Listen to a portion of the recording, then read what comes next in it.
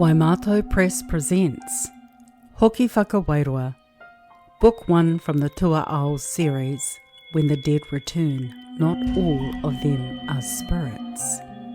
Written by Siana Raymond and read by the Matatohu.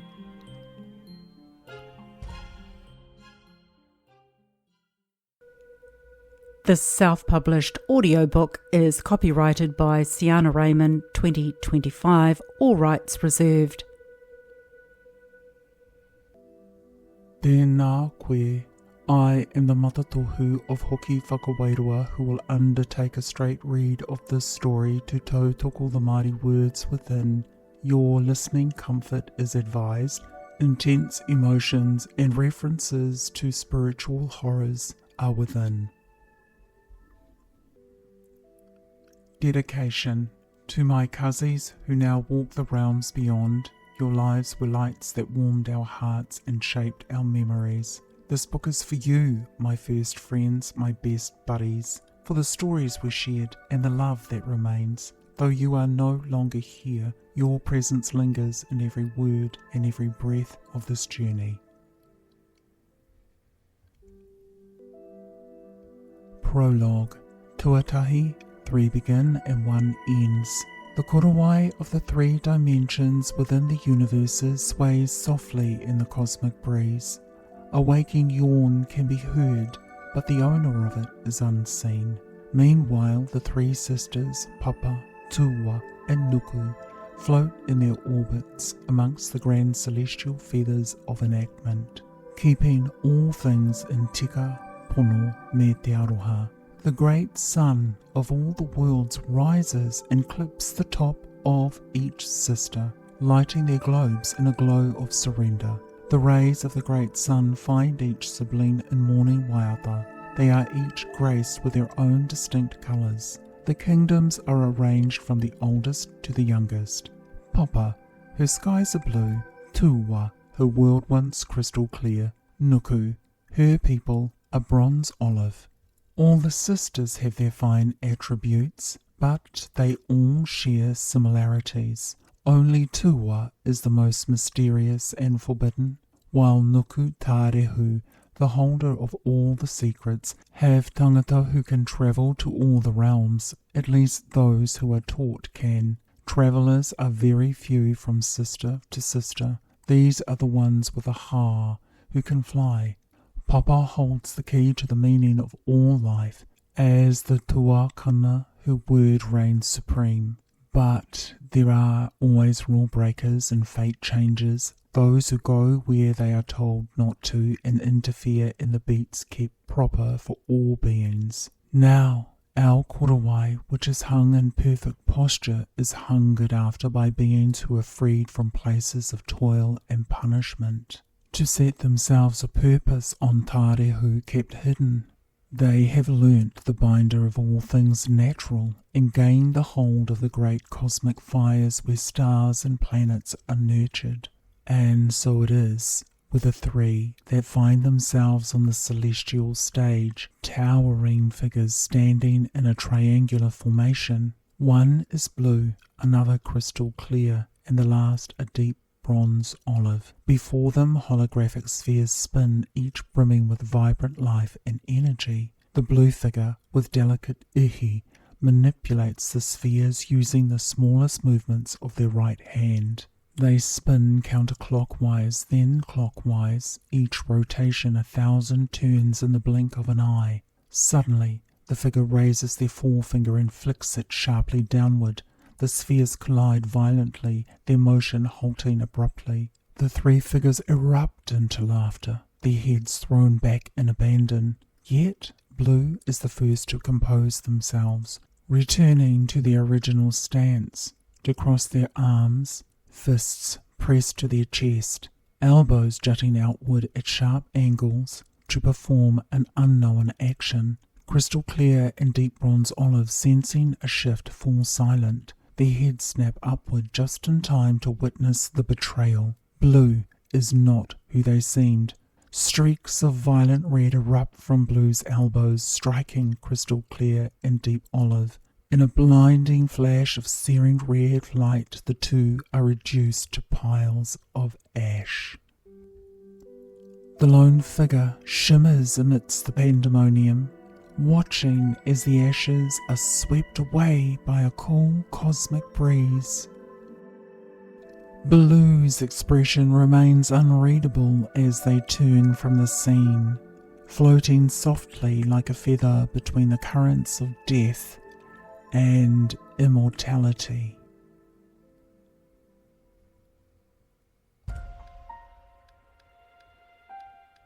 Chapter 1, Inquisitive. Nuku. Po Tutahi. The year is 2035. Long after the birth of mystery, it's now the time of Wero Tīwhanga. 9 days have passed since the tangihanga of Ruara. Whānau have gathered for his Hoki Whakawairua. But first, let us meet the te pō and rā whānau, one by delicate one. In a large bedroom, Maia te pō stood 16 years old, with a wiry build. His tall frame carried an effortless confidence, his full red lips set in thought. With strong, sculpted fingers he brushed a lock of straight blue-black hair away from his face, the long bangs framing a head of striking symmetry and grace. His bronze olive skin glowed in the late afternoon sun, accentuating the quiet power of his posture. Yet his gaze lingered not on himself, but on the swirling patterns of the Cody wardrobe door. It wasn't glass, but somehow it reflected more than just the room. It reflected him. Maia smiled to himself, amused by his cleverness of seeing his reflection in the wood's grain. A voice broke his reverie. It was Peggy, his mum. "Maia, we're heading out in an hour," she said. Maia nodded at the thought of his mother's punctuality. "I'm just taking a shower," her voice fading down the hallway. He huffed to himself. His thoughts wandered. Mum liked to be early for all of Mākerera's Hoki Whakawairua. Smiling at the next thought, Mākerera, grandmother Mataki te Taonga and whānau matriarch, was a towering presence. Tonight her powers had foretold that the wairua of her eldest son Rua, who passed away 9 days ago, would return for his last farewell. A pang of grief slid across Maia's brow and then faded. His mother adored the spiritual gatherings Mākerera organised. In return, his grandmother cherished Peggy for her loyalty. Maia chuckled softly at the thought of their shared devotions. "Okay," he called back. Pausing, he added, "Is Rita going with you this time?" He flicked up the collar of his crisp white shirt, skewing it just so. For a moment there was silence, till a playful voice spoke. "Hey, you can't ask that, little brother," Rita said. 3 light taps echoed on his bedroom door. "Can I come in?" Her voice was cautious. Maia hardly ever allowed anyone into his room. It wasn't secrecy, but a sense of sanctity. His space reflected his unique nature as a fully formed tohunga, born with cosmic origins. Alone in his room, he allowed his true mana to resonate, protected and undisturbed. His whānau, despite their connection to the same cosmic spiritual realm, still respected his sacred space. "Come in," Maia called.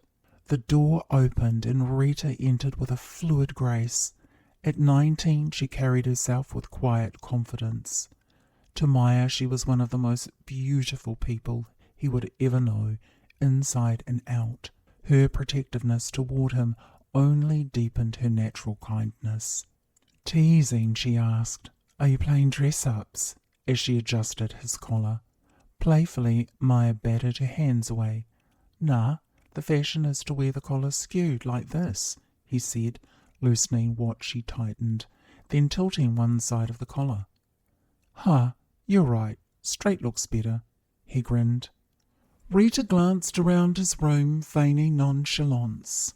"We're so different. Your last origin was a comet, wasn't it?" Her tone held a teasing lilt as she gestured at the scattered objects on his floor.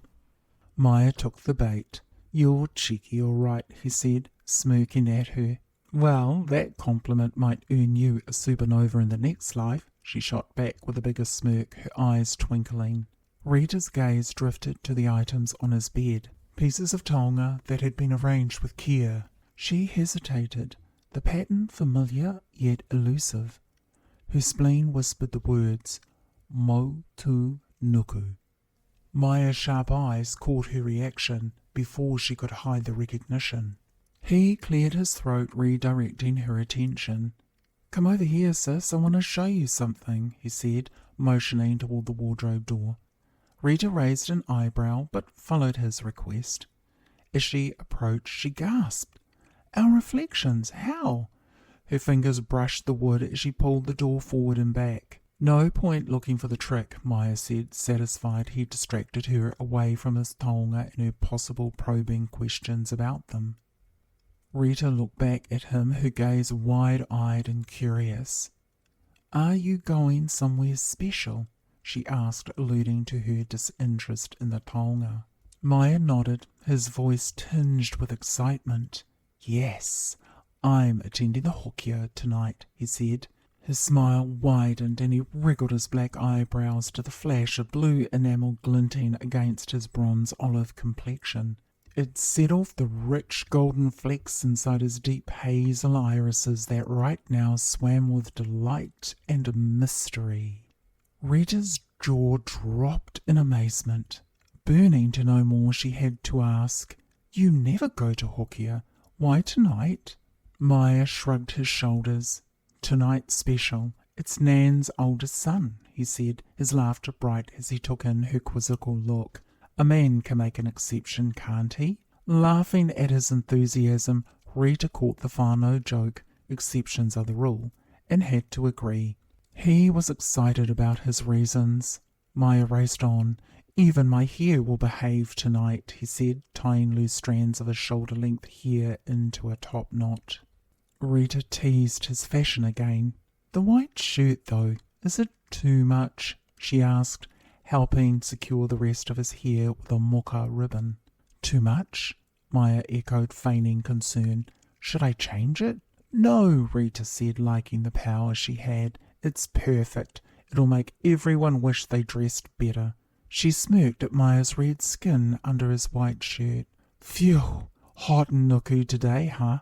She said, wiping her forehead, knowing it'd make him itch. Just as she'd predicted, Maya's hand with a mind of its own reached up to scratch a sizable piece on his shoulder. He smiled at the instant relief. The look on his face said it. Glad I noticed a sunburn. While Rita's face said, uh-huh.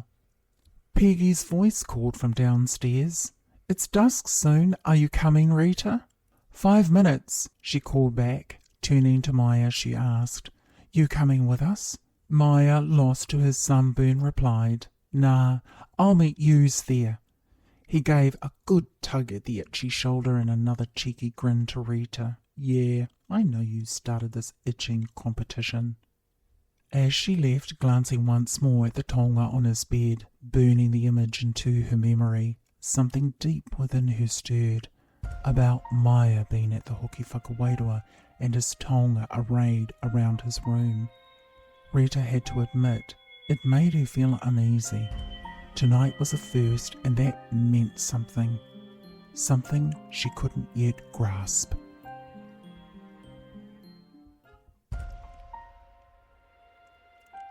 Chapter 2, Exclaimed.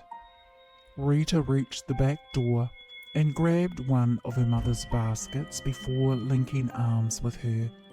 Peggy's light hazel green eyes lit up. She was a tall woman, nearly the same height as her daughter. Her long, natural pink hair, a genetic tie to ancient travellers from distant worlds, hung loose around her shoulders. It was too bad her children didn't inherit the trait. It set off her bronze-olive complexion with a mystical glow, framing her stunning features in an almost goddess-like perfection. Oh, that's my favourite frock you're wearing. I love you in that floral, Peggy said, smiling as she took in how the colours and design complemented her daughter's beauty. "And you've got the Pounamu ring Dad gave you for your birthday," she added, reaching out and brushing Rita's hand with affection. Rita nudged her mother. "Tonight I'm bringing it all on. Whakawhetai, Ma." Her eyes were so wide with excitement that the pupils were practically glowing orange. "Maya told me he's coming tonight," she said, knowing this news would bring her mother so much joy. Peggy's mouth formed a wide O at the realization both her children will be with her tonight. The pride in that thought filled her chest. Before Peggy could respond, Rita pulled her toward their back gate. "Let's be the first to tell Nan." Their heads touched as they laughed together, moving in sync like old friends sharing a secret. The bright sunlight bounced off the white metallic paint on the gate. Rita noticed a shimmer of green light rippling across the surface. It flickered unnaturally, charged with intent. She stole a glance at her mother, but Peggy's focus remained on the horizon where the sunset over Nuku glowed gold and crimson. Rita's stomach tightened as she saw how far the streak of green-gold light traced a thin path across the sea line. This wasn't just light. It was a sign, a summons, one only she could see. This perplexed her. Her steps faltered, her feet tangled. She stopped abruptly. Peggy turned, her brow creased with concern. "What's wrong?" Rita's eyes locked onto the shimmering path. Peggy followed her gaze but saw nothing beyond the idyllic bay bathed in sunset. Rita looked back at their house, at Maya's window, wondering, was this light meant for him, or was it a warning for me? Peggy rested a hand on Rita's arm, gripping a little tighter than usual. "Are you okay?" The question came too fast, almost urgently. She hated the worry that twisted inside her. Any sudden changes in Rita and Maya's behaviour alarmed her. Peggy always wanted to understand. She wanted to help. But when it came to Nuku Matakite and Taonga matters, she never knew how. Rita forced a smile. Just a thought, nothing important. She willed herself to dismiss the unease, not wanting her mother to notice. Wrapping her arms around Peggy's shoulder to prove she was okay, she suggested, "Do you know what we can do once we get to Nan's?" Her voice turned playful. "We can decorate the kitchen. Bring in some of Nan's tall summer flowers. What do you think?" Peggy grinned, relieved by the shift. "I love that idea. It'll add a special touch to the ceremony while keeping things respectful. Not too flashy," she gestured with her free hand to emphasize her point. Her laughter came unexpectedly. "We're here already!" Giggles erupted from Rita as they skipped joyfully toward the welcoming back door, their steps alight with happiness. Chapter 3, Formation. Back in front of the wooden wardrobe door, looking unsure at his reflection, Maya freezes. She's guessed it. The voice of his liver resounded. That clever sister of mine. The nuku tangata of this whānau can communicate with each other, animals and celestial beings, using the major organs in their bodies. Besides vocalization, this communication resembles a whisper. However, this power has limits. You need to be within 10 kilometers of each organ for it to work. Maya doesn't want his older sister to know why he's going tonight. She longs to know about his connection with Big Unc Rua. It was never cordial. Rua always kept a respectful distance. Maya's thoughts meander down pathways of recollections to how Rua found his behaviour condescending, and Rua never kept that dislike a secret. "That kid can't tell me how to bring the Wairuan physical to the sun and moon," Rua would grumble. He often spoke about an ancient ritual for creating an eclipse for the harvests, something the Tupuna had done over 200 years ago. "When we once were gardeners who sang to the moon, sun and stars as we pulled weeds and turned soil, we were granted the power of creation," Rua would chime. But how would Rua know that? This bugged Maya because it was against tikanga to use it outside of prepared ritual times. It could cause a weather catastrophe instead. But Rita and dare he think it now, also Annette, his first cousin, were both eager to learn about Maya's constant focus on their big Ankh Rua. And Rua was just as curious. He'd often pump Rita and Annette for information about Maya, which they found weird. Maya recalls the time he overheard their dad Rapsel, or Rascal as he's better known, complaining to his older brother Rua about Maya's sly obsession with him. Rascal scoffed. It's as though he thinks you're a secret magician from Tuwa or something. I don't know, you two. You're a pair. If I knew why my son was so damned concerned over the health of your Wairua, Mr. Misery Guts, I'd eat my bloody sergeant's hat. He sniffed, gesturing at his police officer's uniform. I'd help you eat it, Rua offered. A ghost of a smile played on his dad's lips, hinting at hidden amusement. But he knew one thing. Maya's fascination with his big brother wasn't just some childish obsession. There was something about his uncle that kept Maya locked in. This conversation always made Maya cringe. No one else knew what it was, just him. That knowledge pulled at his heart now, something sad and desperate for reconciliation. As the last rays of sunlight played across Maya's face through the open window, he watched his mother and sister enter the back door of Markerera's home. A deep breath escaped him, releasing the tension that had been building inside his heart. He felt a profound sense of relief. The voice of his liver whispered to the heart, I can stop watching over him. He can return home in unity at long last. Maya smiled. I'm ready. Giving himself one more look over in the wooden wardrobe door, he finished with a sharp nod. Even though it's hard for Maya, every eye is always on him, observing, watching, calculating, measuring and wondering. It's a lot to bear for a teenage boy. Big sigh. A sudden bright flash of power colours bursts from Maya's sides as one by one 4 physical versions of him materialise. Vibrant hues pulse with a cosmic rhythm, vividly representing his mighty cosmic powers. Each version embodies a stage of Maya's life, connecting his present to his future tangibly. The room's energy shifts as though the universe acknowledges this moment. Each is 2 years older, 18, 20, 22 and 24, stepping out from Maya's body in a star formation around him.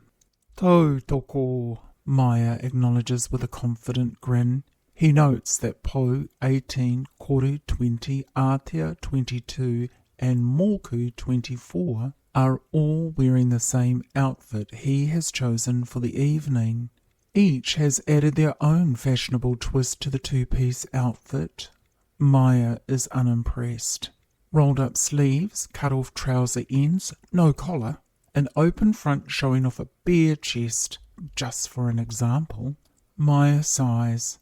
It's not like we have any other choice, Moku says.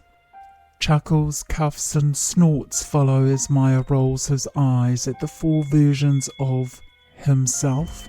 They remain a tantalizing mystery of his mighty cosmic powers.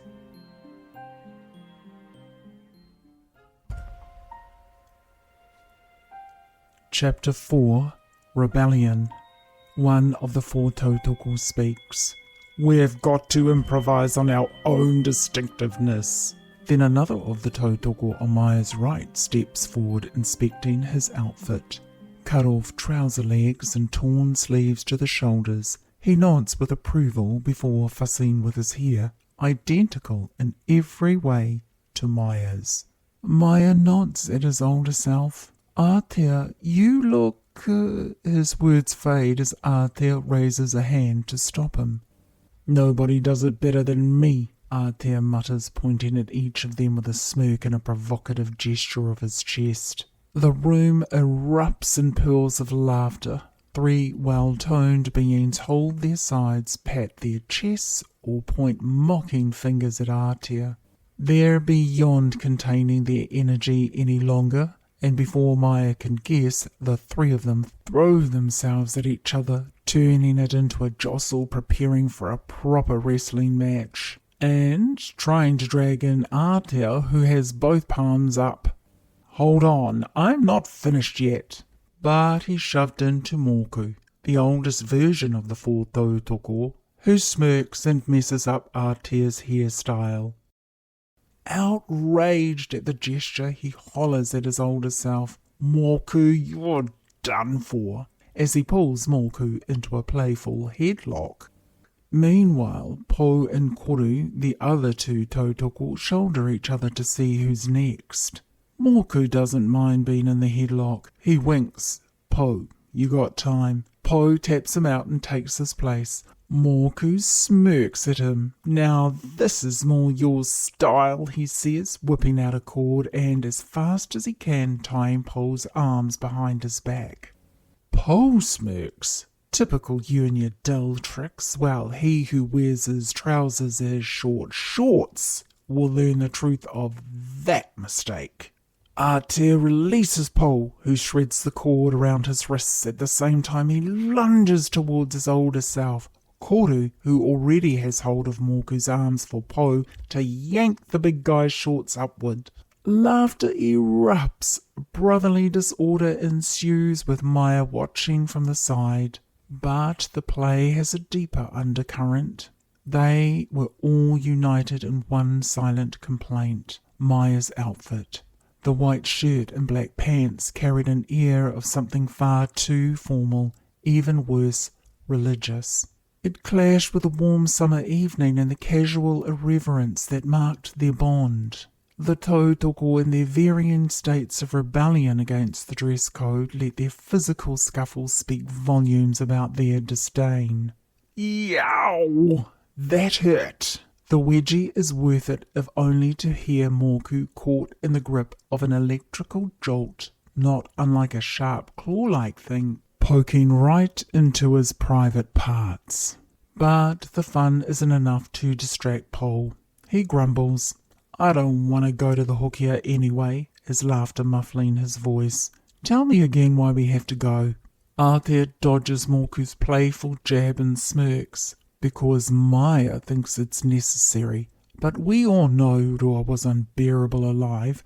Why should it be any different now?"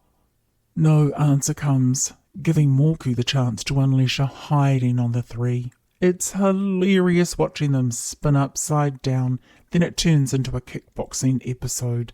Each scores at least 4 jabs to the ribs, multiple uppercuts, shoulder pinches, calf punches, and horse bites before they end up on the floor in a vigorous wrestle that Moku has them locked in place without letting anyone move outside of the small square he's pinned them into. Quite the achievement. A quick hand rises above the bunch glued together and slaps Bearskin, bringing the wrestling, scuffling, jostling match to an end. Relieved it didn't escalate, Maya still edges further to the room's far end. Poking his head out, Moku says, "Hey, aren't we forgetting someone?" 4 heads lift from the floor, turning toward him. In a rush, 4 naked tautoko close in, stripping Maya bare and slapping him till he matches the colour of his sunburn, skin on skin. It was very satisfying. Their smiles are gleaming with mockery. Much better. Still, this fun wasn't enough to shake off the mood for Koru. Done with it all, he sits up and exhales. We could be off in Papa, or Tuwa, not here sweating through this dumb Hokia prep. Moku shakes his head. Kaore, no, we can never go to Tuwa. No one can. No humans, no wairua, no magician. His eyes land on Maya for emphasis. Not even a soul lost to time. Aotea nods, signifying his agreement. You know, Maya, they've got it all, he says, nodding left. Over in Papa. Koru acknowledges with his nod. Aye, demons, entities, spooks. Koru doesn't get to finish before Po interrupts. Yeah, for sure, they got all the meanest ngawao. And they got a lot of nasty racist humans. It's perfect tension for creating monsters and demons. Let's go there instead. Come on now. Paul believes his reasons are compelling as he nods to the others for support. Maya wearily shakes his head. He suspected it was a setup and attempted to stay composed to conceal his disappointment. Their refusal to go to the hokia has left an unpleasant taste in his mouth. They think my babysitting days of rua are over. Taking his time, Maya speaks to each tautoko, spleen to spleen. The playfulness vanishes from his young features, leaving only shadows. Tonight's forces will counter and best anything Tuwa or Papa offers. Your skills are going to be tested. Aotea jumps in before Maya can finish. He's not ready to give up on any of the alternatives suggested. While it's true there's more action, Koru doesn't let Aotea finish. He's also unwilling to give up on his plan. Tuwa has all the veritable ngoha these days, though. He looks at Moku for support and adds, "Confirm they're on our fractal." Moku rolls his eyes. Everything unnatural, abnatural, mad natural, and super dog natural is on our fractal. Encouraged, Paul backs Koru. "Then that settles it. We should go to both Papa and Tuwa," he says, gesturing persuasively and nodding for approval. Moku starts. "I said..."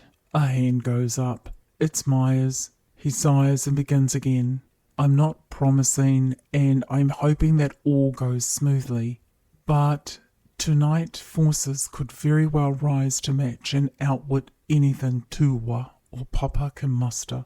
His splenic tone is grave.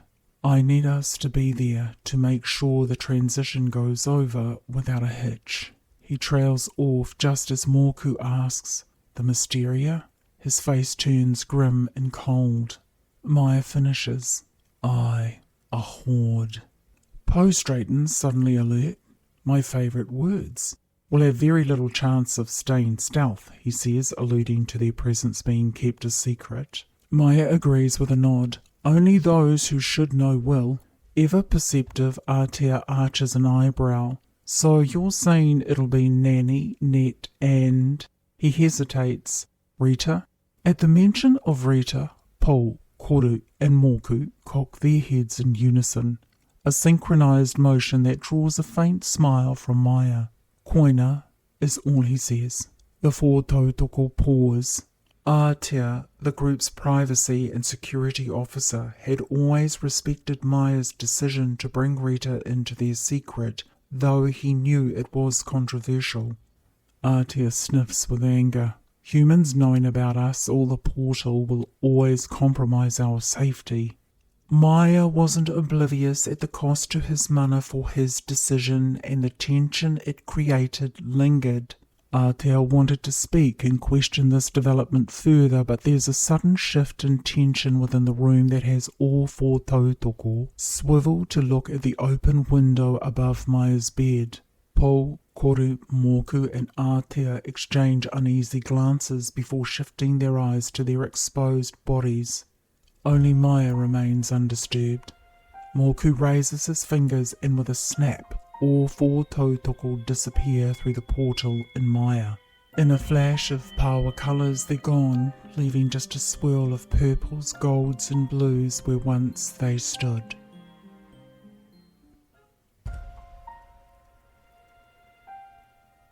Chapter 5 Reunion.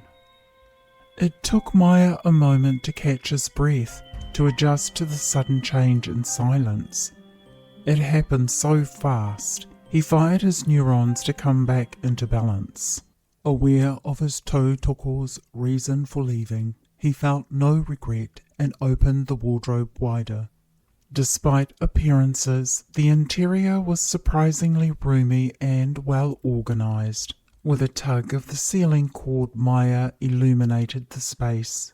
Perfectly pressed black and white outfits spaced precisely apart on wooden hangers lined the rows. A loud groan echoed from his puku. Maya slapped the source of the sound with a huff. Enough already. He reached for the first outfit, peeling the pants off the hanger, then the shirt. He got dressed, then hesitated. He opened a drawer and took out the offending item. He glared at the grunges. Had to wear them tonight. Itch central. Wedgies.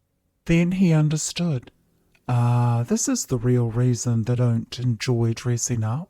He stood in front of the Cody patterned wardrobe door with another full-on sigh. He smoothed the tangles from his hair and ran a hand over his outfit. A reflection caught his eye, a foot poking through the bedroom window. A muffled voice made him turn. "Cuzzy, safe to come?" Maya leaned back, relaxed. "All go." The body belonging to the foot slid through, landing just millimetres above the wooden floor. Ricky Waru grinned. "Didn't hit the bed this time," he said. Maya snorted. First time for everything. Ricky Waru, nicknamed Risky What-Do-You-Know, was Maya's closest confidant and best buddy. Risky, standing at 5'9", had a youthful face that made him look younger than Maya. Cute looking, with a black spiky hairdo. The boys were first cousins, born in the same year, just a week apart.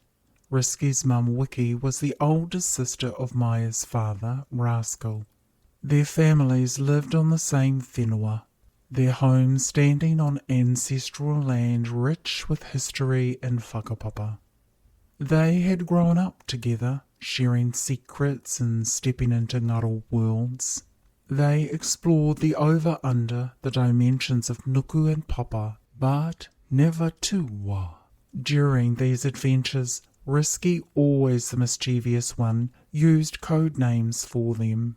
Wooboos him and Polawalla's Maya.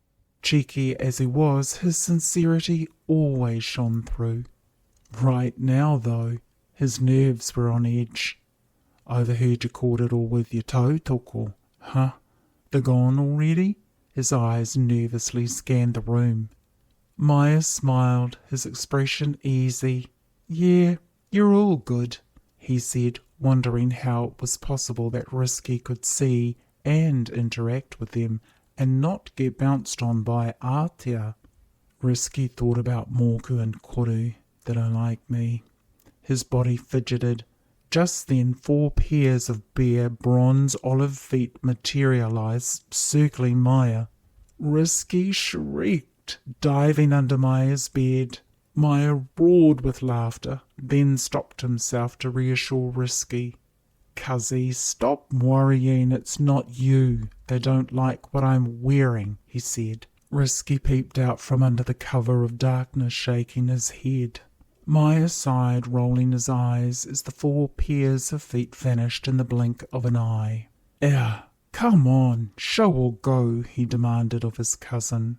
Risky eventually slid out, cautious at first, then rolled his body into a crossed leg position on the mat at Maya's feet. Both boys laughed, but Risky stopped first. "Hey, how come you're dressed in your super best?" he asked, not waiting for an answer. "Oh no, don't tell me. You have been roped into going." Maya held Risky's gaze without saying it out loud. No one's ever roped into Nanny's kaupapa. Risky's face dropped in instant regret. Yeah, I know. His curiosity, however, got the better of him. "You never go to Hokia. Why tonight?" His tone carried a sense of longing, though he tried to mask it with nonchalance. "This might seriously mess up our fishing plans tonight," he mused, trying to conceal his growing anxiety. Maya smirked, half amused by Risky's persistence. "Why don't you come find out?" Risky shook his head and muttered something incomprehensible, then steered the conversation away. "Cuzzy, come floundering with us. Me, Karu and Pa. Later we're going to blad over to the reef," he said, his grin widening, pure mischief glinting in his eyes. Maya had already made up his mind. "Tonight's whakahokia is going to be special," he said, gathering a few pieces of discarded clothing and sorting them into piles. Risky frowned. He couldn't quite believe what he was seeing and hearing. But before he could press on, a head appeared at the window.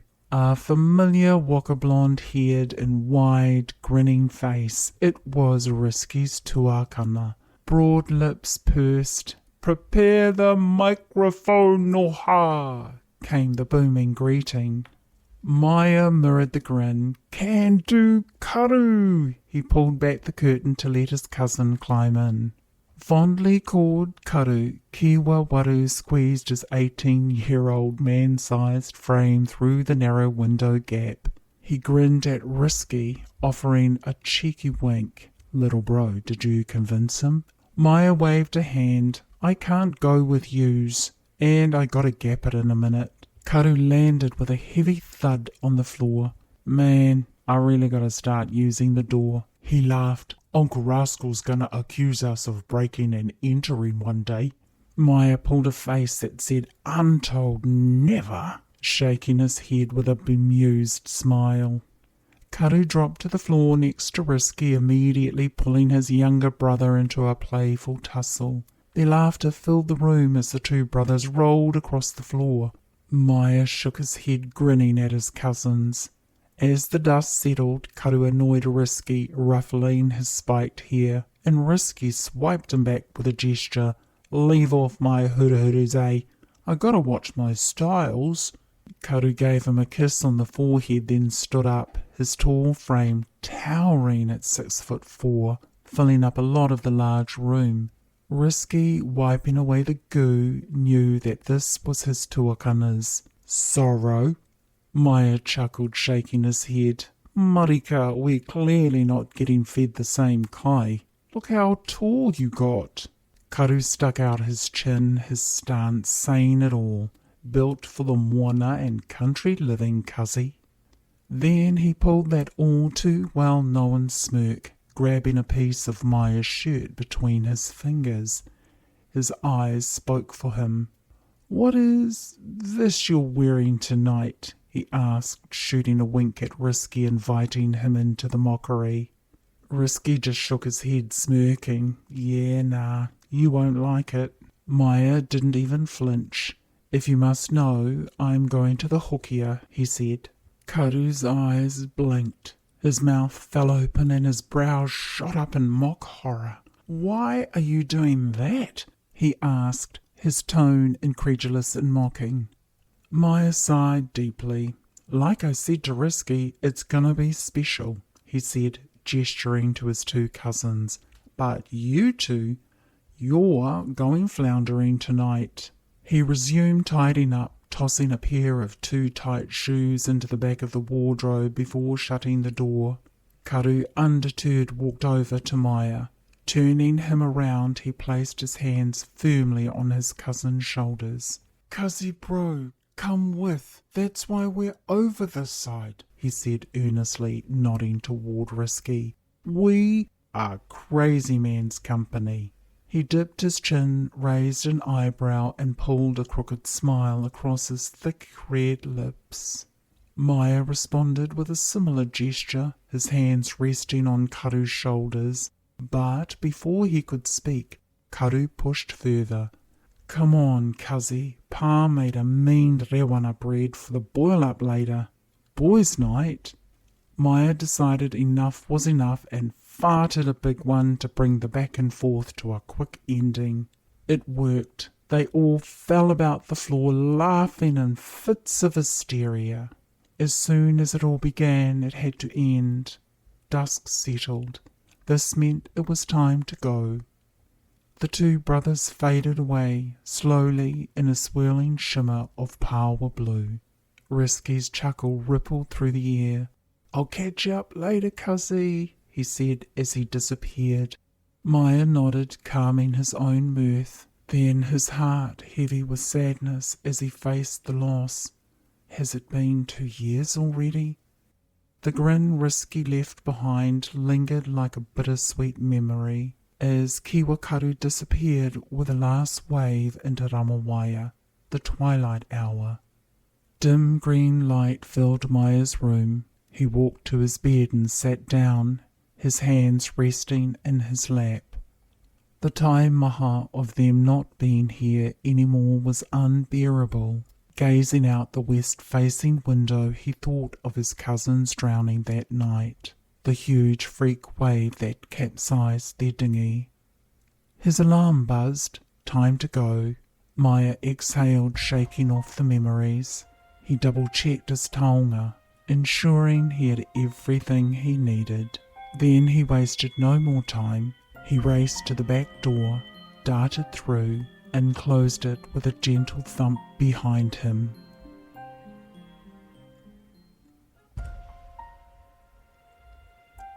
Chapter 6. Resolved. Maya walked with purpose towards his nanny's house. She was only a voice call away from all her tamariki and mokopuna.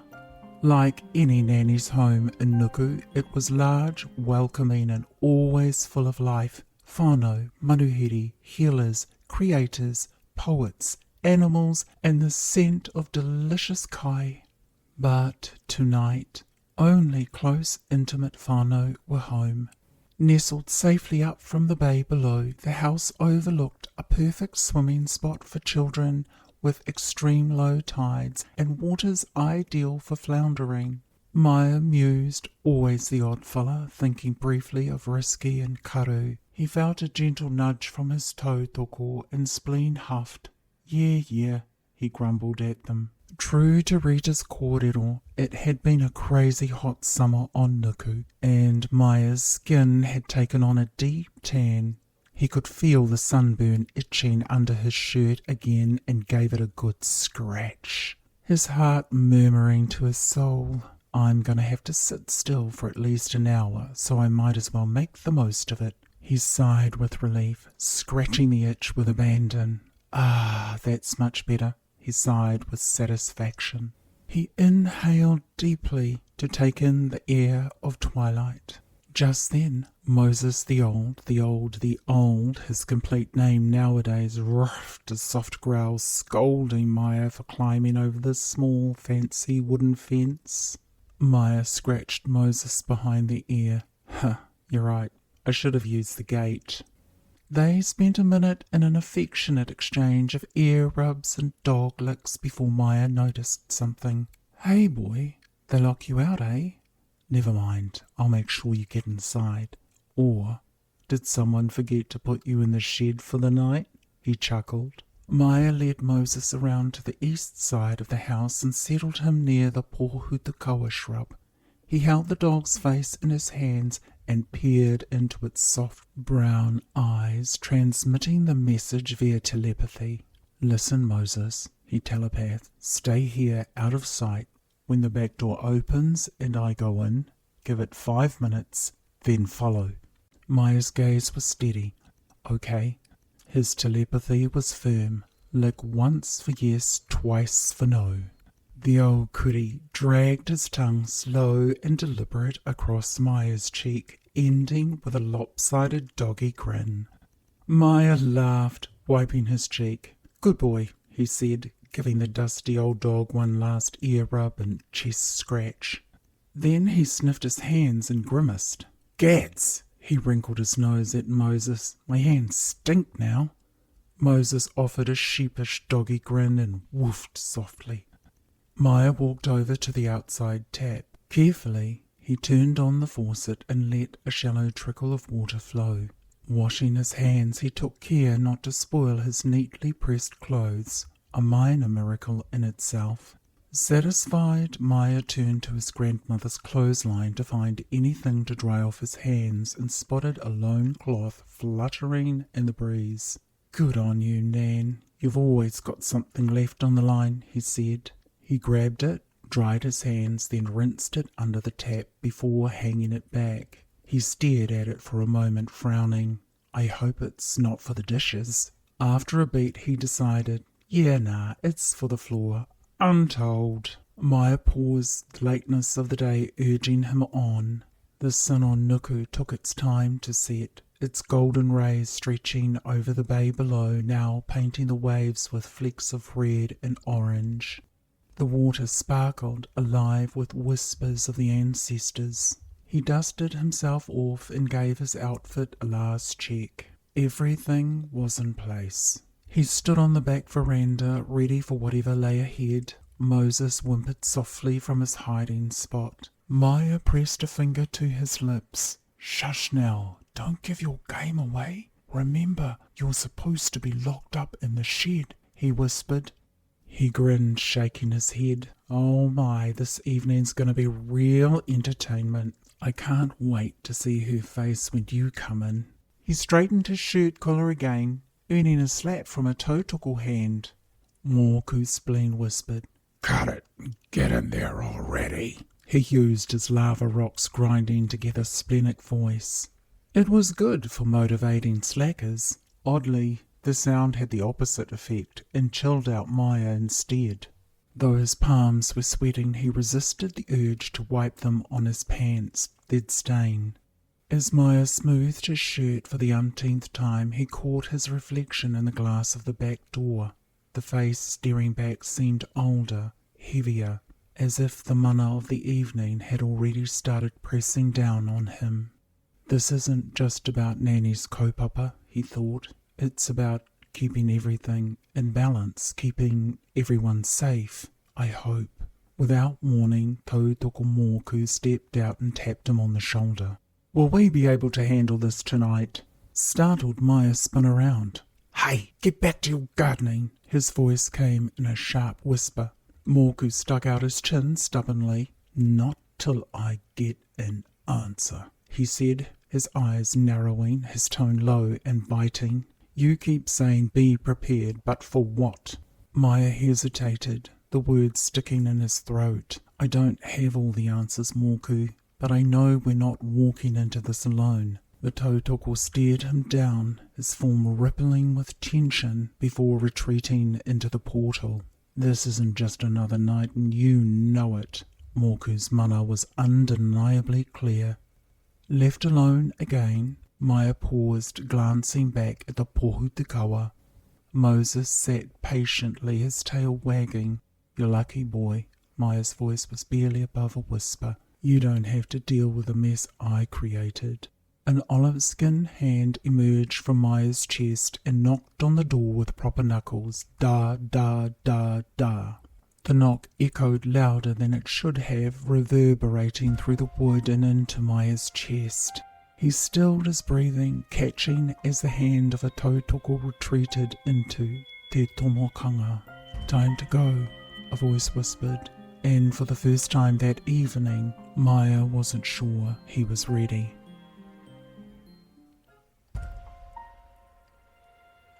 Chapter 7. Enticing. A lock snaps free at the sound of shuffling feet on the other side of the back door. Maya braces himself as it clicks. The door is flung open and the sweet smells of the kitchen waft out, immediately igniting his hunger. The aromas catch Maya's senses. Rewana, and is that apple cinnamon scroll?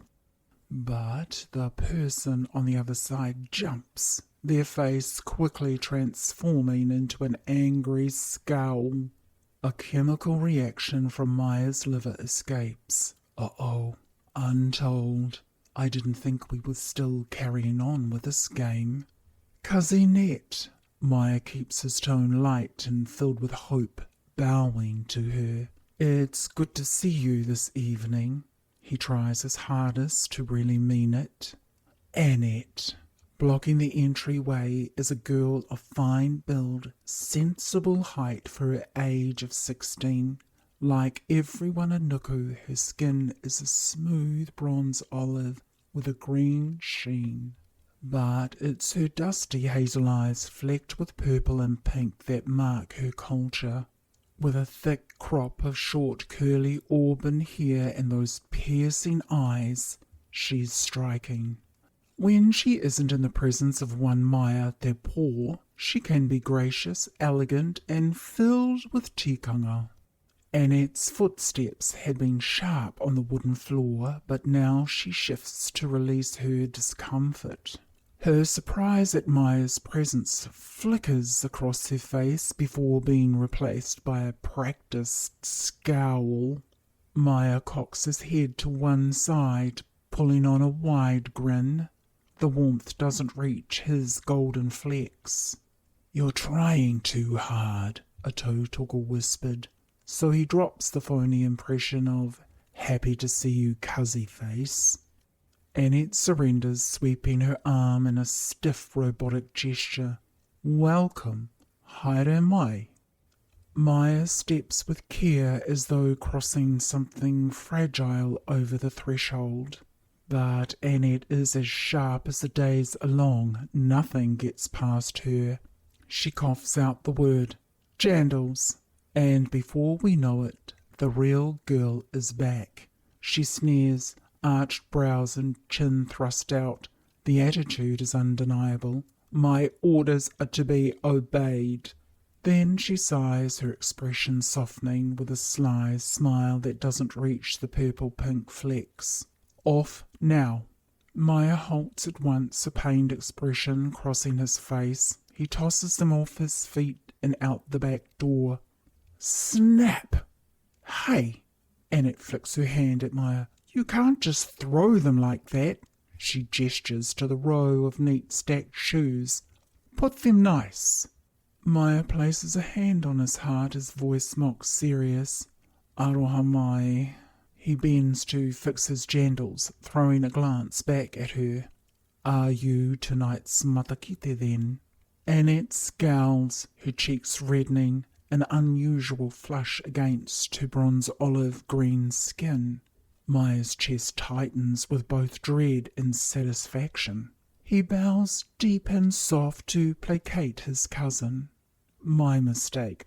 I just thought as you," he gestures toward the back door, "are the one opening the exit. It must be so."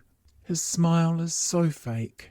Annette's gaze narrows, and for a moment something beyond anger flickers there, a duty woven into her being, unyielding as stone.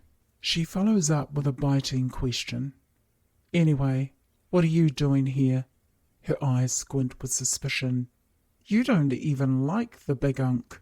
Instead of retreating, Maya steps further inside. Annette raises a hand to her neck, intuition prickling, goosebumps spread as she leaps onto the back porch. "Where are they? Come on, come out!" Her fists clench as she challenges the empty air. Silent chuckles vibrate through Maya, his tautoko stir, murmuring words only he can hear. Their tone is a blend of mirth and warning, as if to remind him that even this game carries its risks. "Cuzzy, will you come back here?" he calls, feeling the hair on his right arm prickle. Annette's dignity peels away like onion layers. Annette knows about Maya and the tautoko, for she is a vessel for tautoko herself. However, remembering and forgetting intertwine in their tangled relationship. Just out of sight, Rita approaches, an electric current from her kidney prompting Maya to turn. "Maya?" Rita's inward tisk signals her disapproval of his effect on Annette.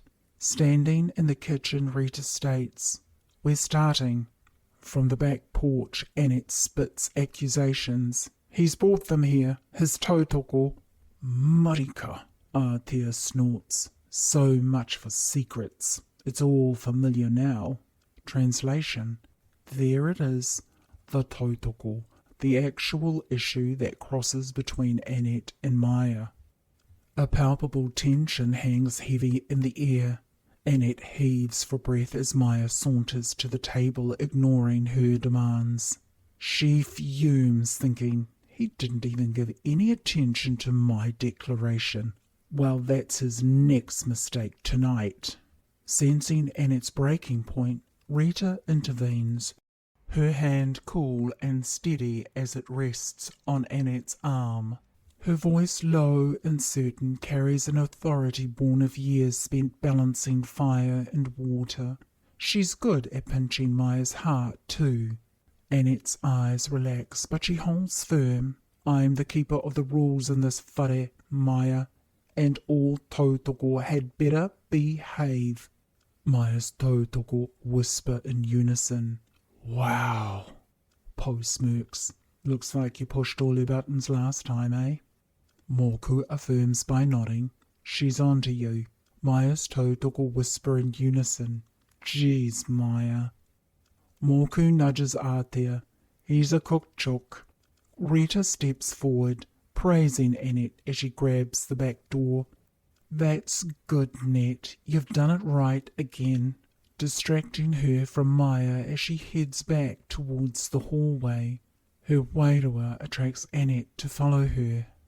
Annette sticks out her chin to acknowledge the recognition, then squares her shoulders and follows Rita's lead, her earlier outburst fading into a quiet, steely pose. She glanced back at Maya, her lips curling into a hint of a smirk. For all his games, she was still the boss, even if it meant a snap here and there. Maya watches her go, his grin fading into a wry expression. He exhales through his nose a sound that's half huff, half sigh. The tautoko stir within him, their murmurs teasing and needling. Moku scoffs, his voice gravelly. See, told you she'd win. Paul chimes in, sharper and more cutting. She's too hard, Elhua. Annette 1, Maya 0. Maya rolls his eyes and adjusts his collar for the 100th time, muttering under his breath. Yeah, I'll give her this one. A faint, reluctant smile plays at his lips as he follows the sounds coming from the living room, pulling him deeper into the whare, leaving the aromas of the kitchen behind. The promise of returning to the sky stirs his heart to remain steady. Moku murmurs, always think about your puku, eh?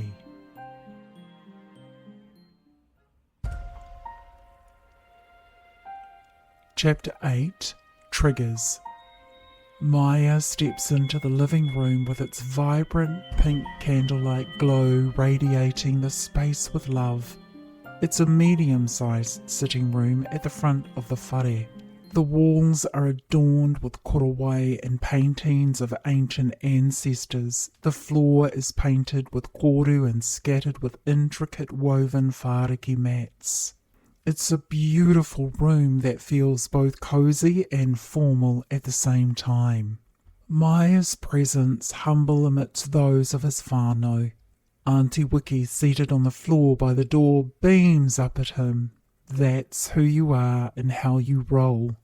Her thoughts ripple outward, touching the gathered whānau. They acknowledge with smiles that bloom across their faces like flowers opening to greet the morning rays of the sun. Excitement bubbles and soft murmurs. But not everyone shares the joy. Uncle Noel, Makerera's youngest son known as Unc Major, sits on the couch at the back of the room, ramrod straight, his expression deadpan, a stark contrast to the surrounding warmth. And Maya's cousin Teresa, Taina to Annette, and the middle sister of 3, is speechless.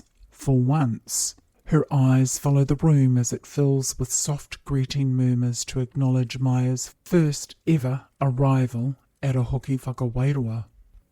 Auntie Wiki receives his first greeting, a soft kiss to the cheek. She's his dad's oldest living sister. Her bright hazel green eyes, flecked with aqua blue warmth and crinkled with joy, identify her as Makerera's older daughter. Second up, and reaching for a hug, is her daughter, Kazimata, Risky and Karu's youngest sister, whose dark hazel grey-green eyes remind him of Risky. She wraps her arms around his neck and pats him there. Next are Nanny Bob, Taina to Makere, and Papa Mac, Nanny Bob's huarangatira. Their deep hazel green eyes, turning more mahogany, beam a warm welcome to him with kind smiles, hand pats and soft kisses. Yet their adult twins, Wiri and Toko, sit apart.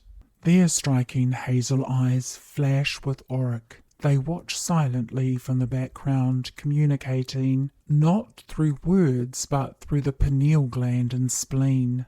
Maya senses their presence like an unspoken challenge, a potent energy that neither draws him close nor pushes him away. Then he turns to meet the sharp hazel-green sky-blue gaze of Teresa, with her short cropped black hair, heart-shaped face and a pout to boot. The 15-year-old is as sassy as ever, having no time for ceremony. A practical girl of the earth, she takes after their mother Gina and is now the gardener of the three sisters. Though still young for such a huge role, one that will eventually see her feeding the masses, this young teenage girl has the will to be an outstanding Matatohu in bringing this knowledge to life. But for now she's simply Annette's loyal guard and biggest fan, waving Maya off with an attitude. "We see each other all the time," she mutters. Her mood is flat and indifferent, nothing like Annette's earlier tension. In contrast, Vanessa, at 14, the youngest of Annette and Teresa, has a slight frame and build for one who has trained since babyhood, honing the meanest talents and skills of a healer that will one day take her to cosmic levels. She's a whole other story for Maya to quiz over. Her delicate arms reach up to embrace him, her tiny lips kissing his cheek, just like the Manuiti of her nickname. Dark green hazel eyes flecked with auburn study his reaction. Her face brims with innocence, though Maya struggles to grasp the psychic thread of her intentions. Her attitude contrasts Teresa's boredom, and Maya appreciates that with a reciprocating smile. As he turns his attention elsewhere, a faint ripple of energy passes through Vanessa. Her gaze falters for the briefest moment, her head twitching almost imperceptibly before settling back into its previous composure. It's so quick no one notices, but Maya does, his spleen stirring with a quiet hum. The Tautoko sighs within the portal. She's aware of us. As if on cue, Markerera's arms and hands pull Maya into a warm embrace. Her patting and shake-huggy kissy seems to bless him, grounding his energy in the room. Auntie Wiki, having moved from her spot on the floor, pats Maya's shoulder and leans in close to whisper. "It's good to see you here tonight," she says as she settles beside her mother. Maya offers a shy smile in return. "All good, Auntie." Yet within his chest the faces of Karu and Risky appear, his thoughts yearning to share their presence with Auntie Wiki. Her gaze tells him, "I already know." On the other side of his grandmother is his mother, Peggy.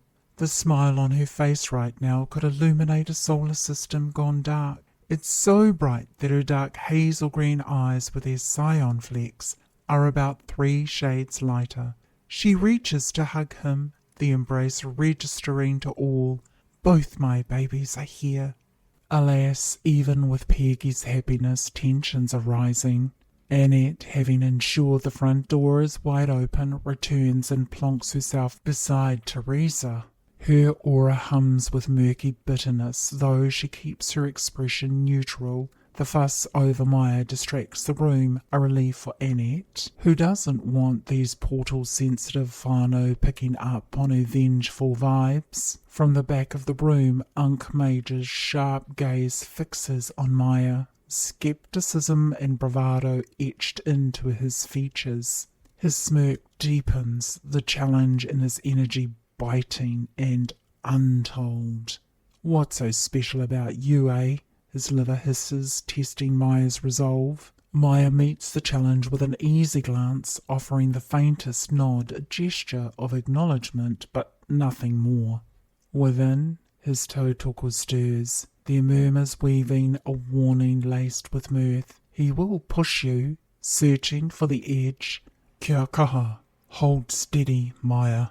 Hold steady. Kia kaha." Annette, ever watchful, shoots a glare at her Unc Major, giving him the look to stand down. Teresa, though, internally mirrors Annette's simmering anger, for Teresa's loyalty to her tuakana is unwavering, and Maya's interference is unforgivable.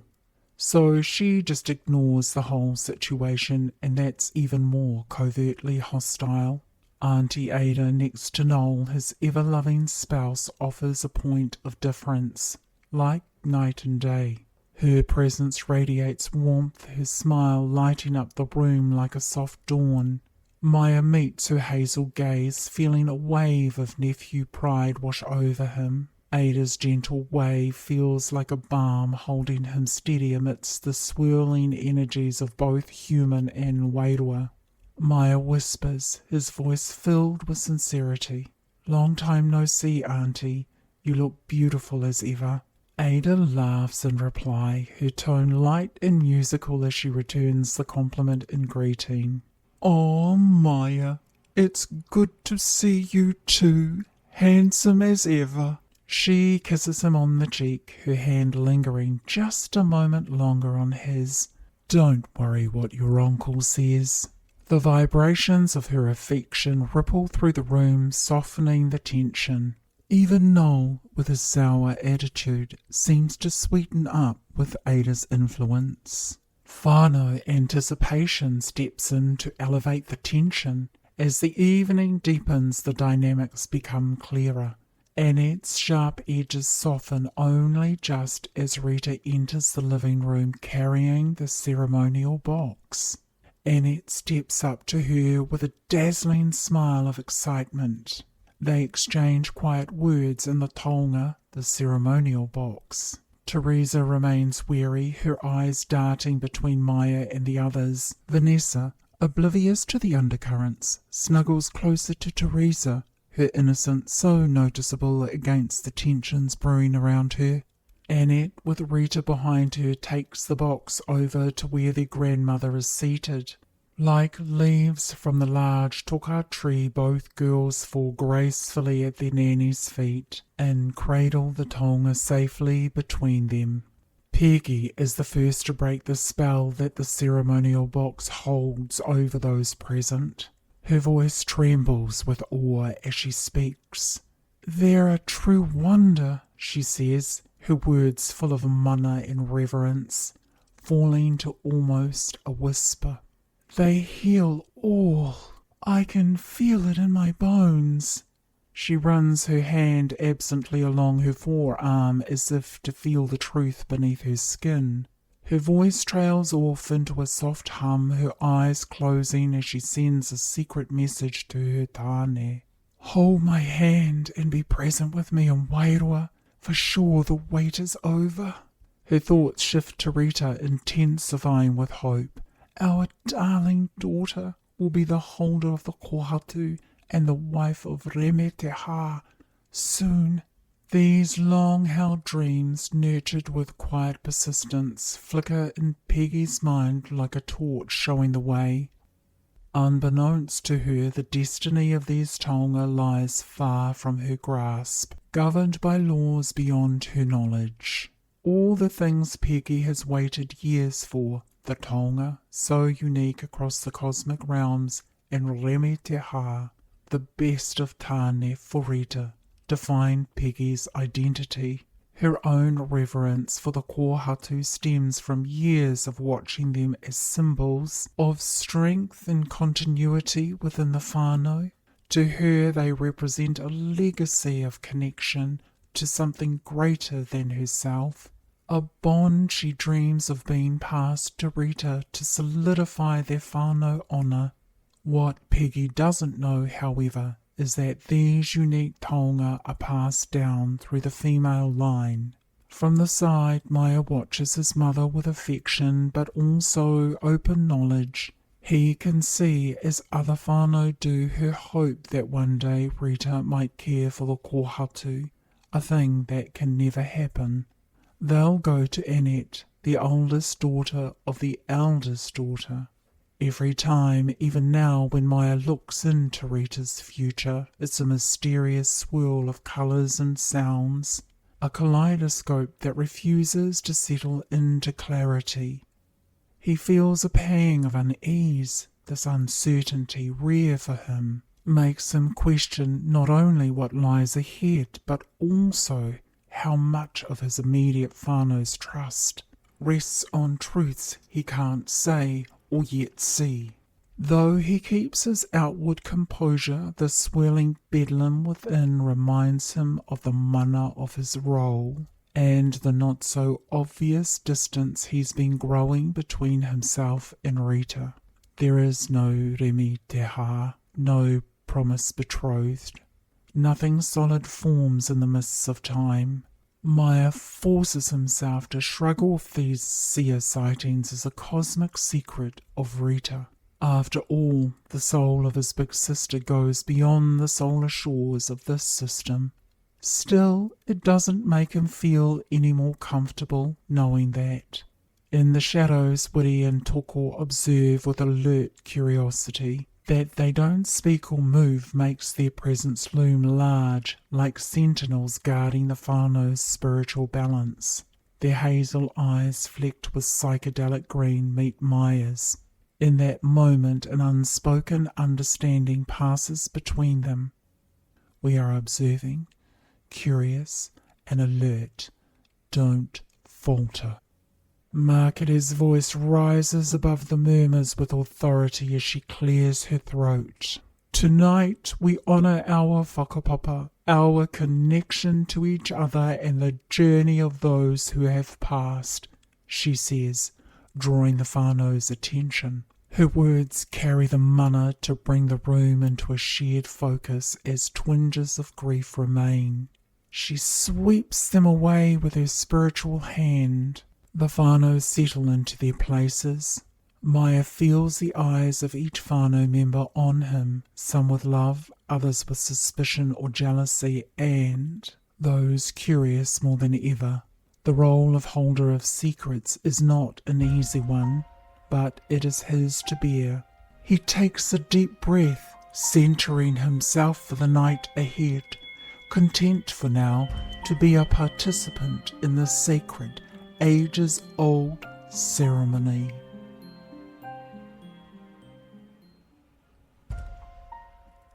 Chapter 9, Transition. Bang! The loud sound interrupted Marketer's speech. Its urgency shattered the moment of mana, sending the girls into startled jumps, followed by peals of laughter. The adults chuckled, knowing the cause. Back door came a mutter from somewhere in the room. Annette was already on her feet, her official look cutting through the distraction. "My job, I've got it," she said, striding with purpose toward the living room threshold, rustling her two younger siblings' hair as she passes them. Vanessa shifted, her slight frame eager and defiant, but Teresa's hand clamped down on her shoulder with the force of long-suffering authority. "You're not going anywhere," Teresa said, the sharpness of her glare slicing through Vanessa's intentions. "I didn't spend an hour chasing you for nothing." Vanessa pouted, the sting of the words striking true. Resigned, she sank back into obedience. Annette stepped with caution through the gap in the doorway, her movements deliberate. "Marika," her spleen muttered, simmering with intuition. "I was going to put my shells down across the back door threshold." The cause pointed at Maya, who had drawn her focus, making her lose concentration. The hallway stretched ahead, dark and humid. "Untold," Annette whispered, her nose wrinkling as a steamy, unfamiliar smell struck her face and clung to the interior of her throat. A fleeting pang of regret surfaced. "I knew I should have used sea salt too," she muttered. She bit back her spleen's insistent grumble. Still, she trusted all the points of her tikanga had been thorough. But why then did something feel amiss? The air flickered, charged with a burden that pressed against her Wairua awareness. Annette nodded to herself, sensing the difference, more potent than the usual ceremonial rituals. "Big Unk, you better behave." Annette continued peering toward the back door, her eyes straining through the narrow line of sight offered by the angles of the walls. Only someone with the right skills could glimpse it from the living room doorway, and Annette was smart enough to know how. Her breath caught as she saw the door standing ajar, the encroaching night spilling into the whare with a dim, quiet glow. A quick glance at the clock confirmed it. It was 8:33 p.m. The silhouette of Horia, the whānau cat, walked past the open back door. Its pure white fur caught glimmers of fading light. She stopped and looked at Annette, her bright blue eyes full of the night and ready to hunt. She sprang away from the house into the oncoming darkness. Annette wiped her brow, muttering, "Bloody heat. That outdoors looks good." Sweat clung to her dress, turning it into a second skin, amplifying her discomfort. Her spleen sharpened its focus, attuned to the subtle shift in temperature. This heat wasn't from summer. It signaled something more, that other cosmic spiritual forces were stirring up the atmosphere, yet they didn't quite align with the simple Hoki Whakawairua of the night. Eager to resume her kōrero, Margaret shifted restlessly and made a pointed sound, a quick cough, a sharp summons for Annette to finish the task. Annette suddenly turned her head toward her grandmother, her eyes still fixed on the back door. Yeah, it wasn't the back door, it's open. It was Horia, Annette's spleen murmured to her grandmother's. Hoha at the disruption from the feline, she added. Most likely she's warning the big unk gonna put on a show tonight. Margaret, unamused by that comment, signalled Annette to return to her seat. She pivoted back toward the room, her thoughts bubbling. The knowledge of cosmic spirits and why they were here, that would have to wait for later. But before brushing it off, a stray, unwelcome thought slipped free. I hope there is a later. With a sharp bite to her lower lip, Annette dropped herself, not in her usual graceful way, beside Rita, who, startled by the uncharacteristic clumsiness, opened her mouth to question her, but caught the third-eye glance of their grandmother. Reading the moment, she swallowed her curiosity and shelved it, deciding, like Annette, it could wait till later. Margaret rose to her feet, her posture once again commanding everyone to listen. Though she had delivered this kōrero countless times before, she imbued its significance with fresh meaning. Rua's Wairua is visiting tonight, she announced. Margaret spread her arms wide, her graceful gestures mimicking rolling waves, inviting first Rua, then distant and gathering whānau, into the rhythm of her words. The room stilled as the ceremony began. Nodding to Papa Mac for his contribution, Margaret waited with quiet anticipation. Papa Mac rose like a fern unfurling in the light. Spiritual abundance danced around him, reaching out to others present and not. He began a solemn karakia. It sounded almost like a chant, his voice within it a mysterious bass of sound. The words were about linking the living to life and the Matatohu to Te Wāhi Matatohu, the realm of the visionaries, a celestial space where all Matatohu gather, their wisdom illuminating the cosmos like guiding stars to their spiritual pathway and home. The grief of Rua's passing still lingered as sniffles, wipes and blown noses showed whānau were missing him. The karakia ended with Papa Mac reaching into his vest and withdrawing a small vial. He popped off the lid and sprayed the contents into the room. It was gold dust that spread across those present, faces with eyes closed, reaching forward to be blessed. His contribution completed, the beloved Papa Mac descended back into his chair, like the fern closing in the ngā-here night. The attention shifted back to Margaret. She exhaled slow and smooth to level out her tone. Here, in this intimate gathering of just a few whānau, her voice had to stay steady to fill the significance with mana. She had to pause too, allowing her words to settle before she did anything else. I am your beloved Koya, and I've chosen to share this Hoki Whakawairua with you, she began. Her throat dried, unusual, a rare sensation that furrowed her brow. Rita, ever attentive, lifted a glass of water toward her. Grateful, Margaret took a measured sip. She swallowed, then breathed deep, grounding herself before continuing with her kōrero. This ancient custom unites us tonight. It has shaped and carried our whakapapa, she said. With her hands clasped over her chest, Markere offered a magnanimous smile to the faces gazing up at her and continued. Our whakapapa is unique, she began, her voice steady and filled with reverence. Gathered here tonight, we are blessed to say goodbye in a way no other whānau on Nuku can. Her words hung in the air like a korowai as she bowed her head in a moment of solemn reflection, allowing the moment to charge her statement. She wanted it to reach those whānau who were away in distant places. As the company shifted, assuming Markere had concluded, they eased into more comfortable positions. But no, Markere was just pausing, building the tension. A synchronized sigh rose from a united whānau puku, the mana of what was next filling the room. They knew the ritual. The wairua Matatohu approached and gave 3 knocks at the open front door. Someone replied with, "I come in." The wairua Matatohu then entered and visited the whare. Each had their own quirks. Then they bid farewell to the occupants and departed through the open back door, trusting the journey of many wairua mata ki te tōhunga, who drew them to Te Torohanga Nui, the great sight, a vast plane of existence where Matatohu saw all things clearly, past, present and future, without the veil of human limitation. They mahi for the greater balance of our cosmos. On the far side of the room, Nanny Bob's soft whisper, "Oh, where?" encouraged murmurs and quiet chuckles that rippled out from those nearby. The small wave of amusement never reached Markere. Instead, her voice rose, filling the space with authority as her features tightened with emotion. Just like the sun rises in the morning, climbing its way across the skies to bring the day, she said, lifting a hand to illustrate the motion. The great orb of life-giving force has its own course and journey.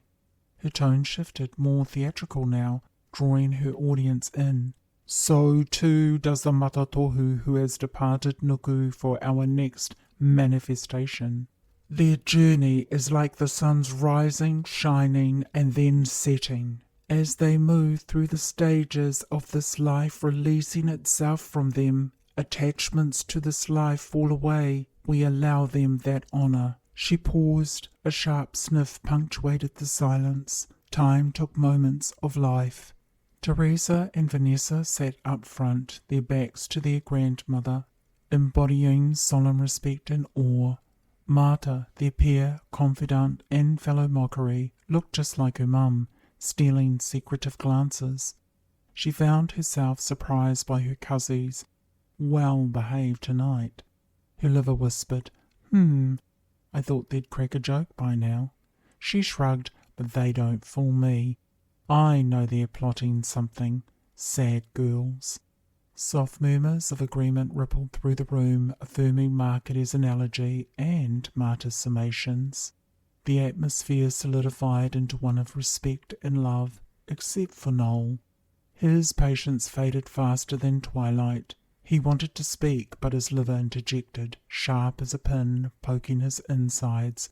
Bite your tongue. Markere knew this ending must resonate. It must bring peace to grieving hearts and understanding for the young. She raised her hands wide. The mysterious journey of Matatohu Whakawairua leaving their nuku-bound commitments is entrusted to only a few. Like you here tonight, who will not interfere or bind the Matatohu with traps or overzealous grief. She exhaled deeply, steadying herself. The queer, now fully immersed in her message, pressed on. They must take this final trek, freeing their many souls and finding the Matatohu plane of existence through the ocean and up into the cosmic pathway. Markere's hands trace the journey. They go with our love into that portal where they reach their ultimate crystal's being. One crystal returns to the core of Nuku, the other to the core of the skies. This is the mystical technique of Nuku Matatohu. Then they are finally free. Margaret took one more deep inhale, grounding herself before this last effort. No one calls the Matatohu to a Hoki Whakawairua. Instead, nuku tangata are invited to this ancient pathway to participate. In doing so, she paused, her voice steady.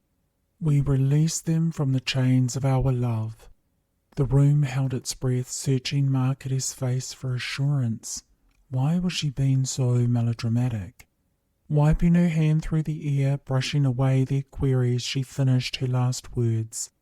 Let's proceed now with peace, comfort, and truth. With a satisfied sigh, Margaret eased into her large armchair, her serene demeanour now reassuring everyone. She's got this, the whānau, the hokia, and everything else in between.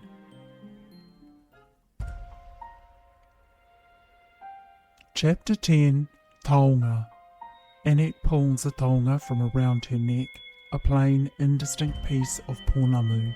Placing it with care into a groove on the lid, the box hushes open. A gasp escapes the whānau as a familiar birdsong whispers in the ear, pleasant and soothing. Gentle as she can, Annette passes the box to her grandmother as Rita moves over to the living room threshold. Wiki, next to her mother, removes the pounamu pin securing her long, luscious hair in a bun. It cascades down to her shoulders, enveloping her in a warm mahogany radiance. Handing the pin to Annette, whose heart thumps hard, Teresa and Vanessa stand up behind her, their eyes pricking with tears as they're united, if only briefly, with their mother. The flash of her smiling face appears and fades. Annette glances back at her younger siblings and smiles at them. Kia kaha. Then the moment moves on. A hush lands like a stone in a pond, rippling outward as Annette's touch transforms the hairpin into a small, living hummingbird. Its iridescent colours are stunning and luminous, its wings beating faster than light. As Margaret opens the lid, the tiny creature flies inside. A hollow projection instantly appears, this time fueled by a mysterious wairua. The images animate the whānau, revealing the three sisters hidden in their deeper, mysterious and enticing selves. Systems of planets and cosmic objects float into the canvas of the hologram. As the images of play complete and the hologram fades away, Margaret is the last to place her key into the box. A golden piece of pounamu, unmarked and plain, that fits into a second lid within. It evaporates, revealing the 6 ātāhua carved kōhatu that display the cosmos of unspeakable beauty, of worlds known and unknown, their lights shining outward into the fading light of the nuku day. A sense of comforting aroha settles in the whare and the whānau. Margaret passes the box to Annette, who, with easy familiarity, walks it to the living room threshold. Her two sisters brush their hands on her arms and face as they descend to the floor. With Rita aiding, both well versed in the sacred protocols for the careful handling of these precious taonga, the kōhatu, they know how each movement is deliberate, designed to accelerate the mystical elements and bring forth the intrigue of each kōhatu. They know how, with steady hands, to touch each of these precious ancient taonga. Rita reaches into the box, retrieving the first kōhatu. She passes it to Annette, whose gaze sharpens as an ethereal map unfolds before her eyes.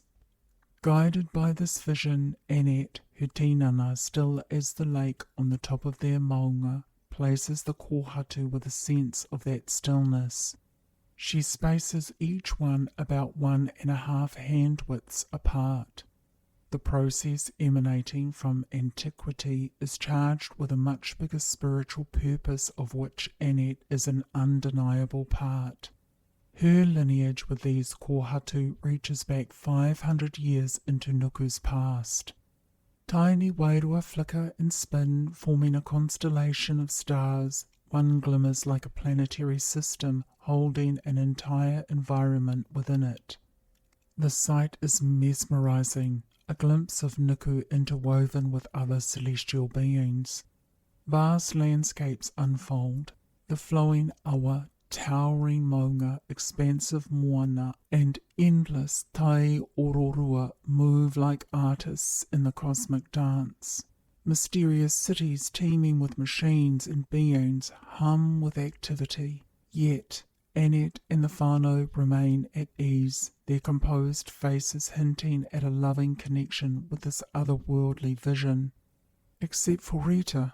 At this moment, an expectant tug pulls at her focus, but she is resolute to remain steady, intoning the kupu as she, with care, removes the next kōhatu from its sanctuary and hands it to her cousin. It's clear this is no ordinary Hoki Whakawairua. Such rituals are brief, yet tonight their grandmother seems to call on forces far beyond the norm.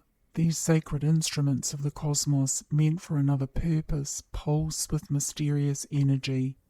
Beyond her control, a spiral materializes before Rita, revealing Annette's face, radiant with joy, then twisted in pain.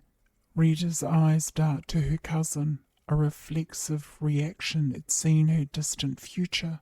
A speck of dust drifts in the pink candlelight, and Rita, quick as ever, disperses it, unwilling to let it carry a message to someone or something. Wanting to turn away from the vision even as it beckons to her heart, seeking confirmation of the strange sighting, she won't respond. The spiral fizzes counterclockwise before dissolving, taking the older Annette's pain-stricken visage with it. Annette exhales, relieved as the candlelight flame changes colour from pink to a soft kākariki of the ngahere. Relief washes over her as the task is complete. She rises with grace and composure, her demeanour reflecting the joy of mahi done right. No pride taints her posture or thoughts, only quiet satisfaction. Behind her, Teresa and Vanessa watch in awe, their near bursting with questions as the room hums with shared curiosity. How did it feel? Did the kōhatu speak to you? What did they say? Rita, the loving whānau's spiritual seeker, or WASP as they call her, rises to take a seat next to the two girls. Much to their added surprise, they're joined by Maya, leaving Annette to keep vigil at the doorway guarding the kōhatu. Why, Annette? Teresa's liver whispers. Annette answers liver to liver. I'm taking our rightful place with this role. Let's save the questions for later and be nice to Rita, okay? Teresa's liver shrugs. Fine, but next time I sit with you. They can feel it, the wairua of Rua approaching. Annette, leaving the tension radiating from her younger sister, watches as the candle flame flicks, shifting colour again to a deep obsidian core edged with an eerie orange glow, as if echoing the unspoken unease in the room. 3 solid knocks echo from the front door. Bodies in the living room shift in their seats in anticipation. They become alert. Vanessa glances at Annette, who has her eyes closed, but Teresa wraps a firm hand around Vanessa's forearm. No, it's the Matatohu wairua, not a travelling salesman, she whispers, her tone sharp. Just relax. Rita reaches over to Vanessa and offers a hand of comfort. Though it's not the first Hoki Whakawairua she's attended, it is, however, the first Matatohu with such a close connection to the whānau. Teresa leans close to Annette, liver to liver. Hey sis, it'll be alright, won't it? Whispering about the kōhatu, she adds, we don't usually them. Annette responds with a barest nod before rising without notice, startling everyone in the room. In a solemn alto tone she announces, "I come in, big unk." Then under her breath to herself, "And behave." Soft whispers ripple through the room. Next to Rita, Maya churns with uncertainty as he shows off an air of trust and relaxation. His early confidence that all will go well is waning. It gets worse as he struggles to get comfortable. Strange whispers reach him, unfamiliar voices interpreted through his tautoko ātea. Their words resonate with ominous meaning. Bring the test of ihi on them. Your desire for immortality is granted. But first, human love must be extinguished, and erua brought forth. Only the vigilant can succeed. Friend, let it be you. Ātea's voice slips into Maya's consciousness. Who is this? Who are they speaking to? What does it mean? The questions hang too high up. Maya knows part of the answer, but not all of it. Still, he responds. This is what I was afraid of. He swallows hard.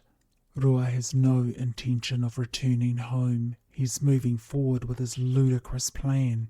Maya exhales, his anger bubbling. If he could smash his fist into something, he would.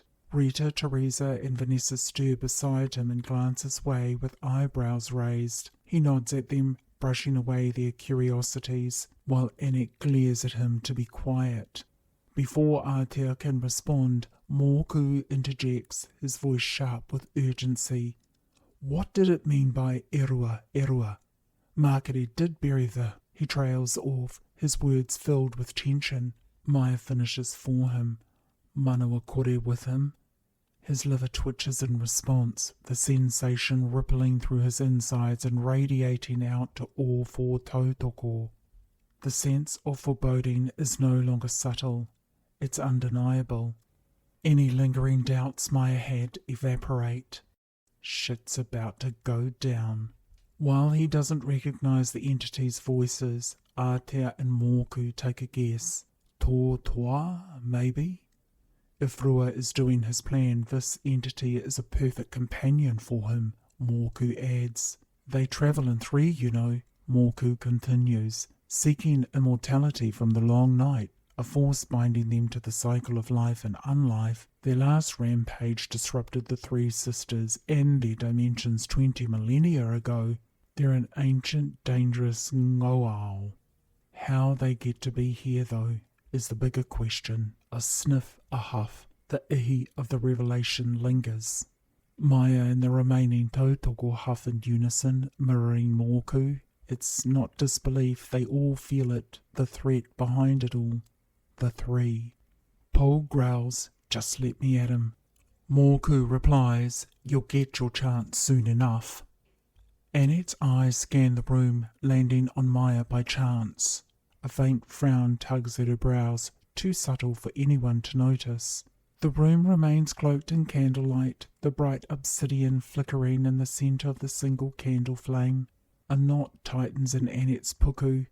Something's not right, I can see it in Maya. She's done the mahi, checked each venerable object's place, whispered the secret chant, and sprinkled each kohatu with gold flakes from the vial in her pocket.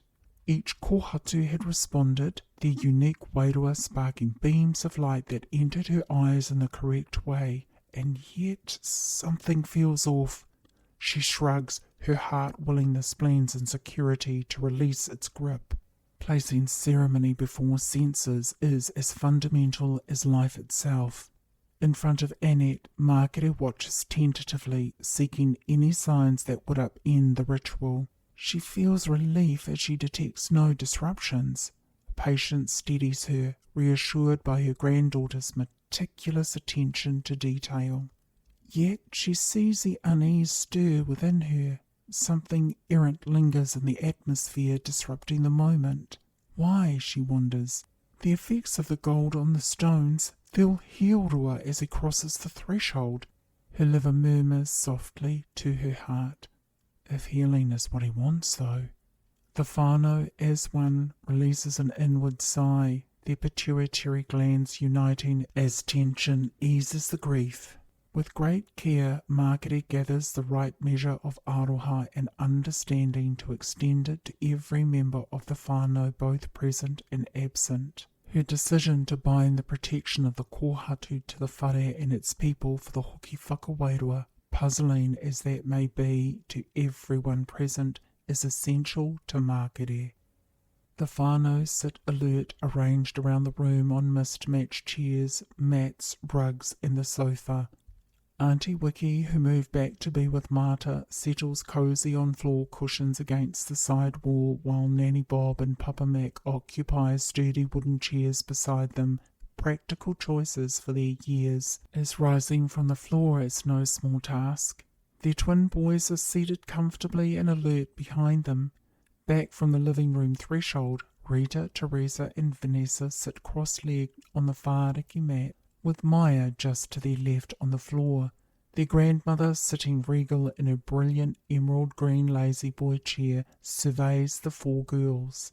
Beside her, Ada has taken over from Wiki, and with Peggy on the opposite side, they sit sentinel-like, guarding Markere on either side, while Annette holds her position by the kōhatu at the threshold, the space teetering between the realms of living and unliving. Perhaps, therefore, Markere included the kōhatu for this evening's ceremony to cover all the bases.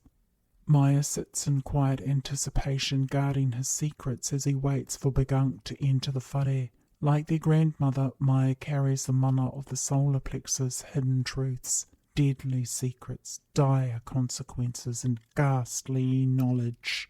For Markere, this is where grief exits and reality enters. For Maya, it is the pain of concealing the mystery of a sibling lost long ago to time and greed. Markere's composure masks a broken promise she made to protect her whānau, while for Maya, preventing the inevitable might be impossible. Against the back wall, bristling with self-importance as he senses out the emotional drama, Unk Major, Noel, alone and detached, he allows a smug thought to slip from his solar plexus. I've got the handle on them, Mum and Maya, whatever they're up to. His ego preens at the cleverness of his false brilliance. Though Rua always loved Noel and favoured him, he also showed Noel coldness. To Noel, Rua is the orange gold moon he worshipped, clinging to a foolish hope that it might someday mend his fractured self-esteem and bring him the glory and recognition he so rightly deserves. Noel recalled the words of his Matatohu kaiako. You may never be praised for your loyalty, but it anchors you to Rua, a man of exceptional talent and formidable knowledge crossed with horrible spells. You, Akatokai, must hold a healthy fear of him, though beside him your potential will always be inadequate and underdeveloped. Your role is to glorify him from the shadows. Only when the star that feeds the moon with light passes into darkness will you emerge free from his orbit, a spirit of your own. A sudden shift in the candle flame, now glowing an ominous red, thickens the atmosphere. The change ricochets Noel back to his solitary spot on the sofa, a cold reminder of his place in the world.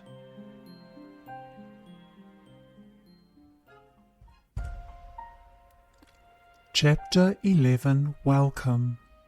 An airy green light shimmered at the front door as a whirlpool of leaves swirled through the threshold, weaving a figure 8 in the soft glow enhanced by the darkness. It danced ahead of an invisible force, crossing and recrossing the vestibule. Suddenly the whirlpool froze mid-air, suspended 5 feet above the floor, inches from whatever followed in the doorway to the living room. Everyone inside held their breath. The candle flame leapt from the wick, shifting to a sizzling bright purple. The young ones fidgeted, nervous about what came next, but Markere, Rita, Annette and Maya noticed the colour and eased. All was well.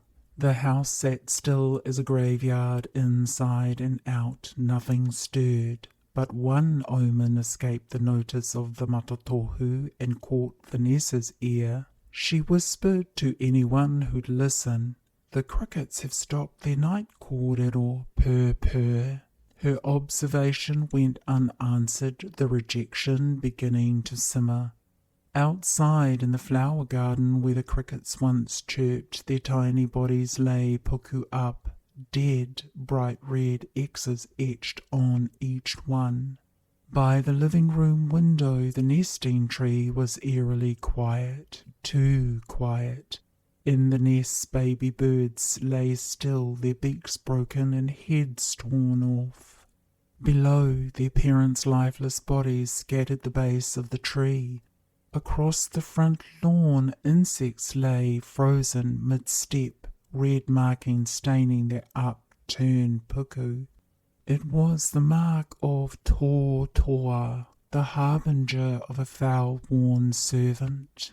At the front door, Toa hovered unseen by the whānau, but not by the shaggy ginger furball watching with intent.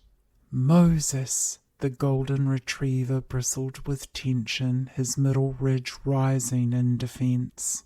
Earlier he had sought refuge in Makare's bedroom, following Maya's command and sneaking in after Rito retrieved the Taonga from their grandmother's bedroom. Moses had tucked himself into bed, drifting quickly into slumber. Yet even in sleep the whānau kuri sensed danger. It was the ngauau. It stirred him awake, his canines bared, eyes locking into a vicious stare that promised death and terror to the strange force encroaching on his kainga. Defying his aged body, Moses reached the hallway where he could see both the tall Toa at the threshold and the figure just beyond. His wobbly legs and dusty eyesight were gone, replaced by newfound strength. His claws out, their spirit anchored into the wooden floorboards, rooting deep into the earth below the whare. He was ready to protect his pack. The skin around Moses's mouth pulled back, revealing rows of teeth ready to bite, rip and tear. Each set, top and bottom, gleamed black, white and hot with intensity. What was this transformation? Holding back his snarl, Moses stayed silent, his violence poised and certain against the hollow-born creeping into the hallway. Then, with no warning, a deep feral growl tore through the air.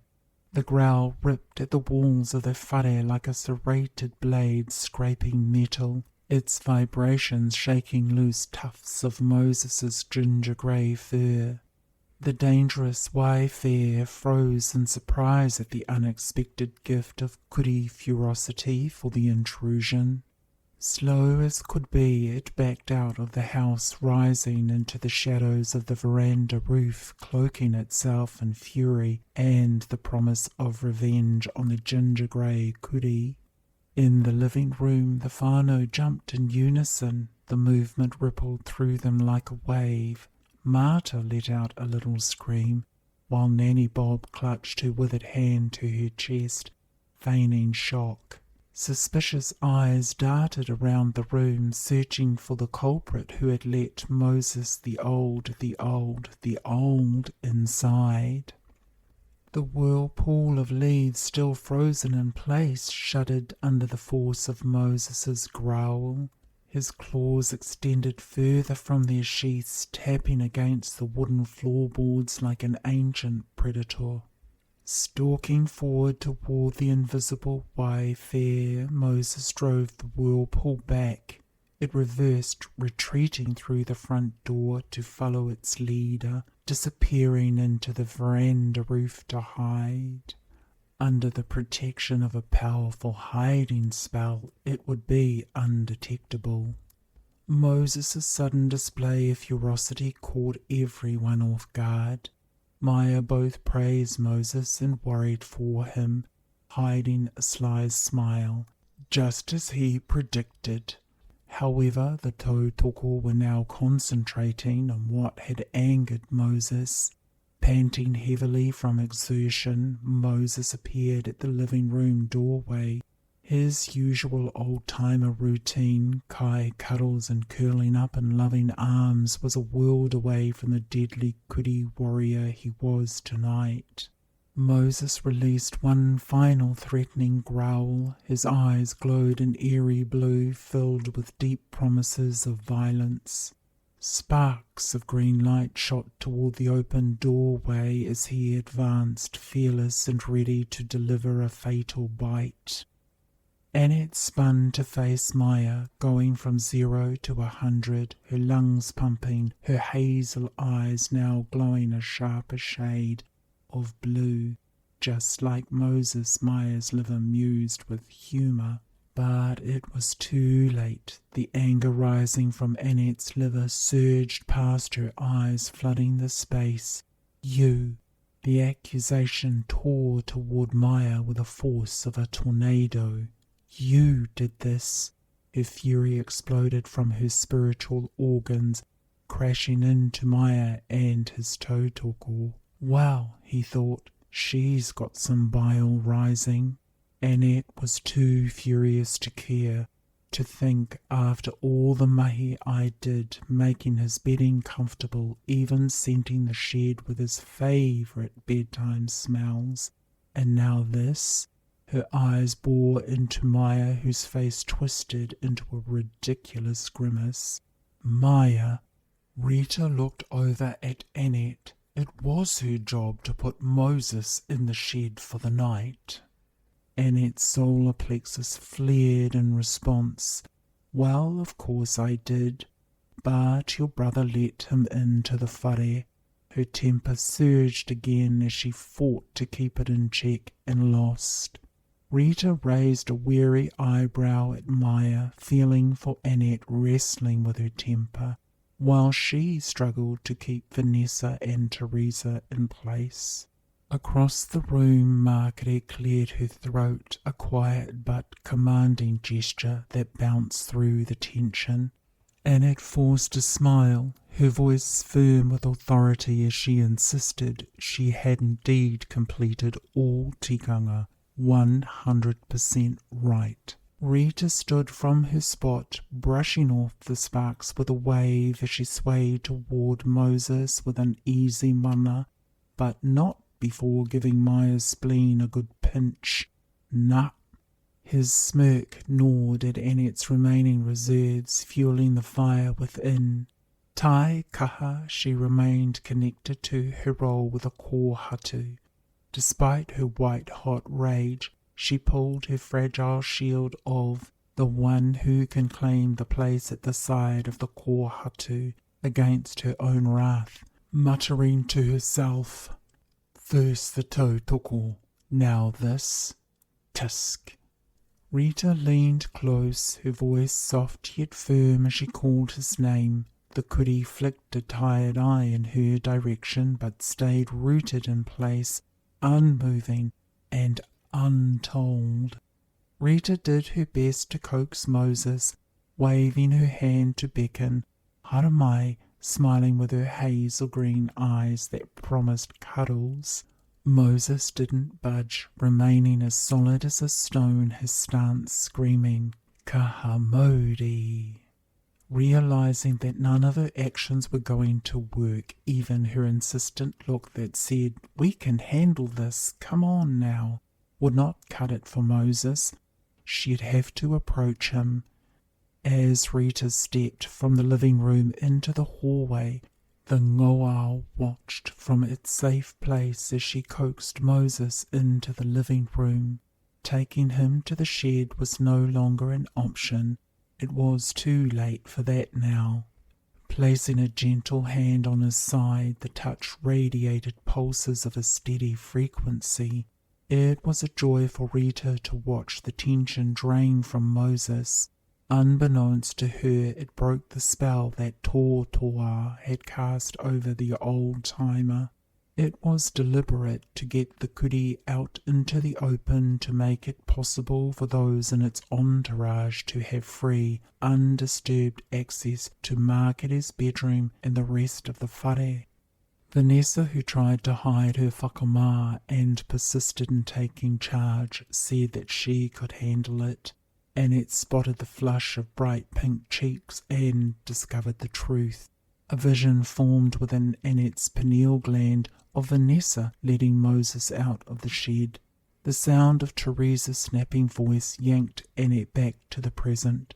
Her tone insisted she was the best companion for Moses the Old, and not Vanessa. Teresa's grip tightened on Vanessa's arm until Annette intervened with her spleen. "I'll send you both to bed if you don't hush." The threat worked like a charm. Teresa and Vanessa fell silent, their tortured expressions, especially Vanessa's, betraying their reluctance and whakamā. With order restored, Annette bit her bottom lip at the sudden fall from the graceful guardian of the kōhatu to the near raging shower of doom. "Ah well," she pondered, "I am matter in spirit." A quiet smile pulled at her lips. Lucky he only let him into the whare. Unc Major motioned for Rita to bring Moses over to him. With a whānau kuri in tow, Rita half led, half dragged him, his eyes darting to find more familiar faces to lick after having slobbered over all the girls. At last they reached Noel, whose encouraging scratches and pats earned him a hero's welcome. Moses leapt onto the couch, showering Noel with a triumphant face lick. It was a Moriora moment. Giggles echoed through the room as the old dog performed his signature twirl before collapsing with a satisfied harumph, resting his greying nose on Noel's lap. Exhaustion overtook him fast. 3 blinks, a soft groan, and sleep claimed him. Ada glanced over her shoulder at Noel, smiling at his warmth toward the whānau kuri. Noel returned her look shyly, blushing under her gaze. Ada winked, a flicker of confidence settling over her as the daughter-in-law in waiting. Noel, pleased as could be, knew how much it meant for Ada to feel included. With 3/4 of the whānau away representing their matriarch at competitions and functions, Mākere had declined all other outings to be here for Rua's Hoki Whakawairua. This absence allowed Ada to step into a space that was often held by Noel's sister buddy, Ena. Rita settled back with Teresa and Vanessa just in time to watch the candle flame shift to a deep, true black, its centre flecked with tiny white lights that resembled stars. Then, without warning, the flame leapt from the wick and extinguished itself, leaving the room in stunned silence. "Ai, Marika," Mākere's heart murmured, pouring all her love into a silent wish for the Mārie to manifest tonight. She hoped Rua would return with a harmonious will, but the sound of a hard thump against the wall interrupted her thoughts. In the near-perfect darkness, Wiki shot her mother a sharp look, her unease palpable. "That doesn't feel right." Mākere caught the edge of Wiki's concern, but remained silent. At the threshold trouble was blooming, and yet it was invited by love. The whirlpool of brown leaves reappeared, suspending itself high above the front doorway. With sharp jerking motions it twisted and shaped itself into a man's hand before continuing its course from the ginger kuri interruption. The hand spiraled upward, moving like an artist sketching in the air. Slow and creepy, it drew shivering shapes, squares and circles, until a single brown shoe materialized. It landed with a heavy thunk, scraping backward toward the threshold. Moments later, its partner appeared, landing with a resounding thunk as well. The wooden floor provided the perfect surface for the hollow sound to reverberate through the whare. The harsh echoes filled the quiet space. One shoe pointed inward toward the whare, the other outward toward the veranda. Boom! A thunderous sound shook the wall by the living room doorway as if a fist had slammed into it. The Toa beast escort used these jarring noises to let the spirits in cosmos know their master was arriving. A Matatohu Whakawairua that could be Rua. Only it could decipher the meanings in the thumps and bangs, interpreting them as haunting melodies steeped in spells of delusion. Wiki shot her mother another sharp look, her eyes pleading, "This isn't right." Across from her, Annette mirrored Wiki's unease, her expression tightening into a knot of confusion. With the house shrouded in darkness and uncertainty mounting, Annette took control. A flash of light sparked from her left eye, striking the candle wick. The flame reignited into a soft glowing amber, bringing a tentative brightness to the room.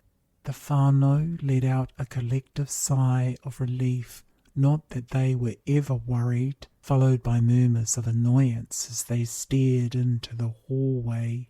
Marta wondered what was happening. She shrugged and watched in fascination as the whānau started quiet guessing games. Even the usually silent twins were engaging in their pineal questions. Why the thumps, big unks? Heads nodded to their parents, who, curious, remained silent. The whānau knew the thumping wasn't the right signal. "It's just 3 knocks, right?" Teresa's eyes darted around the room, searching for confirmation in the shadows. Margaret sat in her chair still, and braced herself for the waiting. At the front door, above the threshold, the whirlpool of leaves grew larger, extending into the shape of an arm. Both waited for different yet intertwined reasons. Margaret for the Wairua's arrival, the whirlpool for its full form, both for the night's success. The grand kuia steadied her nerves, clinging to a quiet presence for reconciliation. "I kept my promise," her heart whispered in a voice only she and the Whairua could hear. The brown shoe near the veranda tapped once against the floor, an acknowledgement of her unspoken words received. Without warning, the shoe pointing outside shot upward, slamming into the ceiling and leaving a jagged indentation in the tile. It spun midair, reorienting to face into the hallway before landing with a deliberate, resounding thunk. Gasps and startled cries filled the room, mingled with giggles of teenage girls and the startled jolts of adults. Above it all, the leafy whirlpool continued its work, swirling and shifting as it struggled to form the Whairua Matatohu of Rua. In the hallway, only the upper half of the ghost was visible. Happy to be left to its own devices, went invisible. The brown shoes, shivering with excitement like playful puppies, sped past the living room door. As they reached the threshold that led to the kitchen, their behaviour shifted, razor sharp, vibrating violently fast, whipping back and forth in near convulsions. Absolute certainty. They signalled the treasure's location with their inward-pointing toes hanging mid-air directly at Margaret's bedroom. The upper half of the ghostly form glitched and shivered with excitement. The hiding place had been found without difficulty. It shimmered like a heat wave drifting past the living room doorway toward the kitchen, nodding to the shoes as it passed them by. There, in the silent space of tables and benches laden with food and sweet, thirst-quenching drinks waiting for the whānau, did the ghost show its real meaning. The apparition reappeared swiftly, spreading a fine layer of charcoal dust over the catering. It spared neither Rita nor Peggy's bright sunflower and stock displays. Its task complete, it floated back into the hallway just in time to witness its mirror image materialize. A second rua, this one whole and fully formed. In the kitchen, the food, hidden beneath tablecloths and netting, now lay spoiled and shriveled.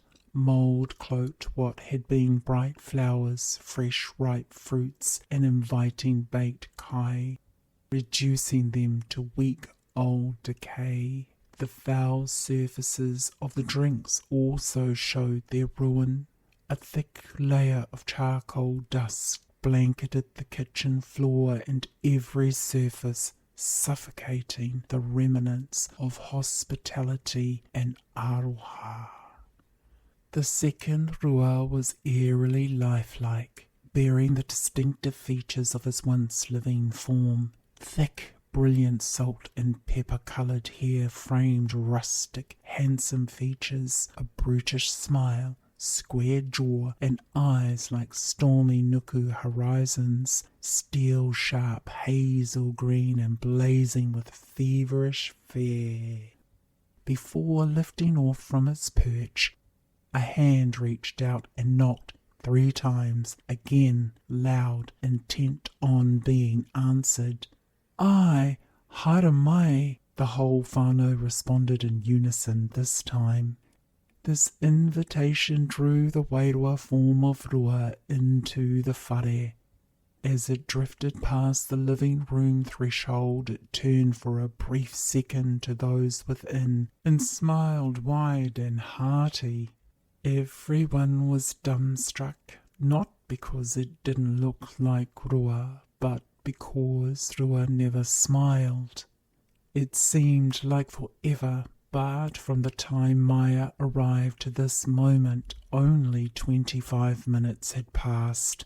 They expected the ceremony to last only 30 minutes, then everyone would bless the kai in the kitchen, eat their fill and celebrate the final departure of the wairua.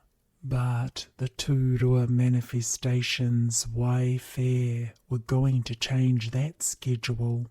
Now meeting up with a pair of brown shoes with a clock counting down, the half-ghostly form resembling rua joined into the other tall and complete rua. They waited in a fevered silence. Slow as they went, the truth of the brown footwear emerged. They were not shoes at all, but the two kuri of the whānau tangihanga procession to the wahi tapu. In the unchanging spiritual world of the three sisters, these sacred dogs guided the two pāpaku, deceased, along the path to its last resting place. The first kuri nosed the door, pushing it open a little wider. Beyond lay an enormous room. It had to be twice the size of a double room, shrouded in semi-darkness. Even with the curtains open and night falling outside, shadows cloaked the room's contents, obscuring their shapes from unfamiliar eyes. The second kuri tilted its head to one side, its motion both curious and cautious. It stared into the room, searching for a guardian presence. Every muscle in its body was taut, trembling with nervous anticipation, braced for the fight it was certain would come. Beside it, the second kuri squinted with one of its deep sea green eyes, peering through the narrow gap between the door and frame. With its exceptional night vision, it discerned picture frames arranged in a straight line along the walls, a quiet homage to Makere's children. Beside them, Rua began a chant, whispering low and steady as the words flowed out into the room, absorbing everything within, snatching the light from inanimate and animate objects. A ripple of energy lowered once, twice, 3 times. As the kuri beside him whined, Rua paused for a second. His gaze said it all. "Aye, the room is free for us to enter." He revelled in the success as the sneer of triumph spread across his twisted features.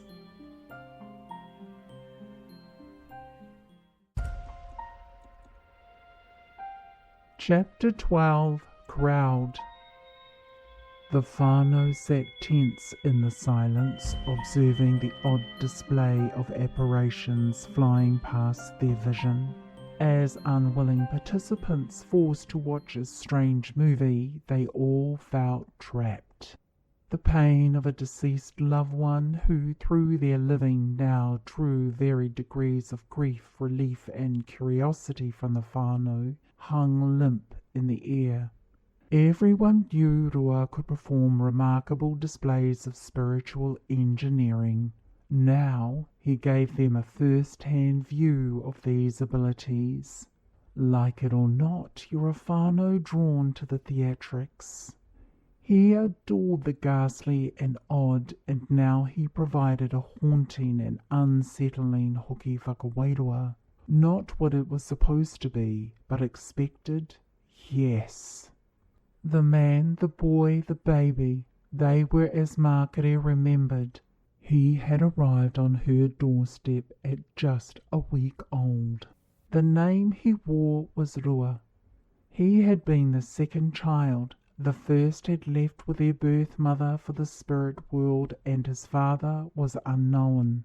None of this bothered Markere. She simply fell in love with the orphaned baby and took him in to be raised as one of her own. Right from the start, Markere could see he was gifted and had talents that were ancient. She hadn't seen such mahi since her first kaioko had journeyed them to Te Wānanga o Tua, the great Wānanga beyond, a sacred school of knowledge in the spiritual hierarchy where Matatohu continued learning and teaching beyond this realm.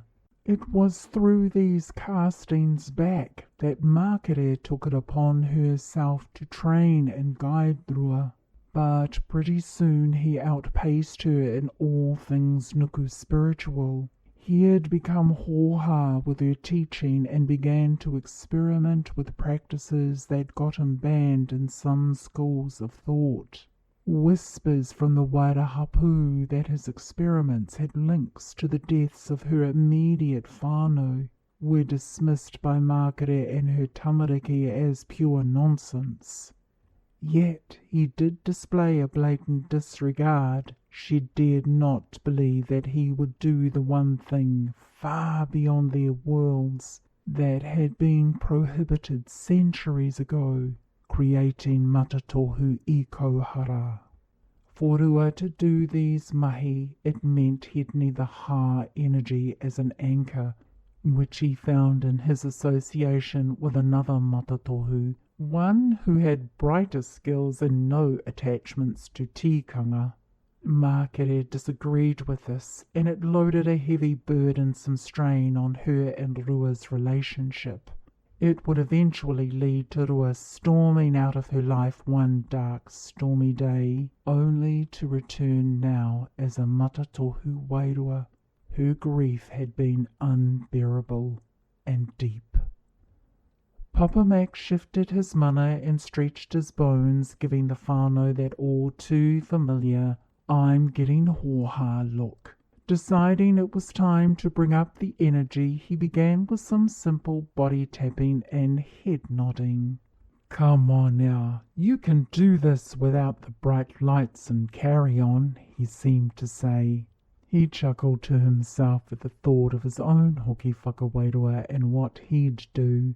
As he looked at his good-natured relations, he knew it wasn't his style to bring this kind of spectacle.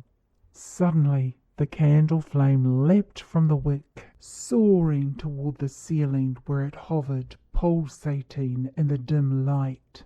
It hung there past comfortable, and its lips pressed into a thin line. Her mana had birthed that flame, and now it was behaving out of character. In an instant, the candle flame exploded into 1,000 tiny sparks, scattering like the remnants of a firework. Oohs and ahs echoed as Rua provided the spectacle in response to Papa Mac. Their voices resonated in the living room. The fragments blinked out one by one, leaving the room bathed in a brilliant orange light. Meanwhile, lurking unseen by the whānau, a pair of furious coal-coloured eyes glared at them from the dark spiritual realm of Te Aho Kehua, the gaze fixed and calculating. Nanny Bob, though she wouldn't give this Matatohu nephew the benefit of the doubt, clicked her tongue through her teeth. For sure showing off, for sure, she thought, her lips puckered in consideration as she carried on thinking. There is something more than the Rua at play here tonight. Nothing should have been able to hijack Net's flame spirits. I gave them to her. It had been a 2-year lesson. All the flames and fires that Nuku Matatohu had to learn to handle and distribute, and Annette had mastered it. Yes, something more is involved with tonight's hokia. Another hand is moving the energy in its favour. Nanny Bob didn't know if she should stand up right now and bring her presence at the ceremony to an end. She cast a glance over to her younger sister Markere and felt a pang of sadness for her. Even though the boy had delivered her so much joy and challenge, 2 things Markere revelled in had been laced with subtle questions of horror. At that final thought, Nanny Bob knew she couldn't just up and leave. Her sister had suffered too much loss. She needs me. No, she thought, I'll stay for her. While Annette had her own dilemma, caught between the seriousness of the situation and trying to bring comic relief, she observed the eyes of the whānau track the remnants of the last lights of her dead flame spirit. She thought the same thing as her Nanny Bob. How could anything get to my flame spirits? The discomfort in her puku kept pulling her away from serenity. Sticking out her chin, she sent a silent message through the ethers. I'm the master of my fires, Big Unk. Leave them alone. She tried to coax another flame from her heart, but none would appear. It seemed she would not illuminate the matter of so much conjecture and curiosity tonight. Annette felt a small tug on her heart. We all wander with mystery. Beside her, Auntie Wiki stepped up to the rescue, flicking her thumb and forefinger toward the wick. A golden flame appeared, steady and bright, melting the wick into an agreeable glow. At the sight of it, Annette's liver hearkened her back to the hijacked flame, the unfamiliarity of tonight's events, all unsettling inside her, making the darker questions seem closer. Despite the love of the whānau, she couldn't let go of the turmoil she felt about her favourite flame spirit, now lost in 1,000 blinking lights. Annette wanted to get her auntie's attention and tell her she felt the evening was off, that nothing about tonight made sense. She looked over at Maya and cast him a frosty glare, wondering, even him showing up. Her heart clenched as the tension grew.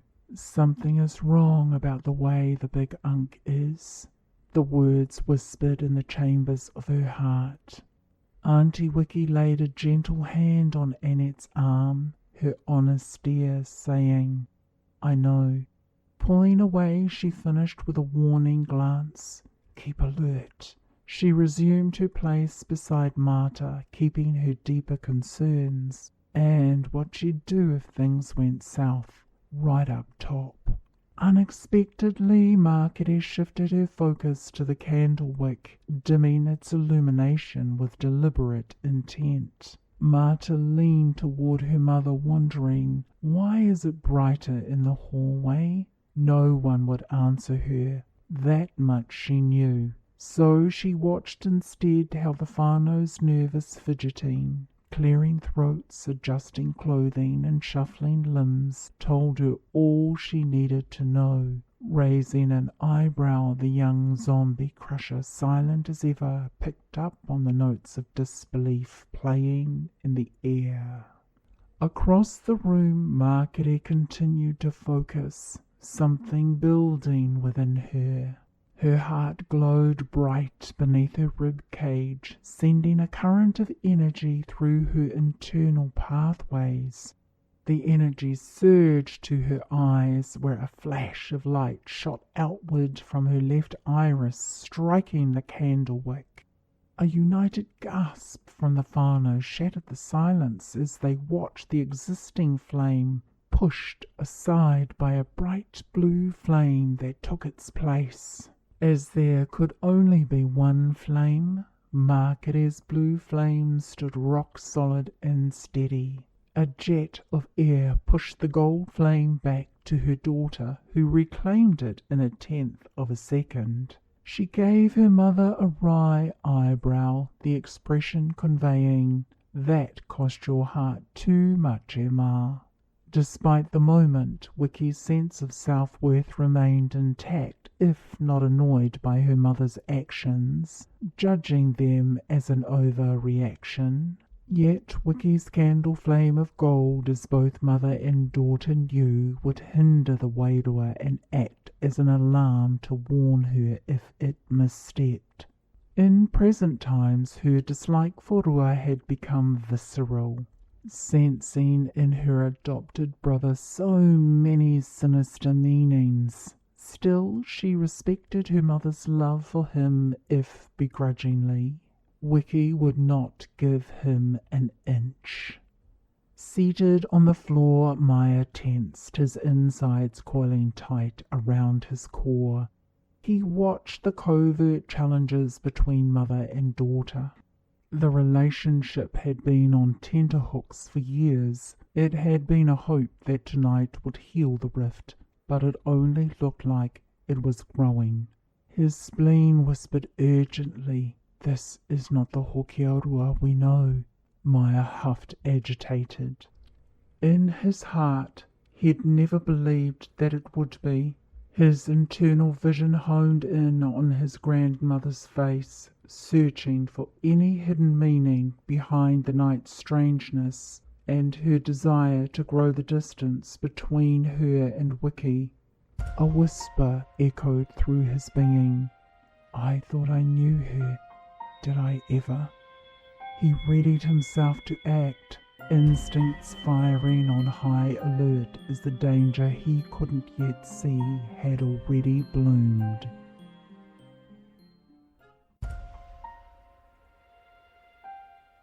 Chapter 13.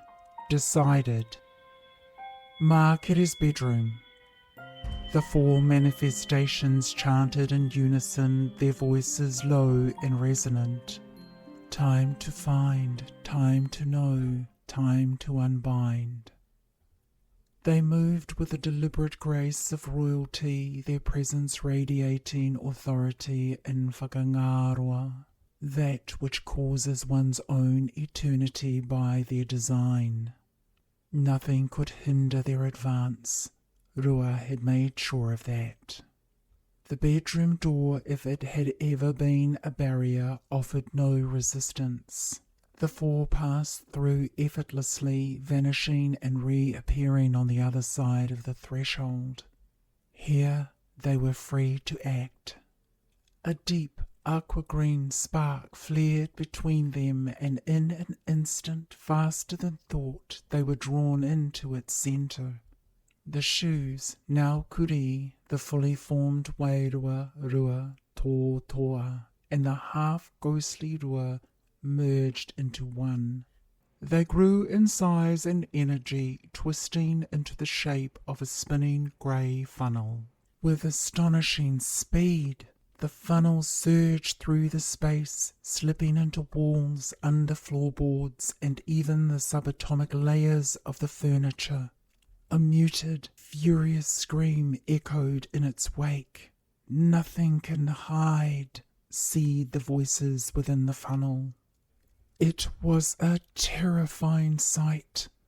The grey mass whipped through Markete's bedroom, tossing fabrics and knickknacks into the air. It inspected each item with brutal efficiency before returning it slightly askew. To an untrained eye, everything seemed in place, but an expert would notice the subtle wrongness. Markete's personal belongings, both physical and spiritual, numbered in the thousands. The whirling mass of fury didn't care. Time bent to its will, stretching and shortening as needed. "Search everything twice," a baritone voice hissed from deep within the funnel. "Markete could have it hidden in anything." The last word was a laboured ancient cry. "Anything." Whispers swirled as the funnel spun through the environment. Find the element, find the sound, find the freedom for the kai whakapai. The merciless invaders of Tuwa, find the hidden now. In its wake it left a shimmering, iridescent residue clinging to everything it touched, a poison meant solely for Markete. The walls, ceiling and floor shimmered like heat waves, the air alive with golden sparks.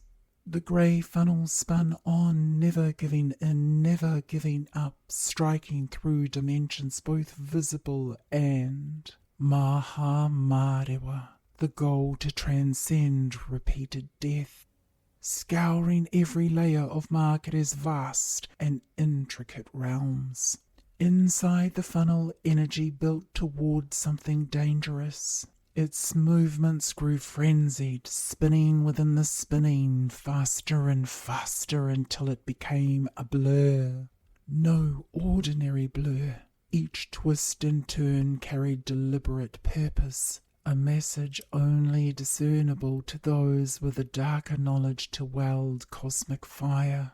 Suddenly, a silent lightning bolt flickered through the room, culminating in a flash of blinding white light. A small sewing machine needle popped into the air, spinning like a compass gone mad. They had found the instrument. Roars of laughter sang the lyrics of their hollow-born intentions. The needle obeyed the spell's command, pointing to the hiding place beneath an ornately carved end table.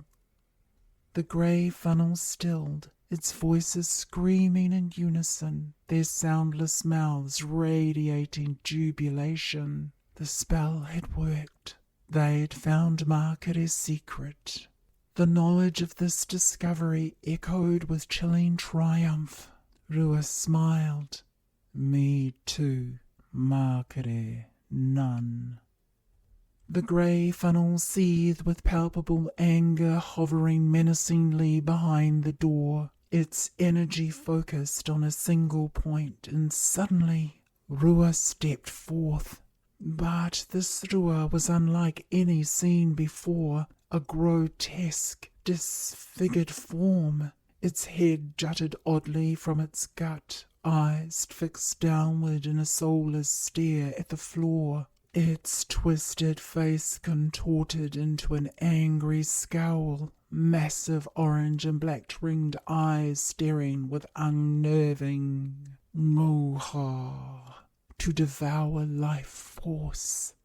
Dry, cracked lips trembled with unnatural immortality, ready to pounce.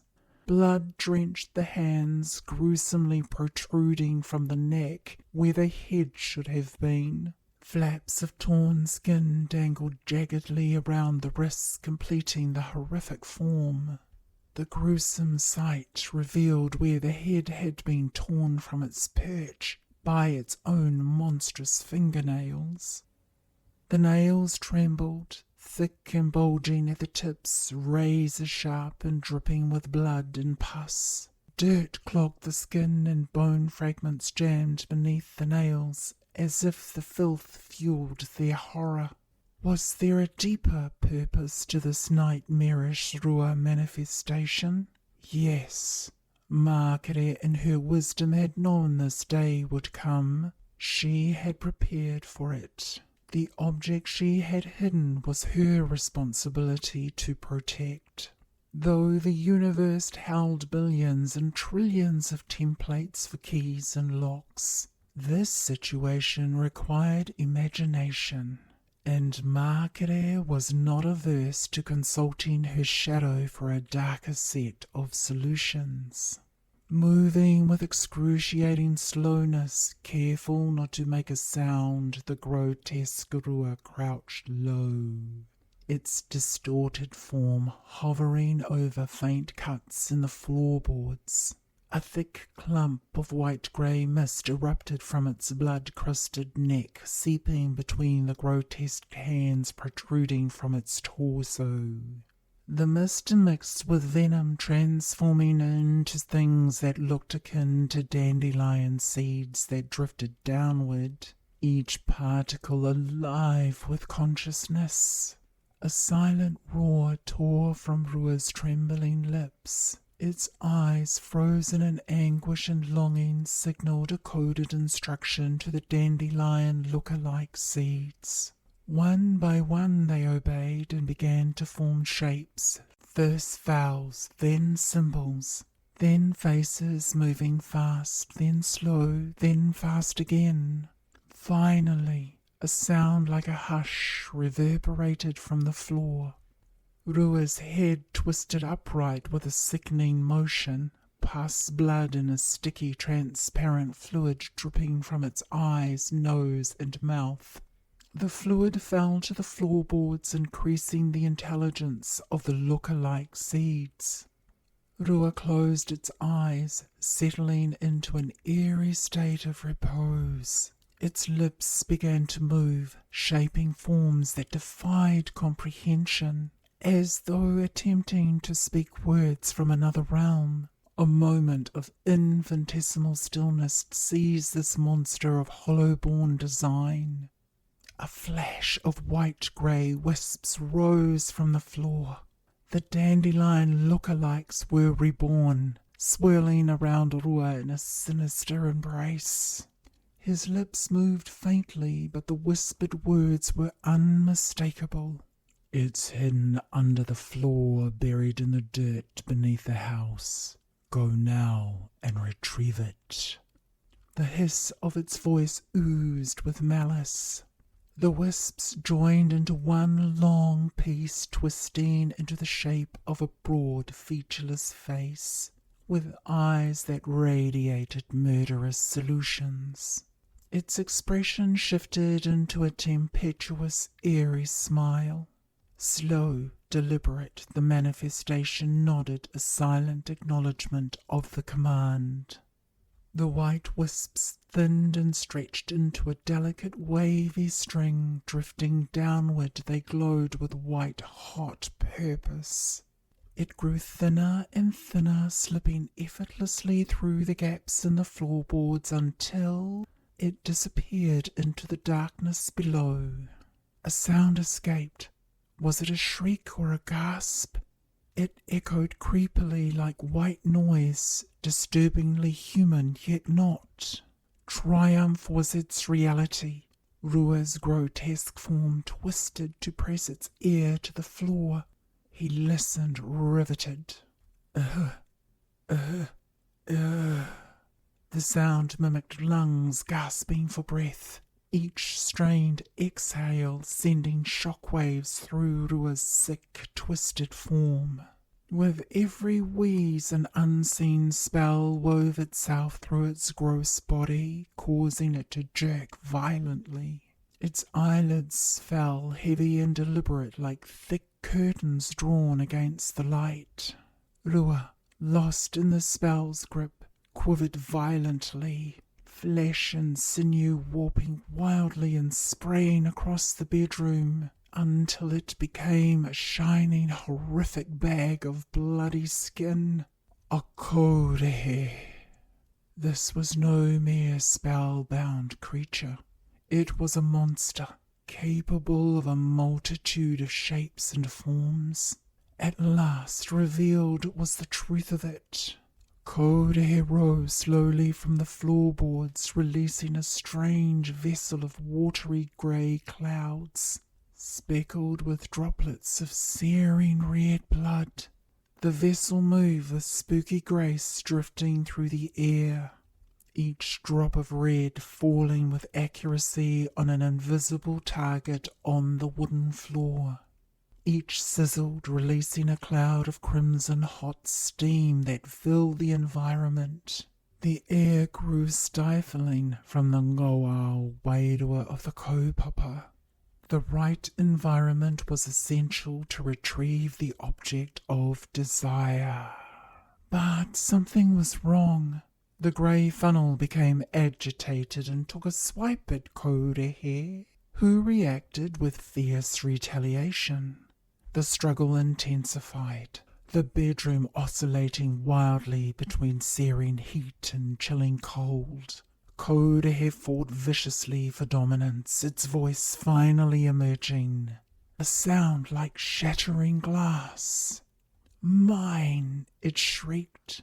A quivering chin materialized, taunting the grey funnel. Above it 2 eyes appeared, both left-sided, with orange irises encased in purple sclera. They taunted with pūkana glares. Pūkana. Green streaks like veins throbbed around the orange irises, pulsing with energy ready to fight. From either side of the chin, ugly paws emerged, their claws long, dirty, and caked in dirt. Razor-sharp, they glinted with homicidal need, poised to tear through the grey funnel. A golden hole materialized above the eyes, releasing a sharp, guttural snort. The force of it blasted the grey funnel across the bedroom, slamming it into the far wall. The funnel convulsed violently, its movements erratic and disjointed as it struggled against the murderous force of the Kodehe. In a sudden violent motion, it collapsed inward, its mass compressed into a tight, shimmering ball of sparkling grey light. Kodehe grinned wickedly. The hypnotic poison mist had done its job. The grey funnel was now firmly under Kodehe's control once again. With unnatural telekinesis, Kodehe summoned the sparkling grey ball back toward its hiding place behind the bedroom door. From the golden hole above its eyes, another plume of toxic mist streamed forth, enveloping the ball in a suffocating haze.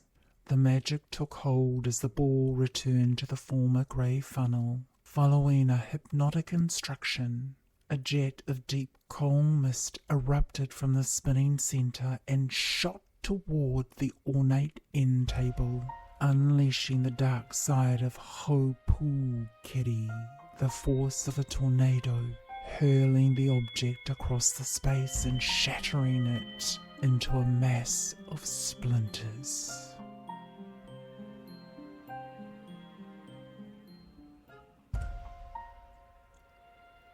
Chapter 14, Fraught. Marketer's bedroom in Bedlam. Beneath them, in the earth's interior, white wisps raced along a tiny passageway toward the desired prize. At the end stood a thick door of cold, hard pornamu adorned with intricately carved handles. Markings of unrecognizable forms covered the front of the door. Here the white wisps waited, their task near complete as they parted into 2 groups. One group sparkled, quivered and stretched, transforming into a crackling lightning strike. It sent a jolt of blue light through the darkness, revealing the marks that held the lock in place.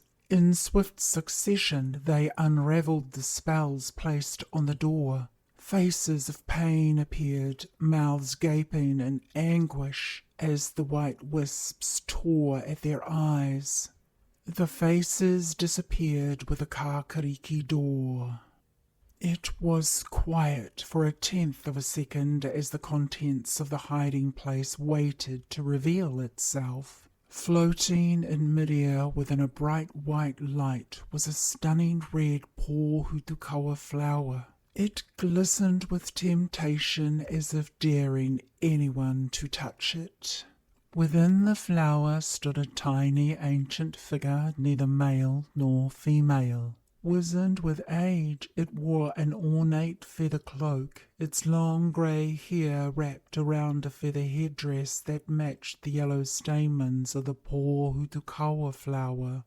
Each stamen dripped with thick golden nectar, their tips sharp and barbed. The flower was a masterpiece of duality, designed to offer luxurious comfort to its guest while trapping them in an inescapable resin.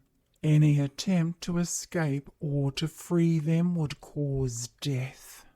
The figure appeared vulnerable, aware that beauty's limitations lay only in the eye of the beholder. The white wisps gazed in amazement at the spectacle before them. 2 clicks sounded. It was time to act. The second group of white wisps formed into a tiny ball of grey light, beautiful in its Wi-Fi force eroding identity. It extended a lightning strike toward the flower, radiating an aura of being at ease. The strike shifted through a cascade of colours, blue to red, red to pink, pink to yellow, and colours off the Richter scale, its energy fluctuating with each transformation. The wizened figure drummed its fingers together, waiting with steady anticipation as it watched the lightning strike make its assessment. The object of desire, though small, was still too large to escape Marketer's hidden refuge. The lightning strike contracted back into the grey sparkle. For a moment nothing happened. Then an energy beam shot out from the core of the grey sparkle, 3 times larger than its tiny form.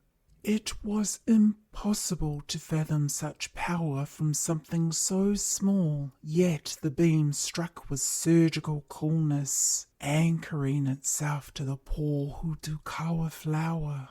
The contact was instantaneous, and the magical spell that protected the flower had no time to resist. Its guard fell away. At once, the beam of light compressed the already diminutive figure and their red and yellow prison into an even tinier spark of light, smaller still than the grey sparkle.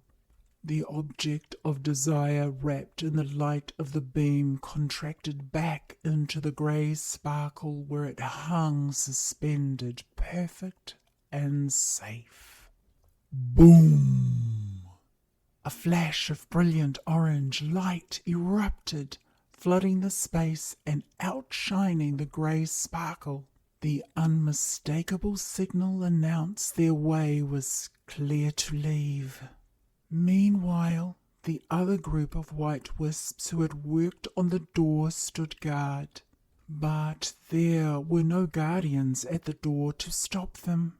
Marketer was confident no one would enter. Still, for the illusion of hers to work and for the grey sparkle with a tiny figure to return to Marketer's bedroom, a sacrifice was required. And the white wisps standing guard understood. They were the offering. The grey sparkle shot back through the glowing passageway toward the bedroom and its true master. The sacrifice drifted on to the podium where the tiny figure in its Pōhutukawa prison had been, their ethereal forms spreading out, darkening, lifeless, reminiscent of leaves withered by the hand of autumn. The instant the grey sparkle entered Marketer's bedroom, it expanded to release the tiny red Pōhutukawa flower. While on its brief but cataclysmic return journey, the passageway behind it had been obliterated, leaving nothing but ruin.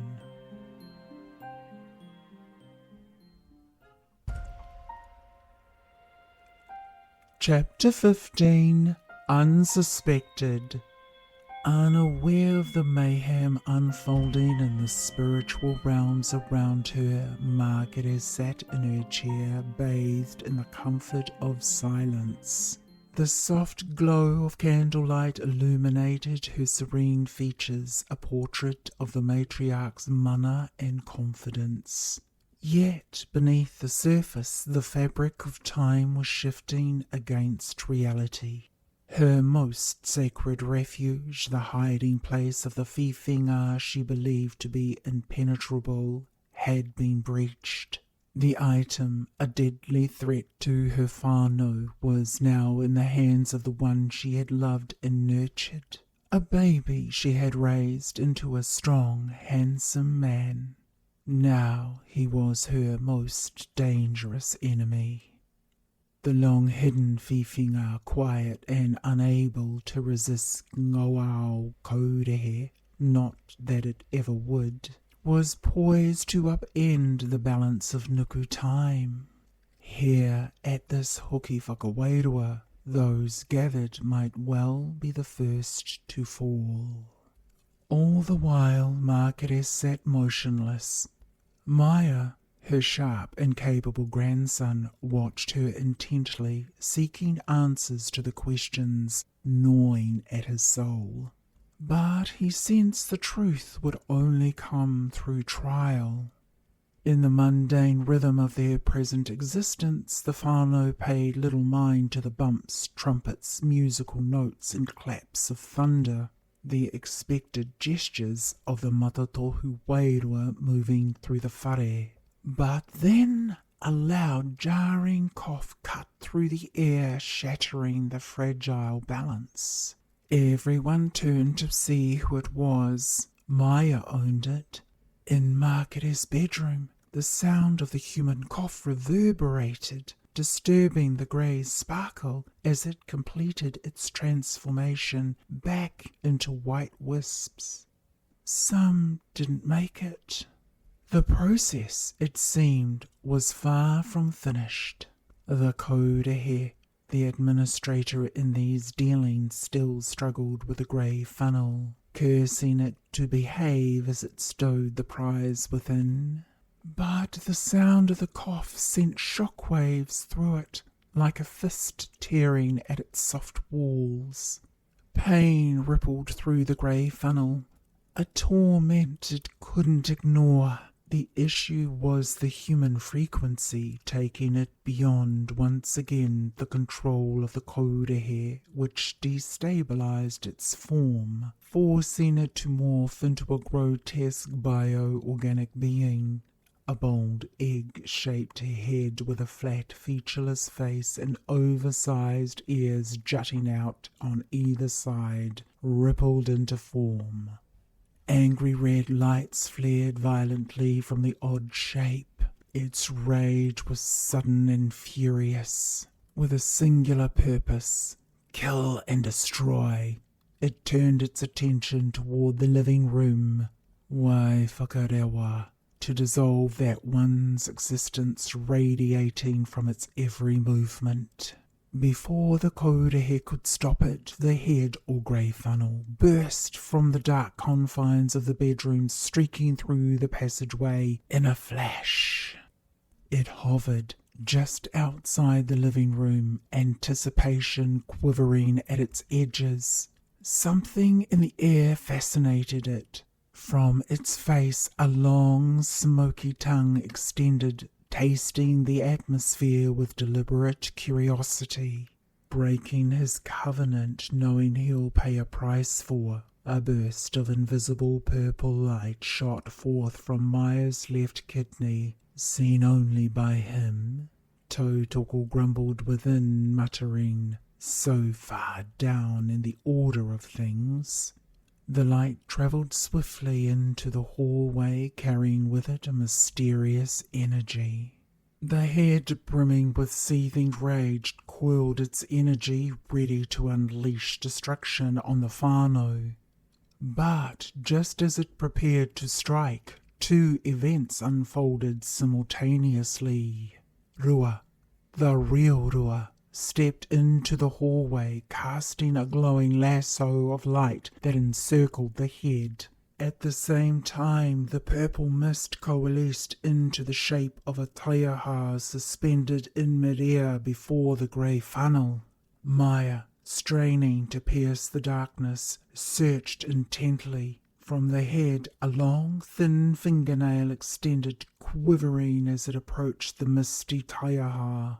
Rua, alive and undeniably real, yanked hard on the rope of hard light, dragging the head back into Markere's bedroom. He closed the door until it was just ajar. In a single fluid motion, he compressed the entire scene, the head, the sparkling lights, the coda hair, and even his own energy, into a dense black dot, no larger than a pinhead. It pulsed faintly, like a miniature black hole. The purple taiaha floated up the hallway until, nearly at Markere's bedroom door, it froze. After a moment, sensing nothing, it dissolved and retreated to Maya, its energy fading. Whatever it had encountered, it found nothing amiss to report, at least nothing it could comprehend. Maya rued at the choice he'd made. It had not been worth the hara he'd committed. Rua was at his limit. It had been a battle for him to act in time, to slip away, to hide, just as the triculation of Maya and Tautokunaus reached its peak. Invisible and lethal, two Tautoko emerged silently from the portal within Maya. Unable to be sensed by anyone but him, Koru and Po moved with swift feet, their coal-shifting forms slicing through the air like a hot knife through butter. They rose through the ceiling and hovered above, cloaked in silence, waiting in pūkana-poised snares. These coal forms they inhabited absorbed all light, rendering them undetectable in the dim atmosphere. Though aware of the dangers ahead, they could not predict the challenges that might lead to their untimely demise. Po sighed deeply. Aren't Hoki Whakawairua supposed to be safe, loving, caring, nurturing, ne? A faint smile played on Koru's lips, betraying his doubt. The night has become shrouded in the uncertainty of that, my toko. Po nodded, solemn as, untold pono, we stay in stealth until we're certain.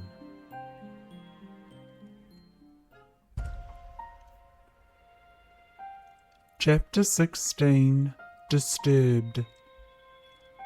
Rua's excitement surged as he surveyed the endless expanse of the black void where secrets lay waiting for him to use. His gaze locked onto the malformed grey funnel, a twisted mass of shifting shadows.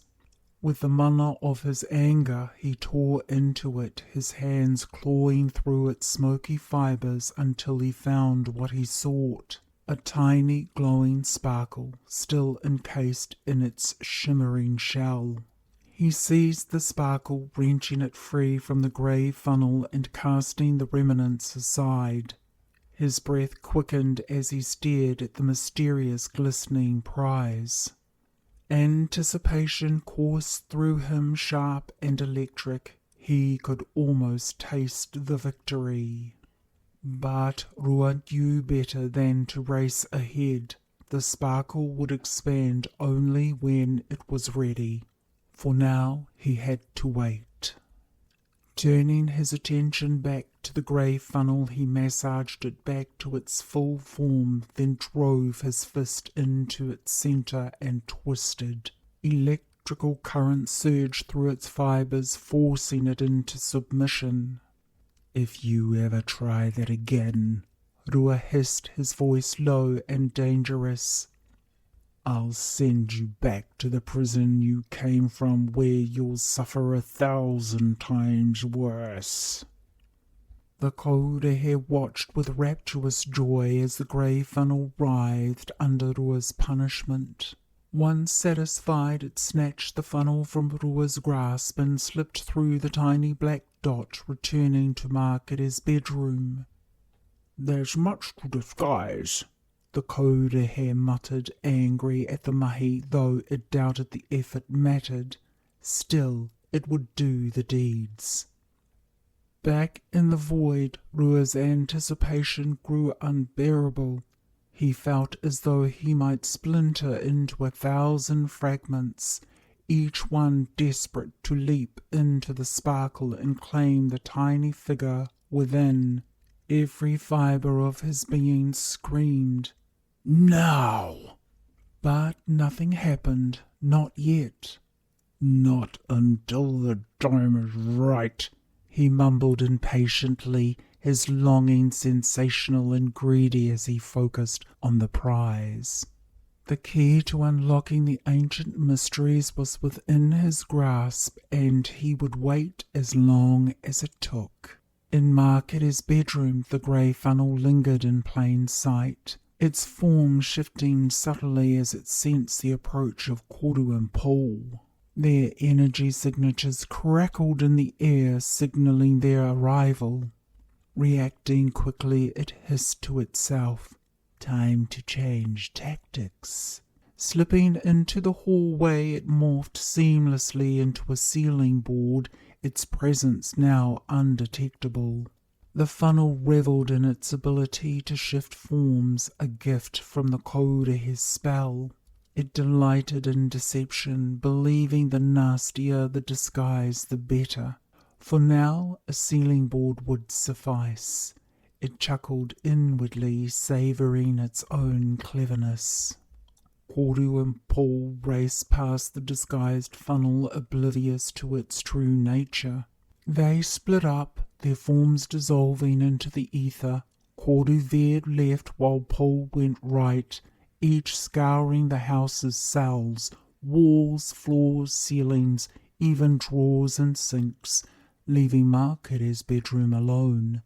Despite their thorough search, they found nothing, not even the rotten food. That had been hideously disguised by the power of the Tōtoa. Meanwhile, the grey funnel laughed at the two tautoko from the safety of its shape-shifting spell.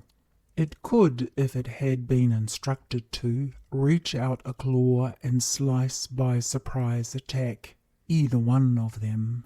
At its core, a warm glow grew at the thought. Even the most experienced tautoko would struggle to detect me. Meeting in the hallway, Koru and Po exchanged silent shrugs. Nothing.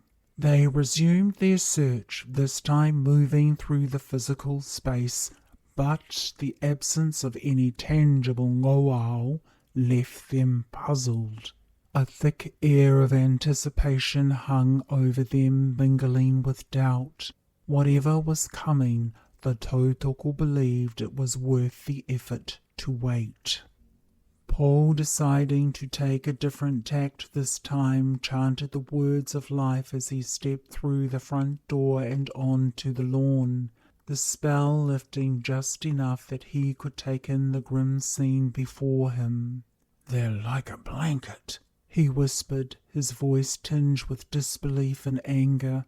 The bodies of the manu lay scattered across the grass, a chilling testament to the destruction that had been forewarned, yet still unexpected at these extremes. The stillness pressed Manawiri against his senses. Not a single sound stirred, no insects, no rustling leaves. The silence was absolute, unnatural. Kneeling, Paul examined the lifeless creatures more closely. Each upturned puku bore a deep red mark, stark and foreboding. Without hesitation, he sent an urgent message through the pancreas and pituitary glands to all Tautoko and Maya, projecting the image of the red X. Through the portal, Moku and Aotea saw the image and immediately sensed disaster looming.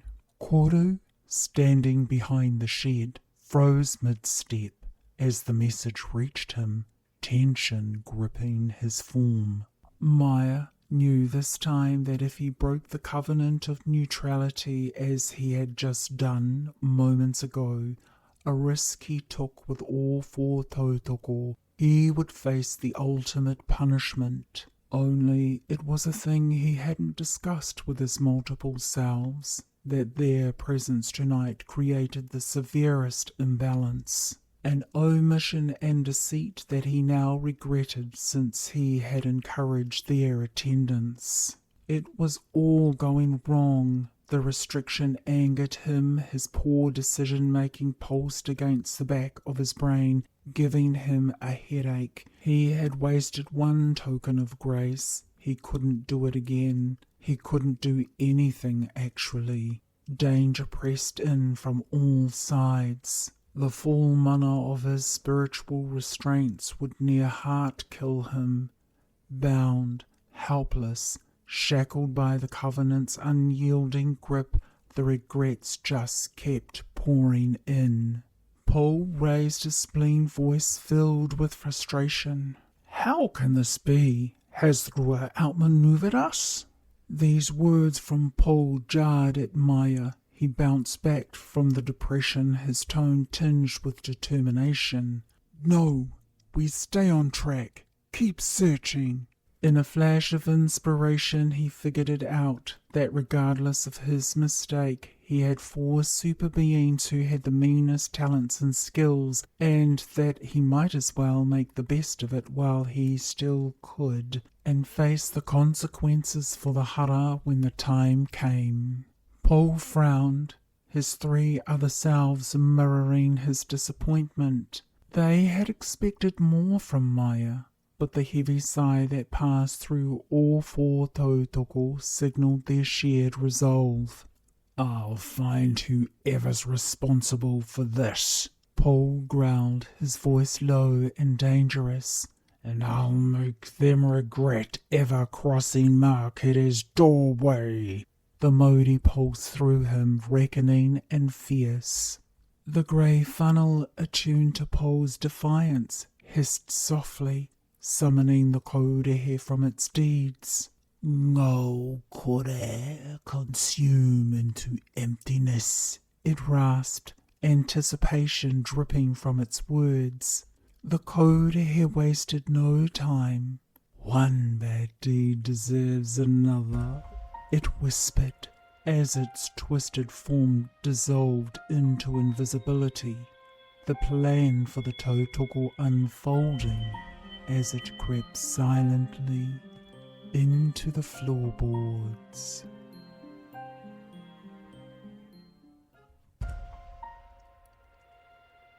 Chapter 17, Divider. In the hallway, Koru and Po returned to their predetermined meeting point, their forms suspended in a delicate balance between the floor and ceiling. The surrounding air thrummed with quiet pressure. As they moved cautiously through the space, something outside Marketer's bedroom caught Koru's attention. The energy felt wrong, like the jarring clash of fresh water meeting salt where none should exist. Koru's voice cut through the air like the scrape of nails on a blackboard. This mahi is for Poeke. In an instant, a mere forged from an unearthly substance materialized in his left hand, its surface shimmering with a dark, brilliant light. Paul smiled, his silence speaking volumes. Between the two tautoko, a taiaha rose into the air, its height stretching from floor to shoulder, perfectly balanced.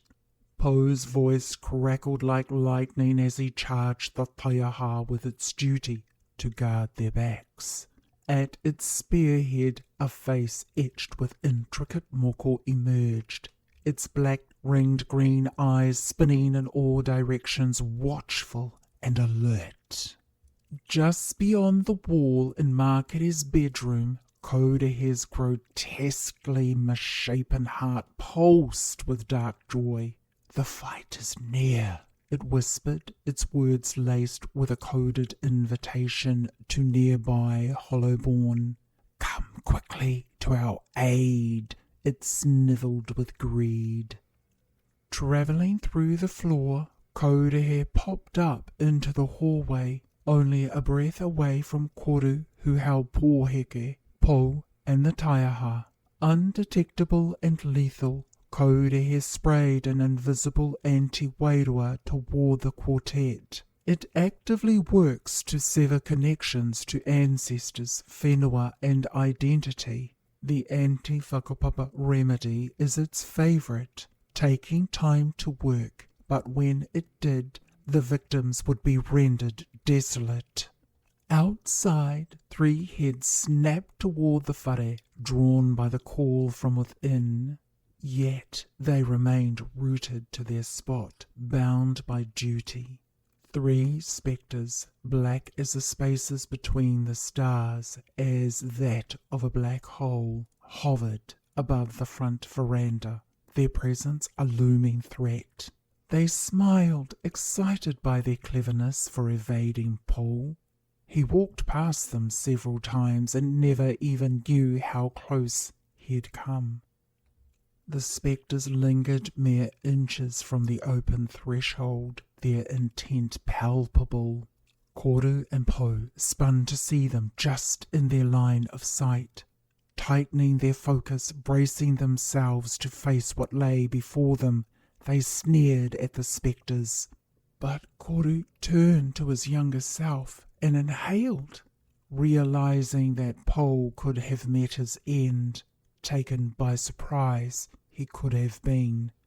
Moku and Aotea, desperate to aid their younger counterparts, pleaded for permission to join them, but Maya's response was firm and resolute.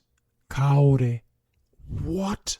Moku and Aotea shouted, their frustration cutting through the tension. Still, Maya remained unmoved.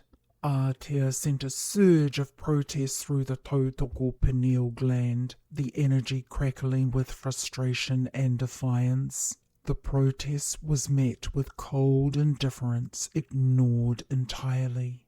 Moku's voice was low, simmering with anger.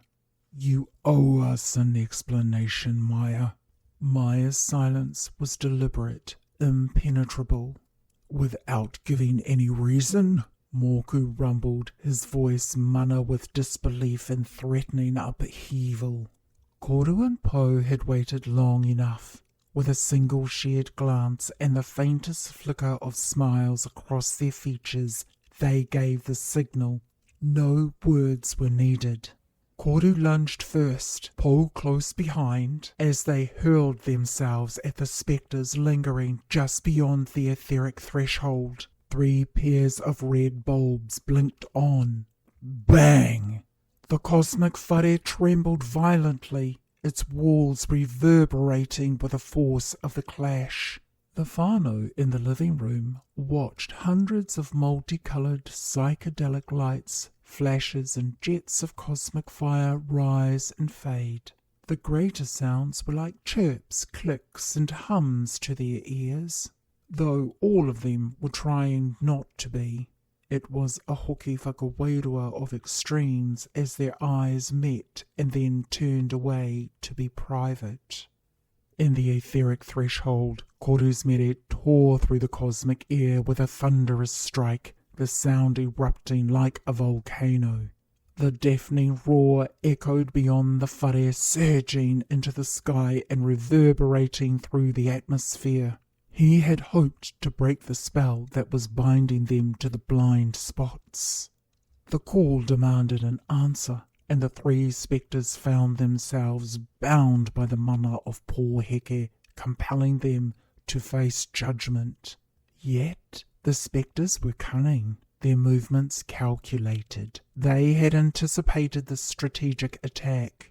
From the gaping mouth of the first spectre, a jet of searing red fire erupted, crackling as it cut through the etheric air, laying the spell once again. "Whoa!"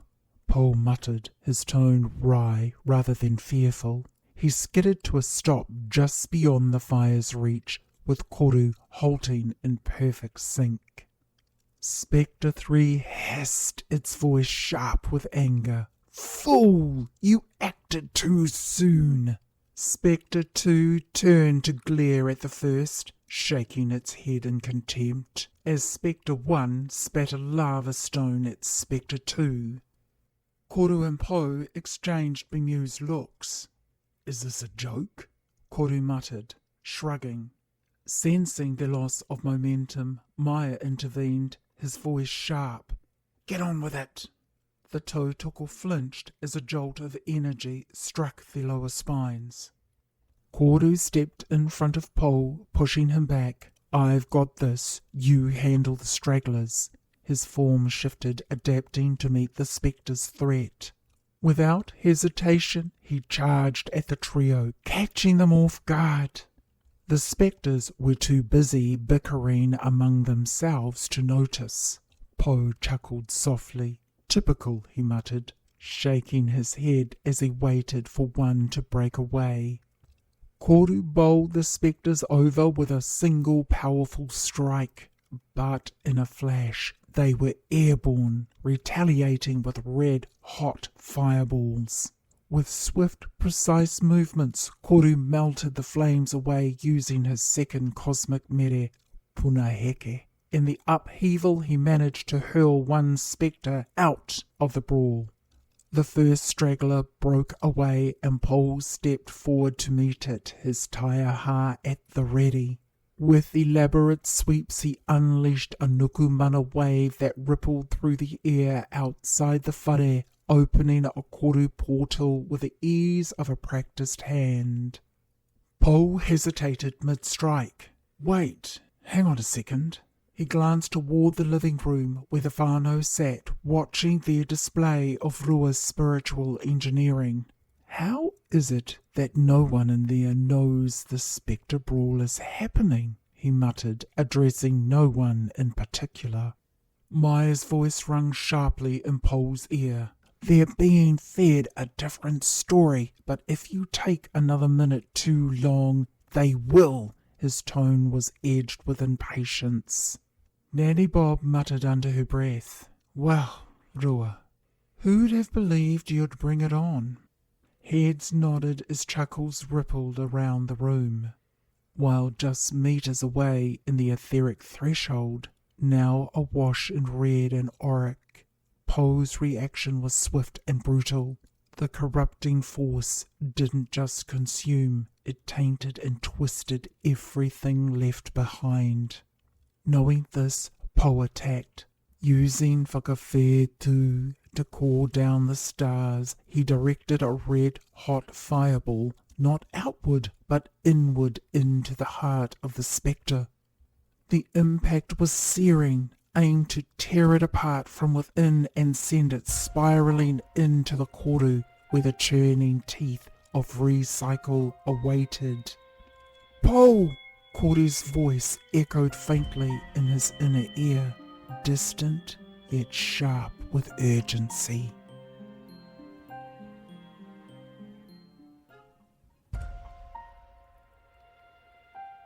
Chapter 18, Unravelling.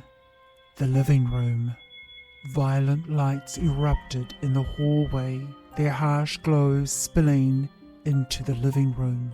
The intensity charged the already Tānuku atmosphere, stripping away any lingering warmth and replacing it with chilled discomfort. The trust for the process now hung loose in the air, veiling the undercurrent of suspicion and hidden agendas. Alertness loomed like an axe, ready to fall. The whānau sat in restrained silence, unaware of the secret plan unfolding just beyond them. The combined spiritual powers of Maya, Moku and Aotea maintained their peace, shielding them from the furor of Rua's dark spell. Yet they could not sense how close the ngoau was to the living room.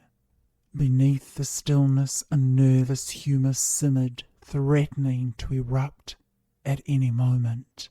While it might offer fleeting relief, it risked unravelling the delicate focus holding the room together. And in that moment of distraction, hollow-born forces can slip in unnoticed, weaving themselves into the very essence of those present. Hidden within, they would lie dormant, waiting for the perfect moment to release Waiwhare. It'd strike at the core of the whānau and tear them from their identity and roots. The candle's unsettling blue glow flickered soft, casting a hypnotic haze over the room. Its light seemed to act as a sedative, lulling everyone into an unnatural blindness, a deception masking the madness brewing in this Hoki Whakawairua gone awry for the whānau, but perfect for Rua. Rita, Annette, Wiki, Papa Mac, and Nanny Bob exchanged subtle glances, each breaking through the lethargy. They sensed the edge of what they couldn't articulate. They did with certainty, though, grasp the spiritual farewell was possibly disguising something dangerous, something anti-Wairua. They all looked over to Mākere for confirmation. Meanwhile, Mākere betrayed no errors or concerns. She was serene and composed, listening to words of her inner voice echo through her being, a solemn truth ingrained in her spine. Before departing for Te Tirohanga Nui, all Nuku people, regardless of their spirituality, undergo transformations, both etheric and mystical, as decreed by Nuku law. Those who have crossed over know these sacred changes. They mark the undeniable end of a human or Matatohu lifetime on the physical plane. Mākere's bedroom. The matriarch's bedroom was no longer a sanctuary. It was a ngoau battleground, doomed to bear the scars of a wretched rampage. The air grew thick with pressure, suffocating the aura of Mākere's presence and all that was within the space, leaving little hope for reclamation. The kōrehe quivered with unease as the grey funnel hung suspended, unmoving. It couldn't remain static. It was against its nature to. Its cloudy form trembled, fragments unravelling like the decaying kai in the kitchen, born from sinister coal mist, spreading anti-life through the aroha. "I see that, you invader," Kōrehe wheezed, its voice trembling with strain as it held its breath. The grey funnel hissed in response, its tone menacing. "And so I must spin." "No," Kōrehe seethed. The cause of their grievances and strain lay only inches beyond Mākere's bedroom. Post-Taiaha had drifted back to their previous location before the short battle, and was now performing the ritual that called out Hollowborn hiding in places they weren't welcome to. Taiaha poured into the air the mauri of 1,000 ancients.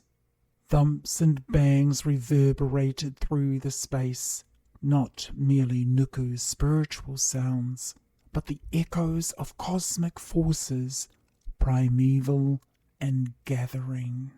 An eerie resonance tinkled through the disguise, disturbing the delicate balance between Kodehe and the grey funnel. They couldn't let their presence be known just yet. Too much was at stake, but that might be too late for them. From Taiaha's left eye, a ribbon of purple mist emerged, weaving silently into the bedroom. Kodehe tensed, having sensed it long before it appeared. True to its nature, it prepared to fight, while the grey funnel quivered, its dim shadow flickering like a dying ember. The purple mist pulsed, colliding with the dark Matatohu, its energy building towards something ominous.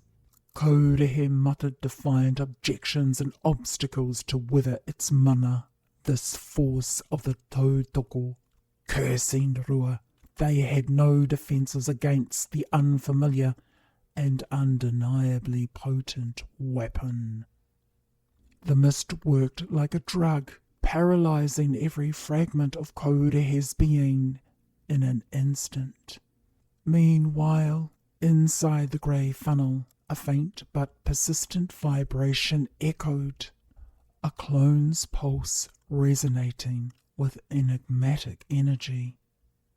A sudden flash illuminated the edges of the grey funnel, radiating with a brilliance of starlight. It pulsed and shifted in sharp peaks and dips, its core filling with a dazzling light reminiscent of a stellar nursery. Kodehe made a reckless, fatal decision. From its twisted form, a jagged claw shot outward, slashing at its own misshapen flesh in a frenzied act of self-destruction. In a desperate attempt to purge itself of its thrilling secrets, the purple mist cannot know the reasons for their presence. The claw trembled violently as it scraped against its warped surface, aiming to pierce a sensitive spot on its exterior. Instead, it struck a hollow tube. Air hissed from its form, and panic seized Kodehe. It flailed wildly, a victim of its own reckless folly, as it spiralled around Markete's big wooden bed. The ribbon of purple mist ignored Kodehe's flailing. It kept gliding purposefully toward the grey funnel. Even the growing brilliance of the stellar nursery within the funnel did not deter it. The mist weaved gracefully around the now motionless grey mass, its intense focus commanding silent admiration. Enveloping the grey funnel, the mist remained indifferent to Kodehe's spiralling madness. In the throes of its struggle, Kodehe, a creature designed for destruction anyway, was granted an unlikely miracle. Its claw, flapping in desperation, lodged into the fissure where the air escaped, sealing the breach and halting its panic. Kodehe surged with newfound strength, its twisted form responding to the influence of the invader. Watching the Miss Ahwai pool, a grudging respect stirred within the monstrous entity. Time for action. Its form bloated hideously, swelling with anti-mana, it teetered on stubby, malformed legs, rocking back and forth with an unsettling rhythm. The purple mist continued its work, steadily eroding the delicate fibres of the grey funnel. Meanwhile, Kaurehe spread its hideous bulk across the wooden floorboards, its growing form pressing to kino ngā hau to destroy life essence, an oppressive mahawhe, a hunger to consume the void, warps the fabric of time and space. It had no intention of battling the mist. Its focus was elsewhere. The ribbon of purple mist, though not acting alone, moved in seamless cooperation with the tautoko. Kaurehe relied on the tuk and ma, their ruthless intent, sharp with vigilance. The mission is a twofold plan. Born of simplicity, carried the potential to disrupt, root out the mist's origin and exact vengeance. Yet the mist, unfazed by Kaurehe's threats, was about to fulfill its purpose. While the grey funnel's only chance at salvation lay entangled with Rua, who was now utterly captivated by the thing of his ancient longing.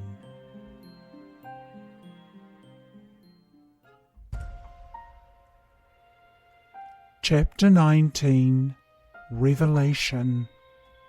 Time stretched like an elastic band for Koru as he applied the rongoa to heal Poe's fire wound. He was angry at his younger self for not following his instructions. Koru is the only one of the 5 who has the gift of the fires. Poe groaned. Aroha mai, I forgot I wasn't a fire eater, as he recovered and got to his feet, a little frayed at the edges, but he was resilient. His eyes surveyed the front lawn and what Koru had finished, spinning inside a fireball with 3 pairs of red bulbs, their forms completely burned away. Paul blew out a whistle to show his appreciation.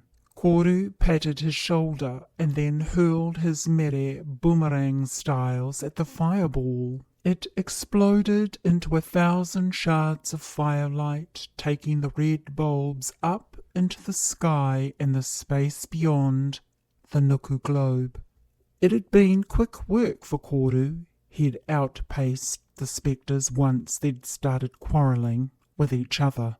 3 fireballs later, Koru had them contained. Though he'd thought they'd put up more of a fight, and he couldn't figure out why the spectres had lost so easily. Poe, seeing Koru's pondering, offered an idea that they might not have been the real thing, just a decoy for them. But he was fully ready now to tackle the rest of the Hoki Whakawairua, and certainly glad they'd decided to stay for this one. Taiaha summoned them from their reasoning. The kōrero, 100% certain it had discovered the machinations of the evening, and they were in Mākere's bedroom. Shock pulled at Koru and Po. They were dumbfounded that anything other than those sanctified too could enter this great Kuia's sanctuary. As they stood in the hallway, their senses razor sharp, Koru made the sign, all kōrero through the liver. They watched in silence as the spiritual purple mist drifted toward them, but something was wrong. It had transformed. They were shocked again. The ancient of 1,000 had been infected with a sickly green pus, puzzling and upsetting. Before they could react, the bulk of the pus surged forward, blinding them and rendering their mere and Taiaha useless, halting any thought of resistance before it could even begin. As if that'd work, Koru spat, his liver voice laced with defiance, despite his blindness, but his confidence was premature. The spell ran deep, weaving into his senses like a cunning trap. Korehe's laughter echoed faintly from its hiding place in Makere's bedroom.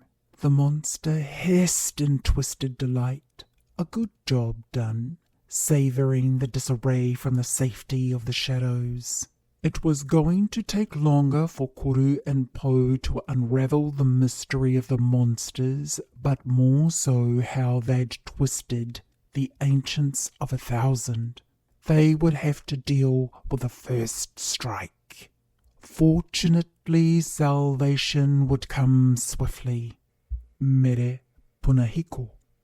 Kaitieki had forged the weapon from a substance found only in the heart of a black hole in the Andromeda Galaxy. Sent from Moku to aid Koru and Po, it sprang to action with Modiha, unleashed a thick black light that flooded the hollow-born spiritual wrong atmosphere, foiling Korehe's plans to null and void, for now at least. Korehe's claws disguised in the pus had attempted to lodge in the eyes of Koru and Po, suddenly lost their potency. The spell unravelled and the Tautoko seethed with fury at the audacious attempt to disarm them. Back in Makere's bedroom, Korehe convulsed with waves of bitter frustration, its ugly form trembling under the mana of its failure to stop the Tautoko. Korehe's distorted body was neither gross human nor Wairua wrong. Its ugly disfigurements had been intentionally crafted to instill fear into the break sacred locks. Now its putrid systems churned with anger at the loss, its imbalance growing as bitterness consumed it. But salvation had come for the grey funnel at the nth second, aided by Rua's secret intervention. It broke free from the grasp of the purple mist, happy at slipping further from Koru and Po's control, while Rua aided in the corruption of their invader. Even as his presence was fleeting, a shadowed figure granting just enough attention to spur the two monsters into action, it had fulfilled so much in just a blink of an eye. Then, as a wisp of smoke, he melted back into his black dot refuge, where the object of his insatiable desire waited in restless quiet. Released from Koru, a new Mere Punara joined Punahiko. With a swiftness befitting a cosmic Mere, they tore through the green pus, slicing it to shreds as it fell uselessly to the floor. Ka Aroha, the Ancients of 1,000, the Mere growled. A fleeting moment of relief washed over the Tautoko. Po stumbled, hissing. Puna, the mahi isn't done yet. We're still encapsulated. Koru responded. Trace the design, our moko kanoi. He demonstrated the motion for Po, whose bloodshot eyes narrowed in strained recognition. Cha! He uttered. His body trembled with the effort and already weakened from the fireball. He was having less success following Koru's instructions. Suddenly, Punahiko once again, whose cosmic presence radiating authority, extended toward them, tracing the intricate patterns of their moko kanohi as its deep, resonant liver voice thundered. Kai Teaki! The vibration of the name rippled through the air, enveloping the two Tautoko in a wave of pure restorative energy. Finally, free from the hollow-born encasement, it was Koru who first caught sight of Korehe through the gap in Makere's bedroom door. Nudging Po, their dark hazel eyes turned black as they fixed on the ugly creature within. A mass of misshapen flesh sprawled across the floor, its skin sagging like a collapsed bag of viscous goo. Po Po ready to act and fight while Koru's liver whispered caution. They couldn't afford to be hasty. Not now. They were yet to learn the true name of the creature and why it was here. As they watched, Korehe uttered secret words to itself as more green puffs of smoky pus were expelled into the air. The puffs drifted purposely, building the world it needed for their victory. Koru's eyes narrowed, his body stiff with tension as the hidden truth of the moment unfolded in his bones. He knew this had to do with Rua, that they had been tricked somehow. He looked to Po, his eyes sharp with urgency. I think we've been set up. Every defense we have, everything we are. I don't know how deep this goes, but I can guarantee you Rua's ahead of it. Po exhaled a slow, deliberate considering Koru's statement. I hope you're wrong. His features setting into a dark glare, hardening his face with anger. Because if you're not, we're boil up for sure, Koru finished grimly.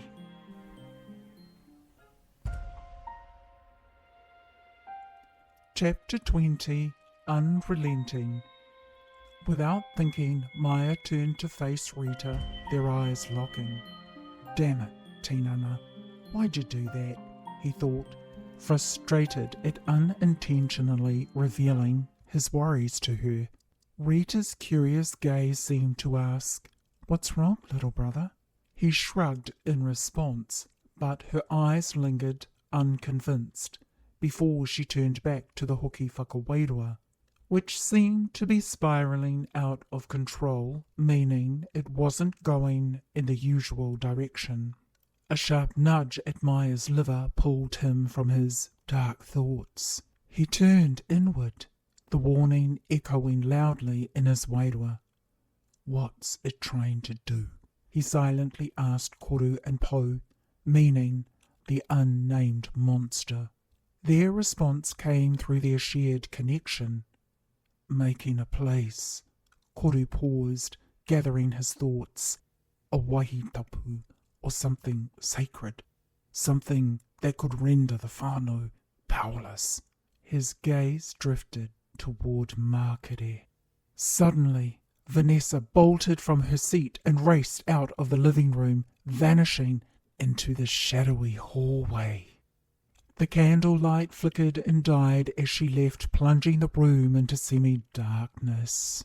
Everyone jumped at her sudden departure. Night vision, everyone, Nanny Bob said, breaking up the jump and scare. Beside her, Papa Mac chuckled, placing a hand over his racing heart. Oh, wasn't expecting that. I love a good fright, though. Annette smiled at Nanny Bob. She's probably gone to the wharepaku. You know, Manuiti, always a buzzy minute bladder. Her eyes flicked to the kōhatu, surprised it hadn't stopped Vanessa. It must mean she's safe, assuring herself. Still, her wairua lingered on Maya. Tonight wasn't normal, not for a Hoki Whakawairua. Across the room, Maya clenched his jaw, struggling to maintain his calm facade. But the cracks were showing. Damn it, Vanessa, he liver muttered, frustrated that he couldn't interfere. Bitterness boiled over. Unforgivable, stupid, useless timing, he liver cussed. His boiling emotions didn't go unnoticed. All eyes turned toward him. Ai marika, Moku's voice echoed from the Pāwa portal. They've sensed you. Maya's kanohi betrayed him as his gaze flicked involuntarily to Annette, who was already watching him with shrewd eyes. He stiffened, realizing she'd caught him off guard. Annette's heart whispered, Something's off. He'd better not be brewing up something with those tautoko interfering with the balance. Her focus shifted to Makere. Her grandmother's posture was strained, her fist clutching her dress as if holding herself together. Annette's vision narrowed. Is her aura out of balance? Her spleen chimed in urgently as her eyes flicked back to Maya. The wairua in Annette's liver shivered as her Matatohu mana failed to provide simple answers. Her liver tingled, hinting at something just out of reach. Her gaze darted back to Maya, who sat riveted in his spot. What's wrong with him now? Annette's soul whispered. Auntie Wiki can feel the danger. If anyone's onto it, she is. But Wiki's warm demeanour unsettled her. Am I being oversensitive about Maya? Time seemed to pause as Annette flashed back to memories of Big Unc Rua. His odd obsession with Maya had always puzzled her. She recalled her training with her mother ki te Taonga kaiako, Whiti te Pō, and instantly missed her. The atua who guarded the school had once whispered truths to her about Rua and Maya. They're cosmic brothers. The memory grounded her, even as it deepened her unease. An echo from the hallway pulled Annette back to the present. Everyone in the living room heard the kārere delivered through the pituitary gland. Nanny needs rongoa wairua. A collective sighed through the room. Not the wharepaku after all. The noticeable sense of ease in the whānau, where no one jumped or rushed in panic to mākere, is indicative of how confident they felt in their tribal connection. That balance was easy to restore, and nothing to be overly alarmed about. Teresa began to move toward the hallway, her body language agitated. Wiki tisked loudly, halting her, while she said to Marta, "Stay here while I go check on Nanny," as she made her way to the emerald green chair. Annette watched her auntie's decisive movements, feeling a swell of admiration for her confident authority. In response, Annette tapped Rita's liver. I'd better go help Vanessa. As the exchange of guardians happened seamlessly, Rita moved to take Annette's spot, who rose to her feet, curiosity tugging at the hairs on the back of her neck. How did she know? She glanced at Teresa, exchanging a silent heart-to-heart message. Stay here with Marta. Behave, be nice, or Auntie Wiki will clip your tongue. Teresa oofed in frustration, but stayed put. As Annette flew over the kōhatu, her exit unsettled Teresa. Papa Mac frowned, his tone firm but also soothing. Girl, remember, we all feel it. Aroha. His words held mana, even as his curious gaze remained fixed on Mākere. Teresa smiled and nodded, acknowledging his kaumatua ways. Behind them, Mākere coughed softly, her grip on her chest tightening as Wiki, now shadowed by Peggy, Noel and Ada, focused on their beloved kuia. Rita called. What can I do to help? I have water here. She poured a glass from the stone jar and handed it to Marta, who hurried it to her mother. Ada took it. Wetting a cloth with it, she asked, Do we call an ambulance? She whispered, worried. No, Wiki replied, assured as she dabbed her mother's warm forehead. It's wairua, common for these ceremonies. Marta rejoined Teresa, who was watching enviously. Well? Teresa demanded, and Marta replied, Mum says it's normal wairua, nothing to worry about, she whispered, relieved, slumping down to the floor with a harumph. Rita motioned to the girls to scoot over and join her by the kōhatu. Meanwhile, Maya, still fixated on the living room threshold, noticed the twins were too.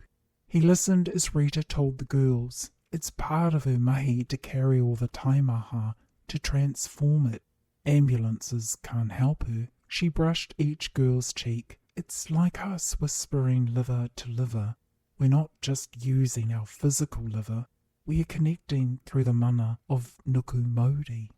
Teresa eyed Rita and Marta with scepticism. It wasn't her way to accept things at face value, but she had enough sense to remain respectful. A movement across the room caught her eye. It was Major Noel, who moved with uncharacteristic speed toward the hallway. Teresa whispered, "What's he doing?" Worried about his actions, Rita frowned. "I don't know, but he shouldn't be doing that," worried too. It was Marta who spoke up. Should you be going out there?" Nervous for him. Noel paused at the kōhatu, flicking on the light. He replied to Marta, "I'm going to help the girls." A ripple of disagreement spread through the room as he leapt over the threshold. Everyone didn't like it. Maya jumped to his feet, hissing liver to liver, private messaging. "What are you doing? Can you be any more of a fool than you already are?" Auntie Wiki cut through the tension. "Noel, don't forget, put them in the rongoa kete." Her voice carried the authority of a matriarch. She was in charge now. Noel sighed audibly, muttering under his breath, "Bloody circus, honestly." He turned and gave a nod to Wiki and a sneer to Maya. "I don't see you getting off your backside to help." That made an impact as Maya shuffled uncomfortably. He couldn't reply. Meanwhile, Ada hesitated, her concern etched across her face. "No, wait. I'll come with you," feeling the need to. Noel waved her back. "No, your place is with Mum. Stay and help."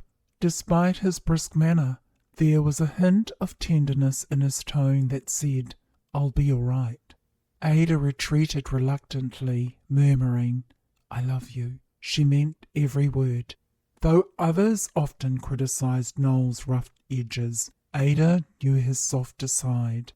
Watching the affection of Auntie Ada with Major left Maya flushed with embarrassment. His bitterness mounted, spilling over into his heart as his hands curled into fists, expressing his dissatisfaction. Across the room, Rita and Marta raised questioning eyebrows at him while Teresa seethed. Before Maya could react further, Nanny Bob hollered, "The light!" Her voice jolted him into action. He careened toward the light switch, colliding with Teresa, who had risen to do the same thing. The collision sent Teresa spinning back onto the floor. "Hey, you weirdo!" she exclaimed, winded but defiant. "What's up with you tonight?" Even as Maya flicked off the light, Wiki's voice cut through the dim. "Teresa, enough of that talk." Her left eye shot a blaze of blue light at the candle flame, her tone warm but a firm "None of that." As the room settled, Wiki turned her attention to the uneven growth of spiritual light. Her heart whispered urgently, "This isn't natural." The electric light was gone, but the glow of the candle revealed wisps of aqua blue with crystalline yellow centres hovering just below the ceiling panels. Wiki's voice trembled slightly as she addressed the room. "Mum's okay, but we need to group together over here," she murmured through her concerns at her mother's laboured breaths, drawing the whānau closer. Marketer's hand shot up, grabbing Wiki's arm. "Remember, we stay," she said, her voice labouring. "Till the end.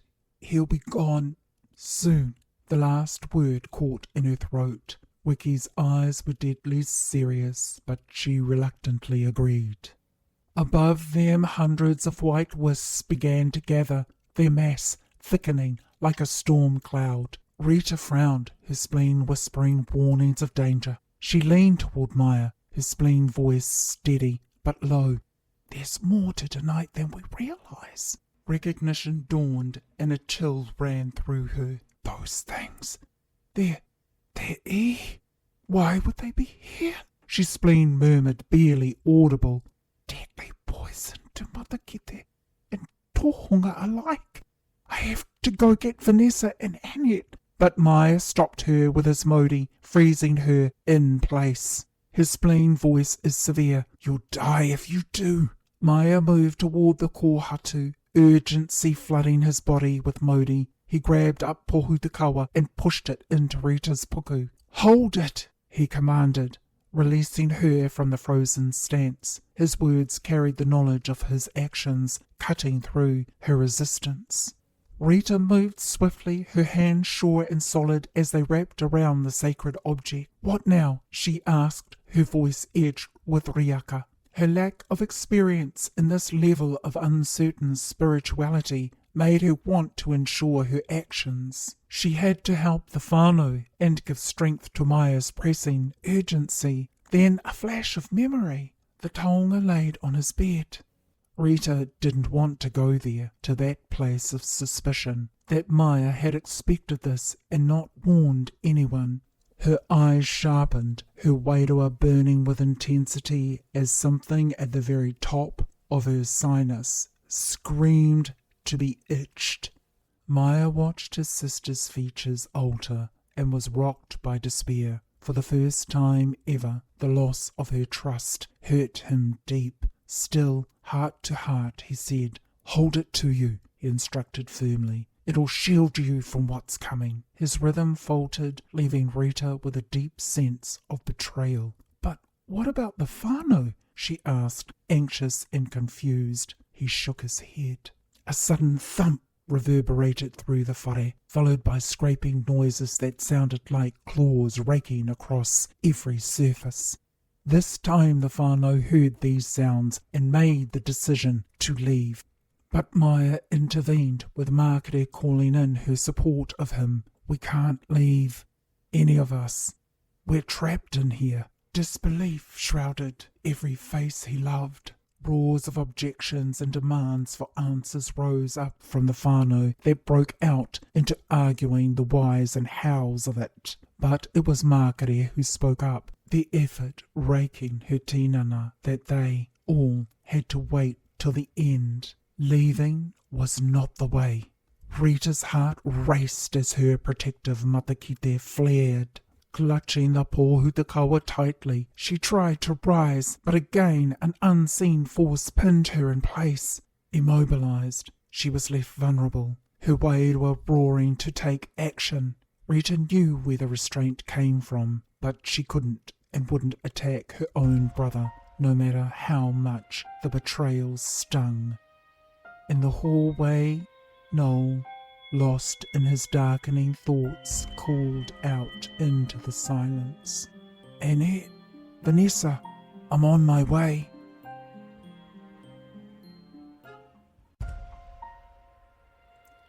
Chapter 21. Senses. Markere's bedroom buzzed with Korehe energy. The lurking monster found its attention drawn away from its mission by Vanessa's movements. Her straight, shiny black hair seemed to captivate it, pulling its focus from the task at hand.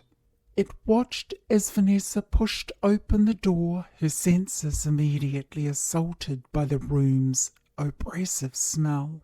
The air felt heavy, as if she were walking on the damp forest floor of the ngahere. Disoriented, she clapped a hand over her mouth and fumbled for the light switch. It didn't work. Confusion flickered across Vanessa's delicate features, quickly replaced by irritation.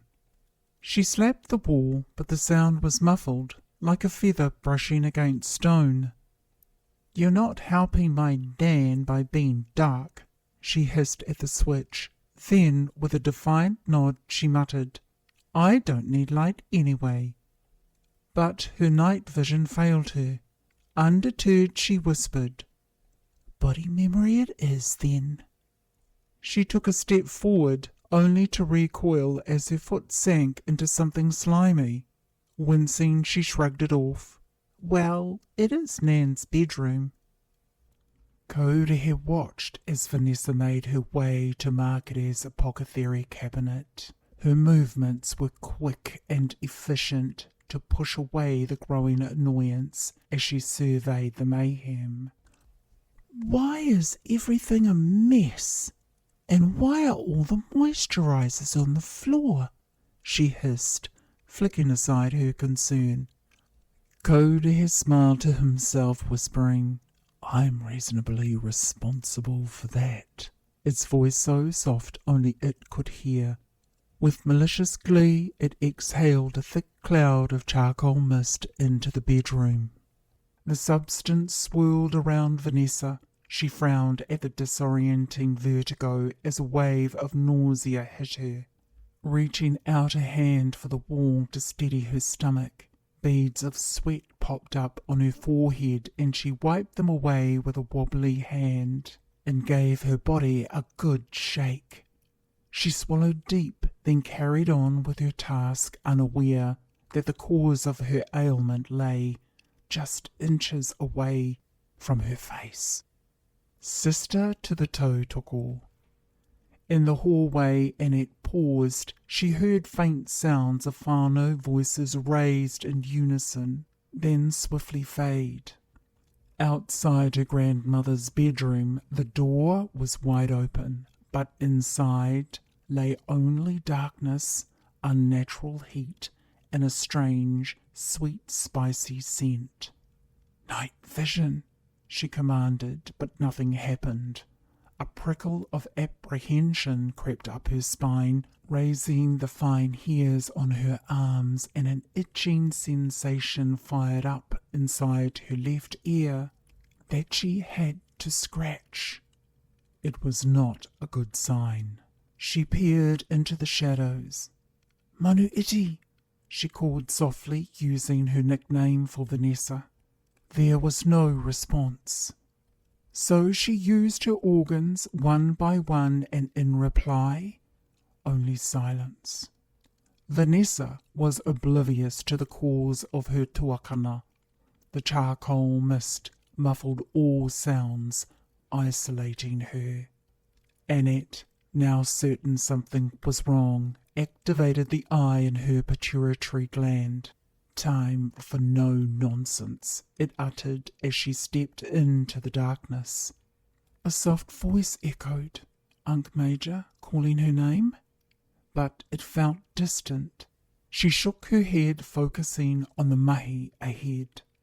A shuffle and a delighted chuckle yanked her attention sideways. She tried the light switch, scowling when nothing happened. "Drat it," she called out to the whānau.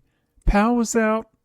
Her voice echoed unnaturally, startling her into a laugh. "Oh, I love a good Wairua challenge," she spleen whispered, expecting a response. Silence greeted her.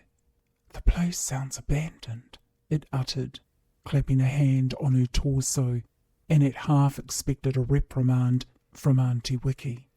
None came. "Unc Major," she called, hoping for his usual grumpy reply.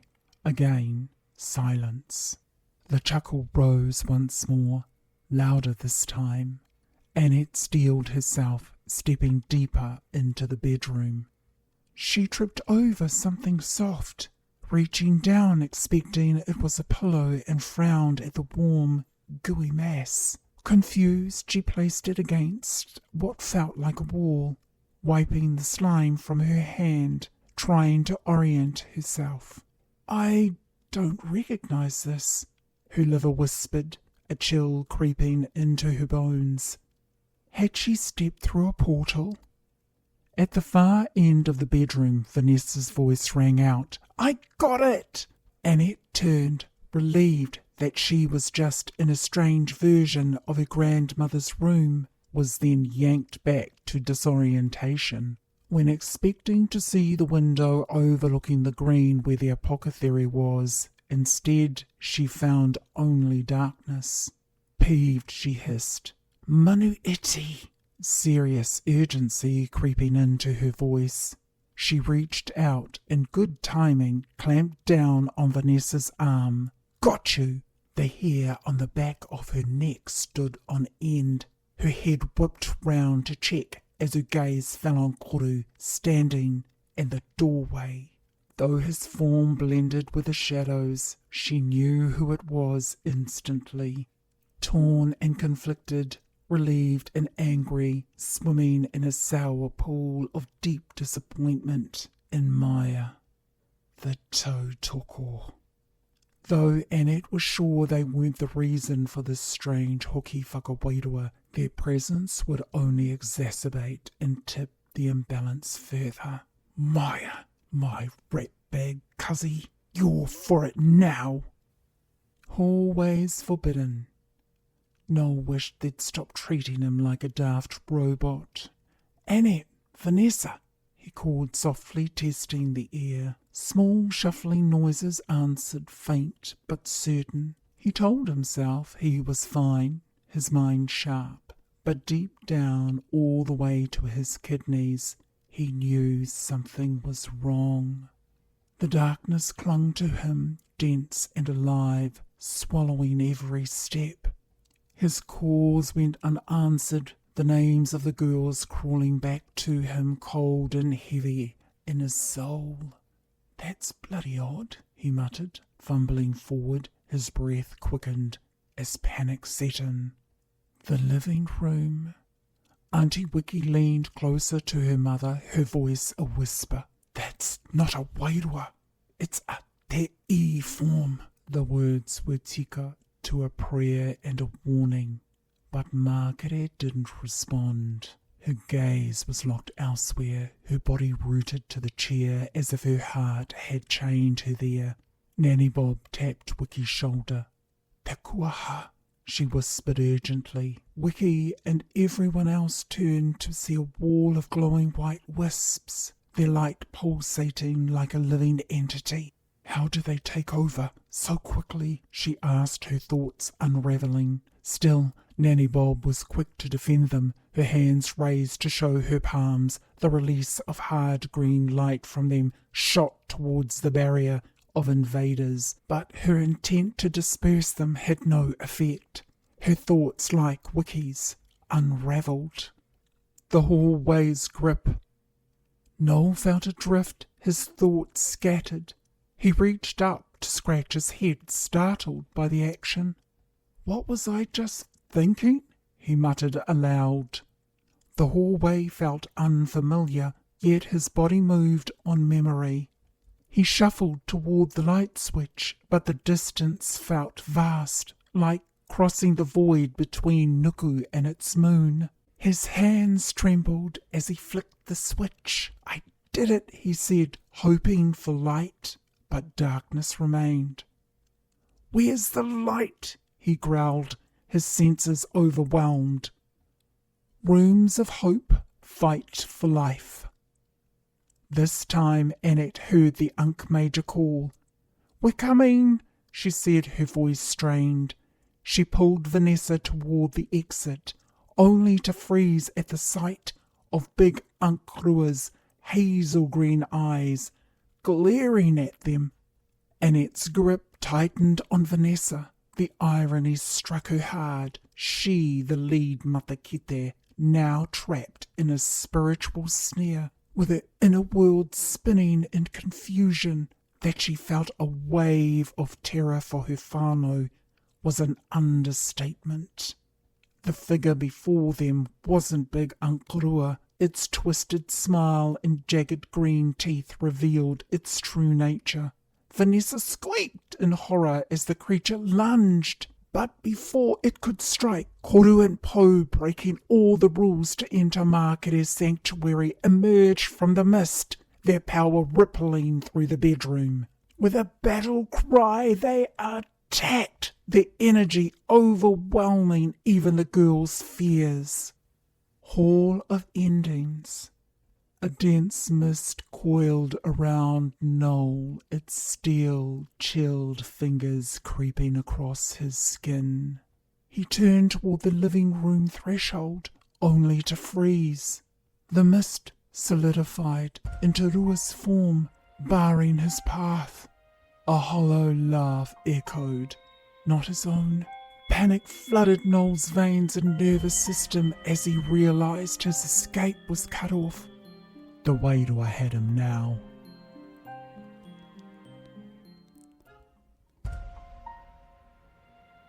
Chapter 22. Devotion. The barriers crumble, the whānau unable to withstand the invasion, yet still they'll fight against it with all the skills of their Matatohu knowledge and experience. A deafening roar like that of a jet engine fills the air as white wisps surge downward, darting and spitting, weaving chaotically toward every human target, intent on splitting them up. Shouting over the noise, whānau struggled to reach each other, fingers jammed into their ears to shield against the assault on their eardrums, their matatohu mana being swiftly and efficiently dismantled by the Korehe forms. Their eyes water from the mist sprayed by the wisps, which has them race in all directions, nearly colliding in their frantic attempts to fight back. Escape had never been an option. One by one they fall, their strikes and Matatohu powers useless against the onslaught. Maya hurls himself into action, his movements sharp and precise, his expression grim as he fights to suppress the invading entities and the sensory overload. "Tiramaka," he rasps, his voice cutting through the turmoil. His eyes flicker with horror as he watches Auntie Ada, Auntie Wiki, Marta, Nanny Bob, Papa Mac, Teresa, the twins, and his mother collapse into lifeless heaps on the floor. Even Moses the Old, peacefully sleeping under Marketer's spell, jerks violently as a wisp takes hold. Maya falters briefly, his body tensing as the reality of the invasion hits him, but he steels himself, pushing through his grief. "Kia tere oku hoa," he shouts, summoning Moku and Atea. Moku emerges from the portal, his blue aura cloth glowing faintly, draped loosely around his head like a warrior's korowai. His eyes scan the scene, the whānau motionless on the floor, the jet engine noise plaguing the room, and his expression hardens with resolve. His mere and taiaha spin in his hands, extensions of his wairua. "Will do what must be done, Maya," he declares, his voice resolute. Channeling his ha, he releases a focused burst of energy, a translucent fiery stream cutting through the white wisps. His weapons move with unfeigned accuracy, each slash and swirl carrying the mana of his modi. The blue aura cloth shifts with his movements, a testament to his immense focus. Atea curses softly, his voice heavy with anger and grief. "I'll destroy you all," he roars, his gaze torn between the task at hand and the whānau they cannot save. "Damn you, Rua! Brother or not, you deserve what's coming to you." His movements are fierce, his waka mere flicking at the darting wisps with deadly accuracy. He jerks toward the light switch and, with a swift motion, pow! The room floods with light as the filaments ignite, dissolving the darkness. Moku continues his fierce assault, quick succession of thwack, thwack, as his weapon slices through the remaining wisp with utter efficiency. "Moa quer," he shouts, releasing his taiaha from his left hand. It moves as a living force, cutting and shredding the last of the stragglers into nothingness. The living room falls into sudden silence. Relief and horror washes through the space as the last of the white wisps drift to the wooden floor like falling dust motes. Moku summons a controlled wind, Te hu keri keri, with a pu kanohi of his ha. It begins as a gentle breeze, lifting the remnants lightly before growing with purpose. Pouting his lips, he blows just enough ha over the remains, sending them spiraling into a blazing green koru. The light of the portal dims as the last remnants of the mist vanish, the once chaotic scene now eerily still, save for the soft-laboured breaths of the whānau lying possessed. Tautoko and Maya are unable to save or revive them. Te I is a 4 set on a timetable, Maya whispers. They won't stop until it's done. At last Rita is freed, and before the air can settle, clutching poor Hutakawa, she springs into motion. Her face resolute, she dashes across the room toward the fallen whānau, her hurried steps disturbing faint traces of lingering wisps. Aotea, ever vigilant, pulls a hairpin from his top knot and casts it using manawa, practicing the skill so much that it's like breathing to him. A net unfurls from the comb, shimmering in the light, capturing the rebellious fragments mid-air before drawing them swiftly into the koru. Moku and Aotea work seamlessly, closing the portal with synchronized movements. A sudden, resounding pop reverberates through the room as the opening seals shut, leaving behind only a lingering glow. The ease returns, but it carries a tohu, a silent vow to protect the whānau, no matter the cost. Maya remains at his post by the doorway, his watchful eyes never leaving Moku. The blue aura cloth around Moku's head has lowered to rest beneath his chin, a visible sign of his immense focus. This is a vulnerable moment for his older self as he performs the sacred breath of Tau Tonu to bless the area where their foe once lay. Though his instincts scream at him to check on his mother, Maya knows his role: to protect Moku and ensure the ritual continues undisturbed is paramount. He stays rooted, his resolve firm despite the taimaha of the moment. From the doorway, he watches as the sacred blue aura settles over the floor, its presence shifting the air to one of blessed. The floorboards glow faintly with a blue sheen, a lingering mark of Moku's sacred work. The room itself seems to exhale, releasing tension into sacred wairua. Knowing the area is sanctified, Maya allows himself to move, his focus now drawn to Rita and the whānau. He reaches her just as she kneels beside Mākere, urgency guiding her every movement. "Rita," he says softly, his voice firm yet calming, "we'll get through this." Rita looks drained.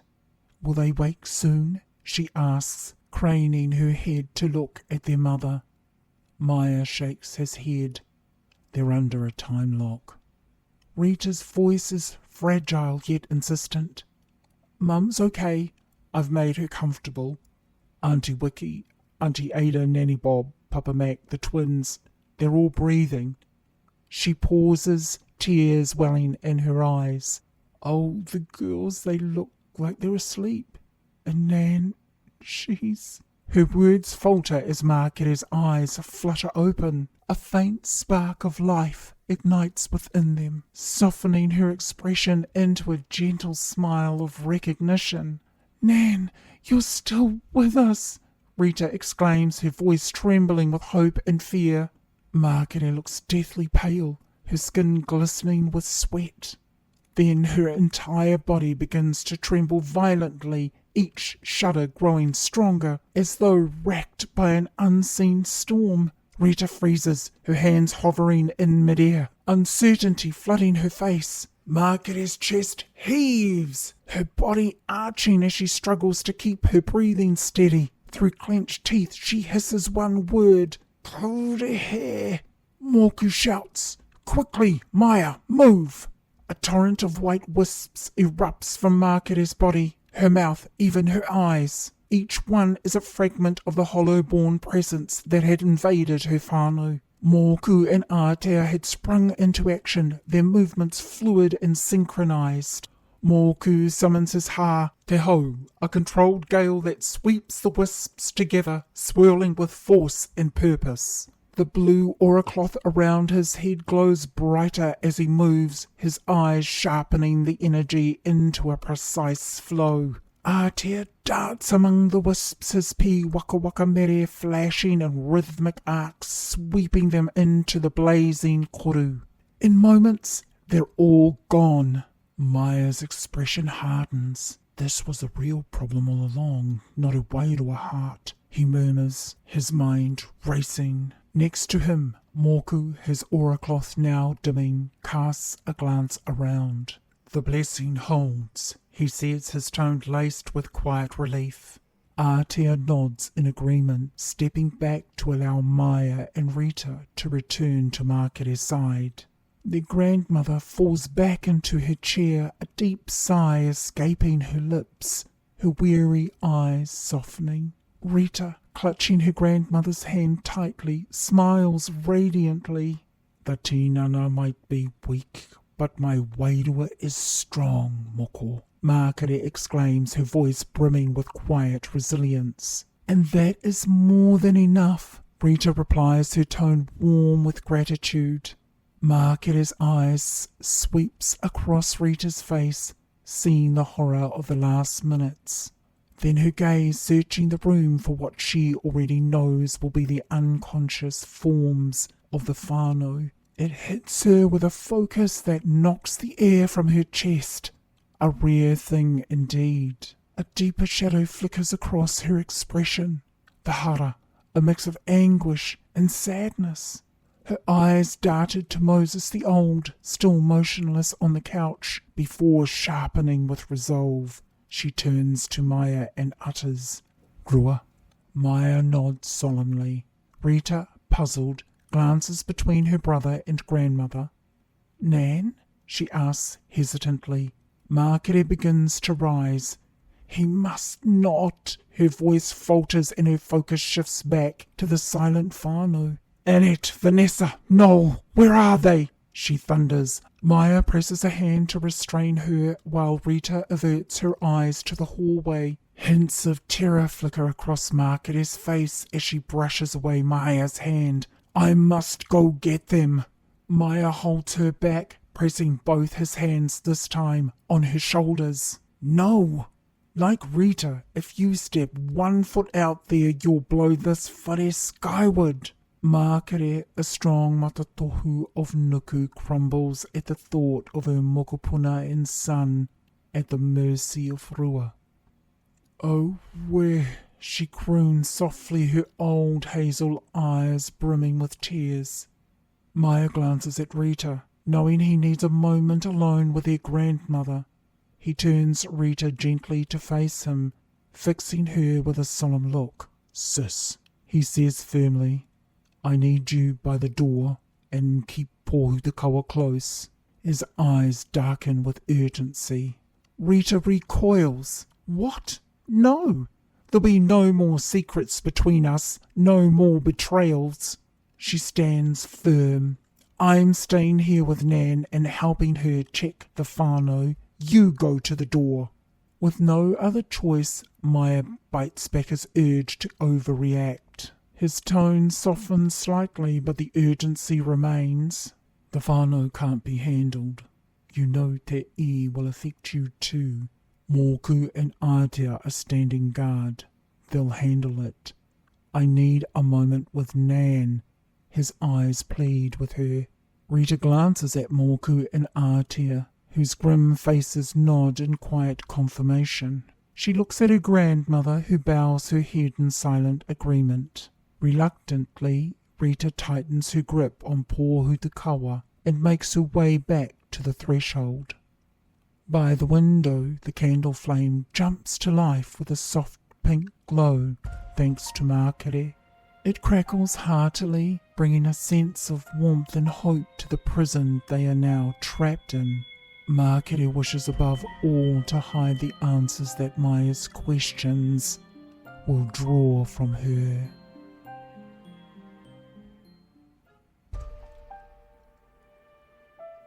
Chapter 23, Reckoning. A door slams shut, then creaks open again. Makere's bedroom, once a warm haven and deep with mystery, where Annette and her sisters shared stories and laughter, now feels cold and oppressive. The vibrant warmth that once filled the space has drained away, leaving behind a suffocating stillness and a thick, choking stench of rotten passion fruit and overcooked honey that clings to the air. Annette coughs, her voice raspy and urgent. "We gotta act fast." Her wairua pulses with marohi, the oppressive mana of the bedroom's darkness glaring down and demanding her attention instead. Vanessa nods, her hazel-green eyes wide with fear and resolve. She steals a glance at the trio of monsters and 2 human males that look just like Kazimaya. Her mind scrambles to anchor itself in the teachings of her early Matakite Taonga training. Koru and Po strain against the force of the triad, cunning. Their attempts liken to turning the tides of the moana, straining at the insistent waves of 1,000 white wisps unleashed by Korehe. Swirling like a storm on the moana, the effects all planned by this monster to stall for time. And it registers the tactic and acts quickly, her only hope rising within her. Bile.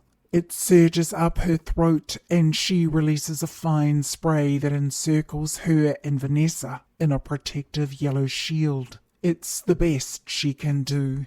Frustrated at the limitations imposed by the tikanga, no, she can't use any of her mere or taiaha. The white wisps halt, repelled by the barrier and only just holding back big Whakawairua. Annette decides that's what it is. Koru glances over his shoulder, his gaze locking with Annette's. Her expression is a mix of disdain, fear and defiance, something he wished would narrow down into one of them. He and Paul can't break away from the fight, but she and Vanessa know they're on their own to deal with a big phony. Annette taps into her liver and a sharp, wise voice whispers, "Confusion is what's needed to reign." She steels herself. It's now or never. But then the trio, Korehe, Grey Funnel and the grotesque Rua, perform an act so unsettling it freezes her in place. Thick, golden teeth materialize, glistening with dark red blood. They jut out between the 3 slick-blooded lips, an eerie display of power that commands attention. The sight sparks a surge of anger in Annette, rising up in her tinana. She imagines crossing the bedroom to smash the monster square in the nose. The absurdity of the thought cracks her fragile control, and a spontaneous laugh escapes her lips, a brief rebellion against the fear. Vanessa looks up, startled. She's porangi, poor thing.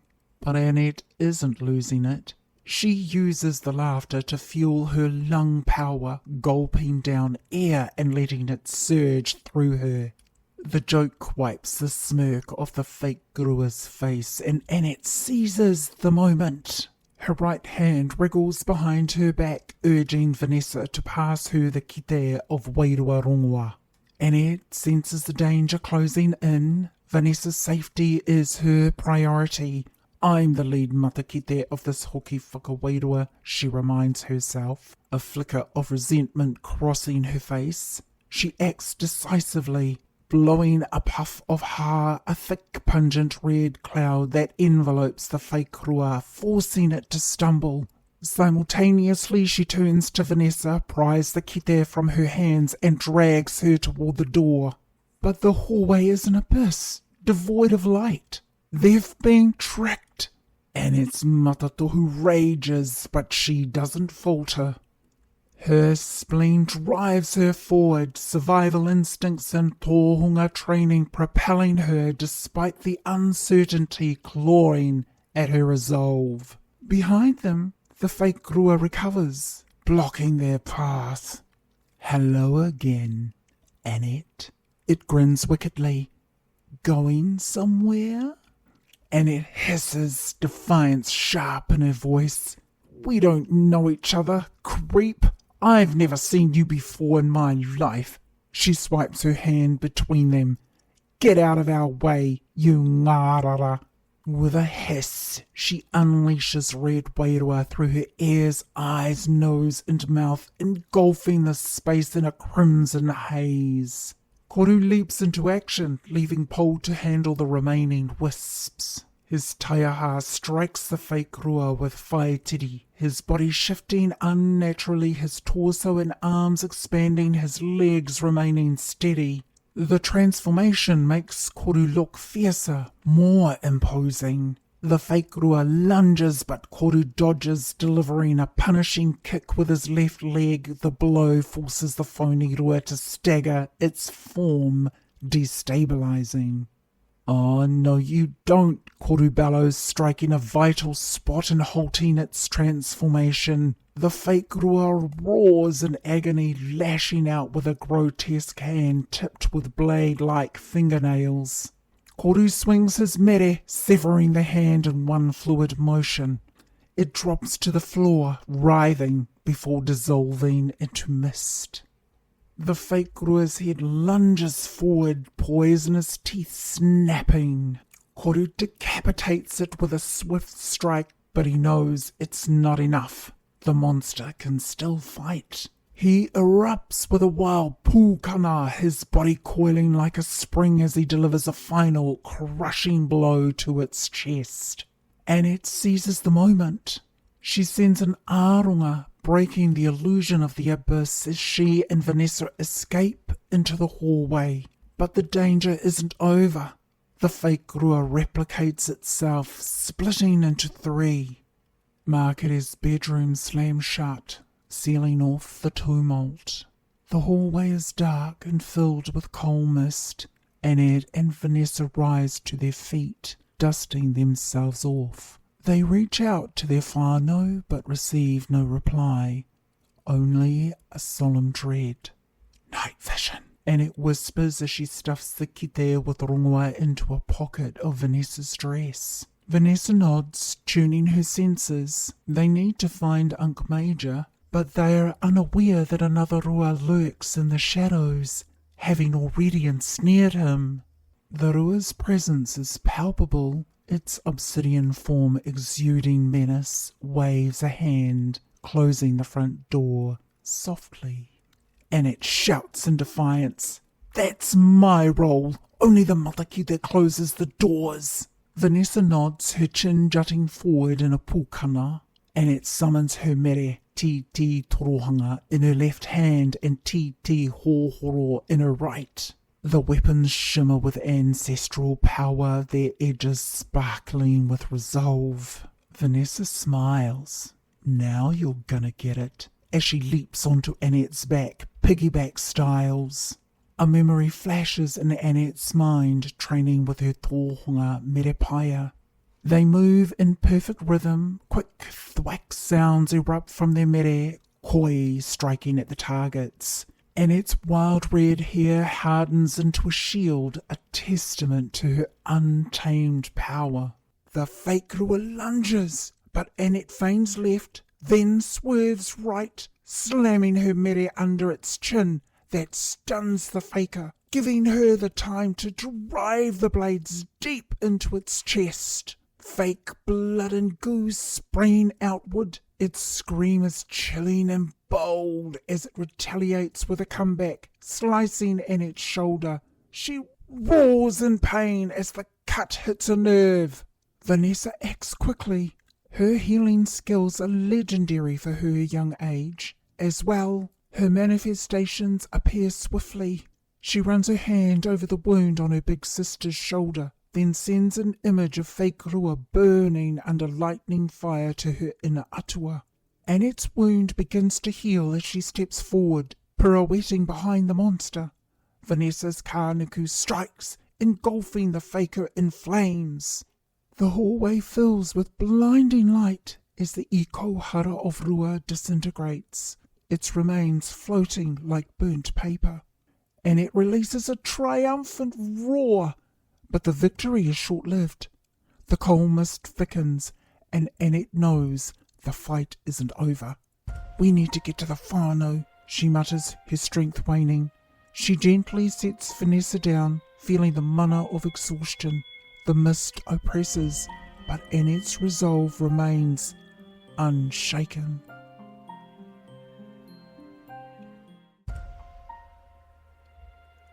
Chapter 24. Threshold.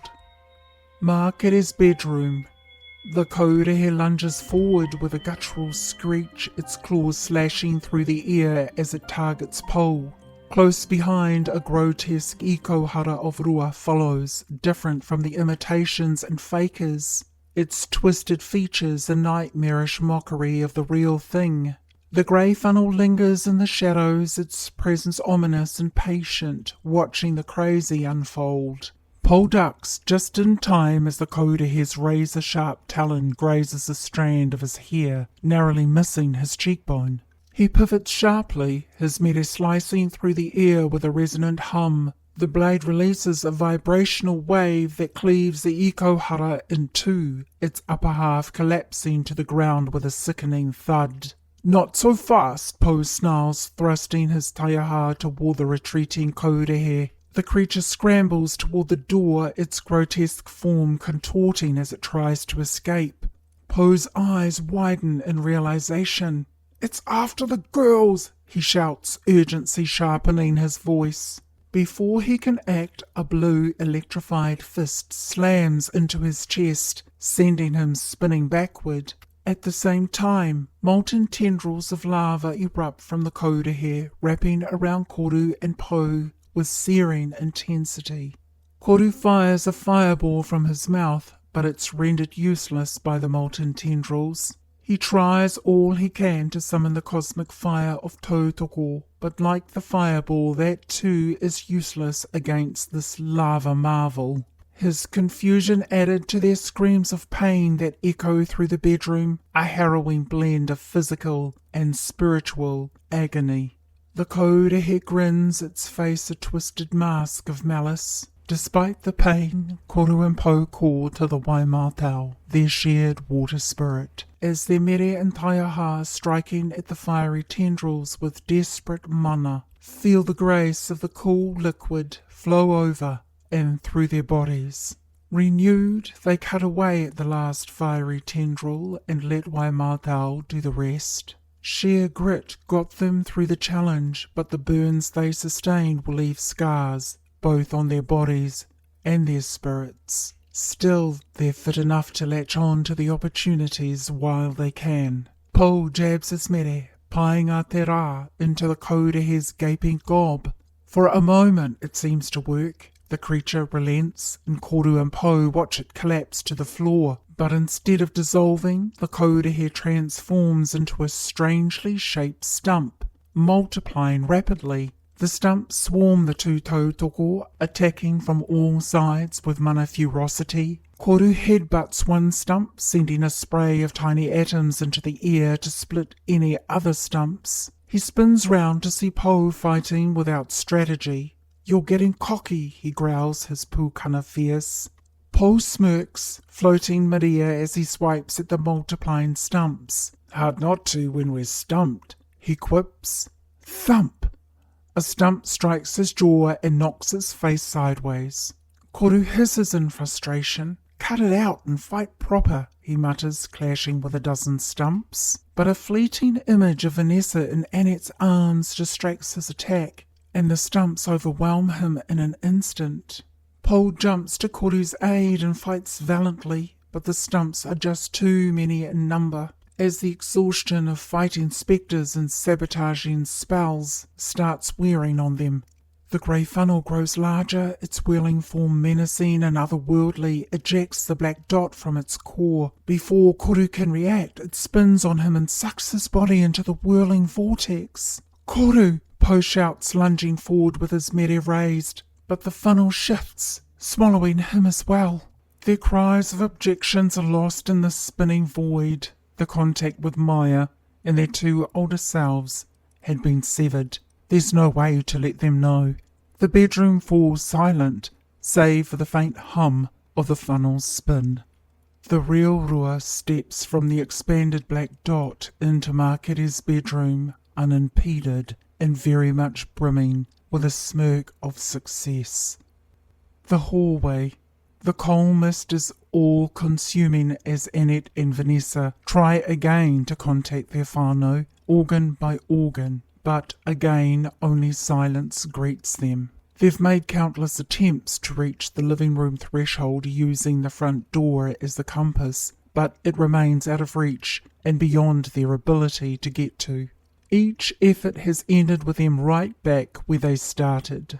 Annette fights back against the negativity as it hisses words, vulnerable, and deluded strength, into her mind, while sensing Vanessa's mana depends heavily on her confidence to get them out of this situation. Brushing away the kene uri that rubs like sandpaper against her intuition, she invites them, let's keep up the efforts to contact Unc Major. Sheila whispers to Vanessa, but from now, let's use our hearts. Something about the danger has Annette knowing the heart and its voice will be the safest to guide them through this treachery. Vanessa nods, her small hands squeezing Annette's in reassurance. Together they reach out for Unc Major, sensing his presence nearby, but when they arrive, they find nothing. Annette's Matatohu senses flare. It's time to take decisive action. 2 black holes appear at her kidney level. Inside, fans swirl, drawing in the Korea's coal mist. The air thickens, tightening around her heels. We're in the right place, Annette's heart murmurs, her hands searching the floor. Vanessa nudges her sister's heart, her eyes dark with exhaustion. Annette hugs her tightly. You were amazing. You saved us tonight with Kanuku. Vanessa smiles shyly. We try, she says simply, her voice filled with quiet strength. She points with her chin. Unc Major's over there on that wall. Annette swivels around to see, and sure enough, there's Unc Major suspended in a cocoon of white, cotton-like strands stuck to the wall. The girls in unison utter words of horror and confusion. Their hearts ache at the state he's in. We can't pull him down, Annette Hart whispers.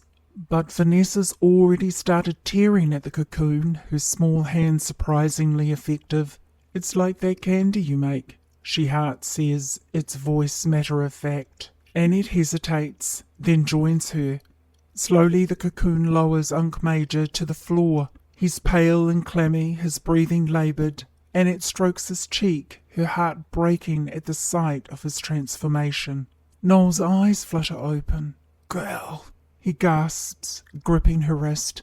You're in danger. He's come for you. You've got to get away.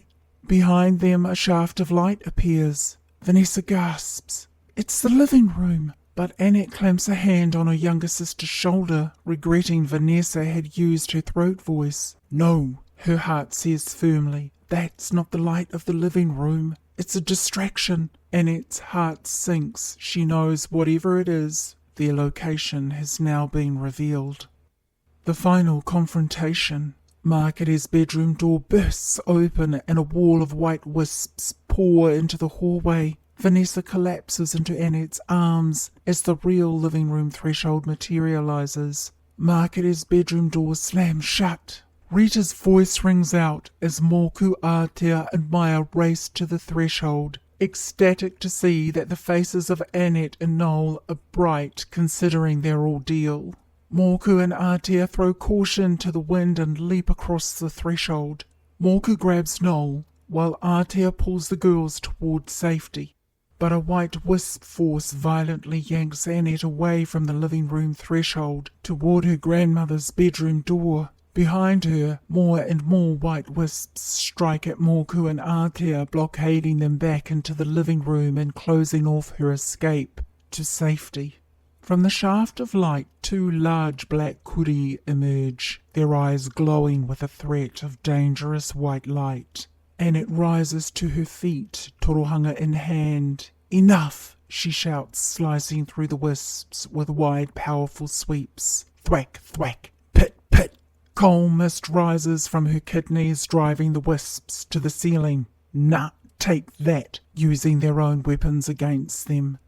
The hallway falls silent, but for Annette's heavy breathing, the 2 black kuri watch in anticipation of. A loud thump resounds as Margaret's bedroom door swings open. Again, it hits the wall behind it as Rua, vibrant with life, strides into the now fully illuminated hallway.